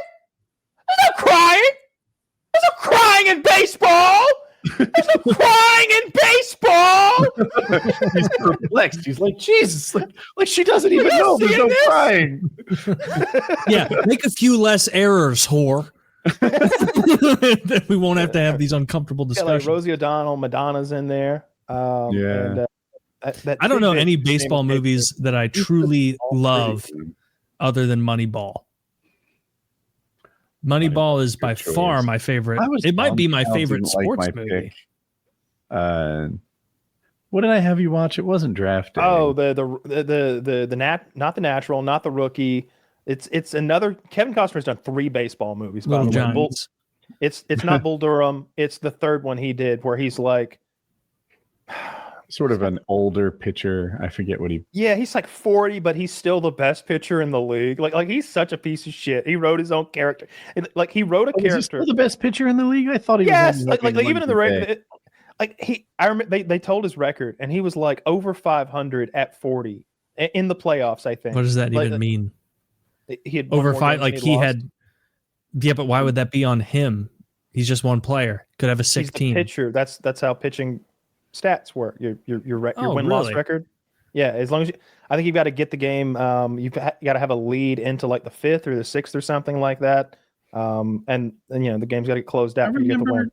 I thought he wasn't in the playoffs. I thought it was a regular game towards the end of the season, and the pep talk was like, "All the boys are behind you right now because right now we don't suck. We don't suck right now." John C. Reilly's the catcher. He did a good job. Yeah. I like John C. Reilly. John C. Reilly's the catcher. No, yeah, you're right. It was the last game of the year, and it was the last game of his contract. That's what was going on. It was okay. I liked all the baseball stuff. Fine, I guess. I hated his whole love story. That whole half the movie is a love story with a woman who's like can't realize that there's a world famous. It's the genius wealthy. of my brain. I forgot half the movie. Yeah, he's like deal with her kid and stuff. Like there's a whole bunch of drama there. I didn't care about any of that. I just wanted to see him throw the ball real hard. Yeah, I mean that sounds pretty gay. Not selling it like that. I don't care about their relationship. I want to see him throw that. What do they call? What's the slang for baseball? The way they say pigskin for football. Want to toss that leather. What do they throw? Hot potato. They call it. They do not call it a hot potato. Yeah, they call it the hot potato. Yeah, they call it the dingle dong sometimes. I'm adjacent to enough Cardinal fans. I know it's not a hot potato. They call it slinging that hot potato. That's what. That's the lingo. Fair enough. Yeah, I don't know what they call it. I can finally ditch Mizzou football a little bit. Oh, because not ditch, but like this is how it goes every year. The NHL starts, and then my attention pivots to the NHL. And so all Mizzou really has to do for me to be happy is to get to the start of NHL season being solid. And where y'all ranked now? They've apparently did you fall out? 16. No, they went from 14 to 16 because they lost by 3 to Bama. Well, the same amount that Georgia lost to Bama. Well, if you ever want to jump up into the top 10, just let me know. You can put on one of them Georgia hats, and you could be in the catbirds. I don't see why this is appropriate. I'm always a guy who stands for my friends. Who stands on the outside looking in? I see what you're saying. Yes. No, Taylor pulls for his friends' team. I pull for my friends' team because I like my friends to be happy. You're a football cuckold, all right? You need to get on board with this thing, right? Just become a Georgia fan, then you don't have to watch from the sidelines. You could be winning every week almost. Almost, except when they lose to the only team that beat us by the same margin. Dude, except our game was closer. You guys were fucking dead in the water before that game ended. We had one final play. 10, yeah, 9 of the last 10. Yes. But here's the thing. But unkind. But Georgia's also been in the SEC championship like 9 out of 10 times. That's the problem. We are the second best team in the entire fucking SEC. Alabama is the best. And every year, like they're on rough times right now. They really are. This isn't their A team. The fucking 6-7 years ago, when they're still tremendous, and they still have our number almost every single time. We beat them obviously the 2 years we won the national title. I think we may have lost to them one of those games though. We have a really hard time with Alabama. When we beat them, it's a happy day. I was so stressed. How would you know? Alabama. I mean, in theory, it's because they're rare. It's like birthdays. It's not even like birthdays are 10 times more prevalent than beat Alabama days. Like my friend's gonna love this part of the show. I'll get out a fucking ice cream cake next time Georgia wins because it's rare for them to beat Alabama, and it's upsetting because their fans are awful people. They're awful people. They're not as bad as Philly fans. They don't have any other teams, dude. What is Alabama famous for besides their civil rights abuses and incest? Football. There you go. There's number 3. Took away incest. That was my answer. I saw the all-time because like a bunch of like football accounts I follow on Twitter were posting stuff leading up to the Mizzou Alabama game, and someone said like the all-time since joining the SEC Mizzou versus Alabama record is Mizzou has won 2 and lost 6. And in my head, I was like, not bad. Like, at least we're in the mix. Apparently, we're better against Alabama than Georgia is. We play them every year. You don't play them every year. No, we play you guys sometimes too. Sometimes we play them twice a fucking year. You know that? Like, yeah, because you're beating the championship. Yeah, that's true. It's so upset. You beat them, and you're like, "Thank God we got past this." And then, like, guess who's coming to the SEC championship? And I remember praying one time that Nick Saban was going to get sick. Something happened with Nick Saban. He was either they probably bought off a player as they did. Georgia never got caught for anything of the sort. We just drive drunk and fast. That's what we do in Georgia. Okay, nothing wrong with that. No, but we're not buying off players. I think Nick Saban had maybe gotten in a little bit of trouble, and they were talking about he might not be in the game, and they were about to play them. And I was just like, God, please don't let Nick Saban coach this game. He showed up, beat the shit out of us. And I also don't like the Alabama jerseys. They're so like old timey with nothing but the number on the side. It's like their team mascot is a woman's period. They're the Alabama fucking Crimson Tide. But it's also the elephant. Fucking menstrual cycle assholes is what they should be called. Where does, you know better than me, where's the elephant come into play? Because I like when I see their logo with the elephant focus, but the Crimson Tide, I agree, is not a very I have no idea what that elephant is about. I don't know. I think they're from Tuscaloosa, which again I only know from their civil rights abuses and the football. Yeah, I don't know what the elephant has to do with Alabama football. I know they're the Crimson Tide because their awful fans constantly have to say "Roll Tide." Yeah, I mean that, and again, that's their only sport, so let them have some fun. The only thing I always take solace in is whether we're playing Georgia, Alabama, whoever. Our jerseys are so much sharper and better than your guys. It's like not even in the vicinity of close. Show the black and gold Mizzou jerseys versus the Georgia who gives a fuck white and red. So first of all, show our away jersey if they're going to show his pick of the litter jersey. Show Georgia's away jerseys when we go blackout mode, and then compare them to show the Mizzou blackout jersey. Ours are better. We have better helmets. Zach's over there. He's looking at like multiple pictures right now, being like, if I show this one, Taylor's going to be mad. If I show this one, Matt's going to be mad. To make him engage in all. Yours will be just a fat Mizzou fan wearing a jersey. It better not be. It better not be Zerk. It better be a good one. It better not be someone who looks like fucking me wearing a big black and gold. Put your finger triple on the X. scale. Yeah. No, our jerseys are black and gold are just better colors than white and red. Do we play y'all this year? No, unfortunately. And it's like it's been 3 years since we've played you guys, which is always what I look forward to when Georgia's on our schedule. Okay, this is great. We get all three of the Georgia jerseys. I like the black jersey, of course. I mean, it's good, but to me, they're all cookie cutter. I not that my team is better. We also wear red, but like UNC with their blue, or LSU, or like a team that grabs onto a color that not everyone else is using. I like that more. I like that you brought up LSU because I think they do a really good job with that. Like the purple and yellow, it's bright, it's festive. Maybe show people fucking wearing them, Zach. and here we have an artist rendering of what a Mizzou jersey looks like.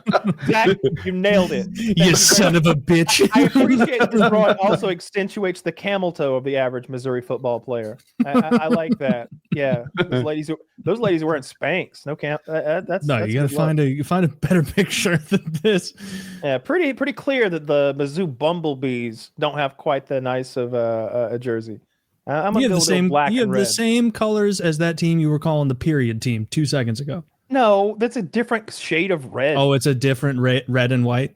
It's a different shade of red entirely. There, and again, I always think of, oh, look at this. Look at these guys. Yeah, those are better. At what? They're better at looking like neat jerseys on the field. I disagree. And we got real guys there, not a professional photo shoot. We don't need professional photo shoots like you fucking bougie motherfuckers in Georgia with your team. We don't have any good pro teams, so we like really care about UGA. Like that's what you guys are all about. We're not about that. No. Because in Missouri, if Mizzou sucks, we just switch to a different team and pretend to care about someone else. Eventually, I'll have to pretend to care about the Cardinals when you eventually do go back and you renege on your word about the Braves, because once the Braves are good again, you're going to come back to the table. I won't.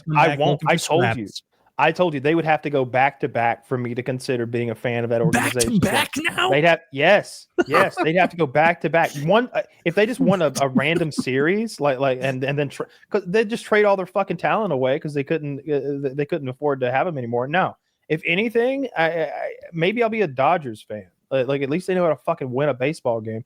The Braves are disgusting. I hate that whole organization. I hate everything about them. I like Ronald Acuna Jr. He's pretty sick. That was a great throw he made. I joined UGA with you. You can join the Cardinals. No, one of the most success. Actually, it's only second to the Yankees as far as the most successful franchises in baseball history. Yeah, I don't want to hear about what happened in the 90s, dude. Like I looked up your baseball team stats the other 2011, day. 2006, they won then. Zach's gonna pull up the NC State uniform. The Braves lost smoke you guys. The Braves missed the playoffs by 20 games. You know how many games the Cardinals missed the playoffs by? I don't know. 19. Oh, that's terrible. One better. I think I can do a little better. I can pick a different fanship than the St. Louis Cardinals. We're smoking you guys with the NC State uniform. Those girls aren't going to be able to play D. What the fuck? Well, we don't win. We're not ranked. No, when Woody's right, he's right. You think that girl can stop the run? Dude, I can't put my finger on it. There's something about these uniforms that I absolutely love. Thank you, Zach. Dude, Kyle, you're so wrong. You hate the Braves because they're unsuccessful. Join a franchise that knows how to win over time. The Cardinals? The Cardinals. You're like the Atlanta Braves are like a bottom feeder who gives a fuck organization. The Cardinals are like a real organization. People want to play. When's the last time y'all actually made the playoffs even? Past couple of years. Last time we won it was 2011 and then 2006. 2011? Do you know what year it is now? 2025. No. There are people driving around that weren't born yet when your team last won. Try that math again. It was 14 years ago. Good point. They have farmer's license in Pennsylvania. This is why it's so hard to get Georgia fans on your side. They're fucking illiterate. They're retarded. You can drive around at 14. What's your point? All right, cool kids do. They're in mopeds. In any case, I would pick I would probably pick the fucking Dodgers because the Dodgers have sick uniforms. And that would be the gayest thing of all time for you to do. They got that Japanese guy. They got that fucking Japanese guy who's a good pitcher, a good base runner, and an amazing hitter. And he seems to be like an all-around really good dude. I'm so annoyed that we don't have that guy on our team. I kind of want to just be a fan of his because he seems so. Wait, why would he be on Atlanta? Was there a no? Of course not. Like, not only could we not afford him, but he surely wants to be on the West Coast to go back to Japan occasionally. Yeah, of course. That makes sense. What are we talking about? Ote Oshan or Ote Shani or something? I think it's Shoho Otani Shote. I see. I'm pretty sure. I think it's Shoho Otani. I think that's what it is, but I could be fucking wrong. I feel like Taylor is trying to mess with me.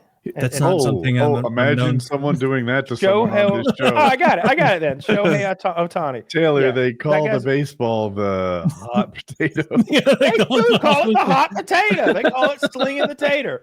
You're like, I would follow baseball if this guy Shody Obudi was on my team, and you don't know who he is. I said look, that's his name. He spelled it phonetically for you, and it's exactly what I said. Shohei Otani. Say it in the voice. Shohei Otani. Yes. That guy's great. I saw him there was he seems like a cool guy, but then also, like I said, he pitches and he plays offense, both at really high levels. Yeah. And again, I like their uniforms. The Japs are kick ass at baseball.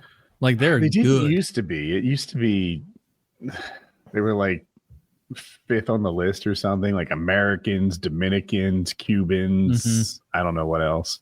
But now apparently towards the top. Seems like it. Because that's what I always remember too, is it'd be like, oh, this Dominican guy or this El Salvadoran guy or South America, really good at baseball. He's really good for 14. He's 24. They're also notorious fibbers about the League World Series. Some of those are Tim and Eric sketches. It's so absurd where they're showing the team and it's all right, well, there's one guy who's 6'2" and brought his wife. There's a famous picture of Barack Obama with the Little League World Series team one year, and I think the star of that team, it turned out he was 19 or 20 or something like that. And you look at him in that picture and it's dude has a mustache. What the fuck are we even playing at here? I do think that Latinos sometimes as a group hit puberty earlier than white guys. That was my observation in school.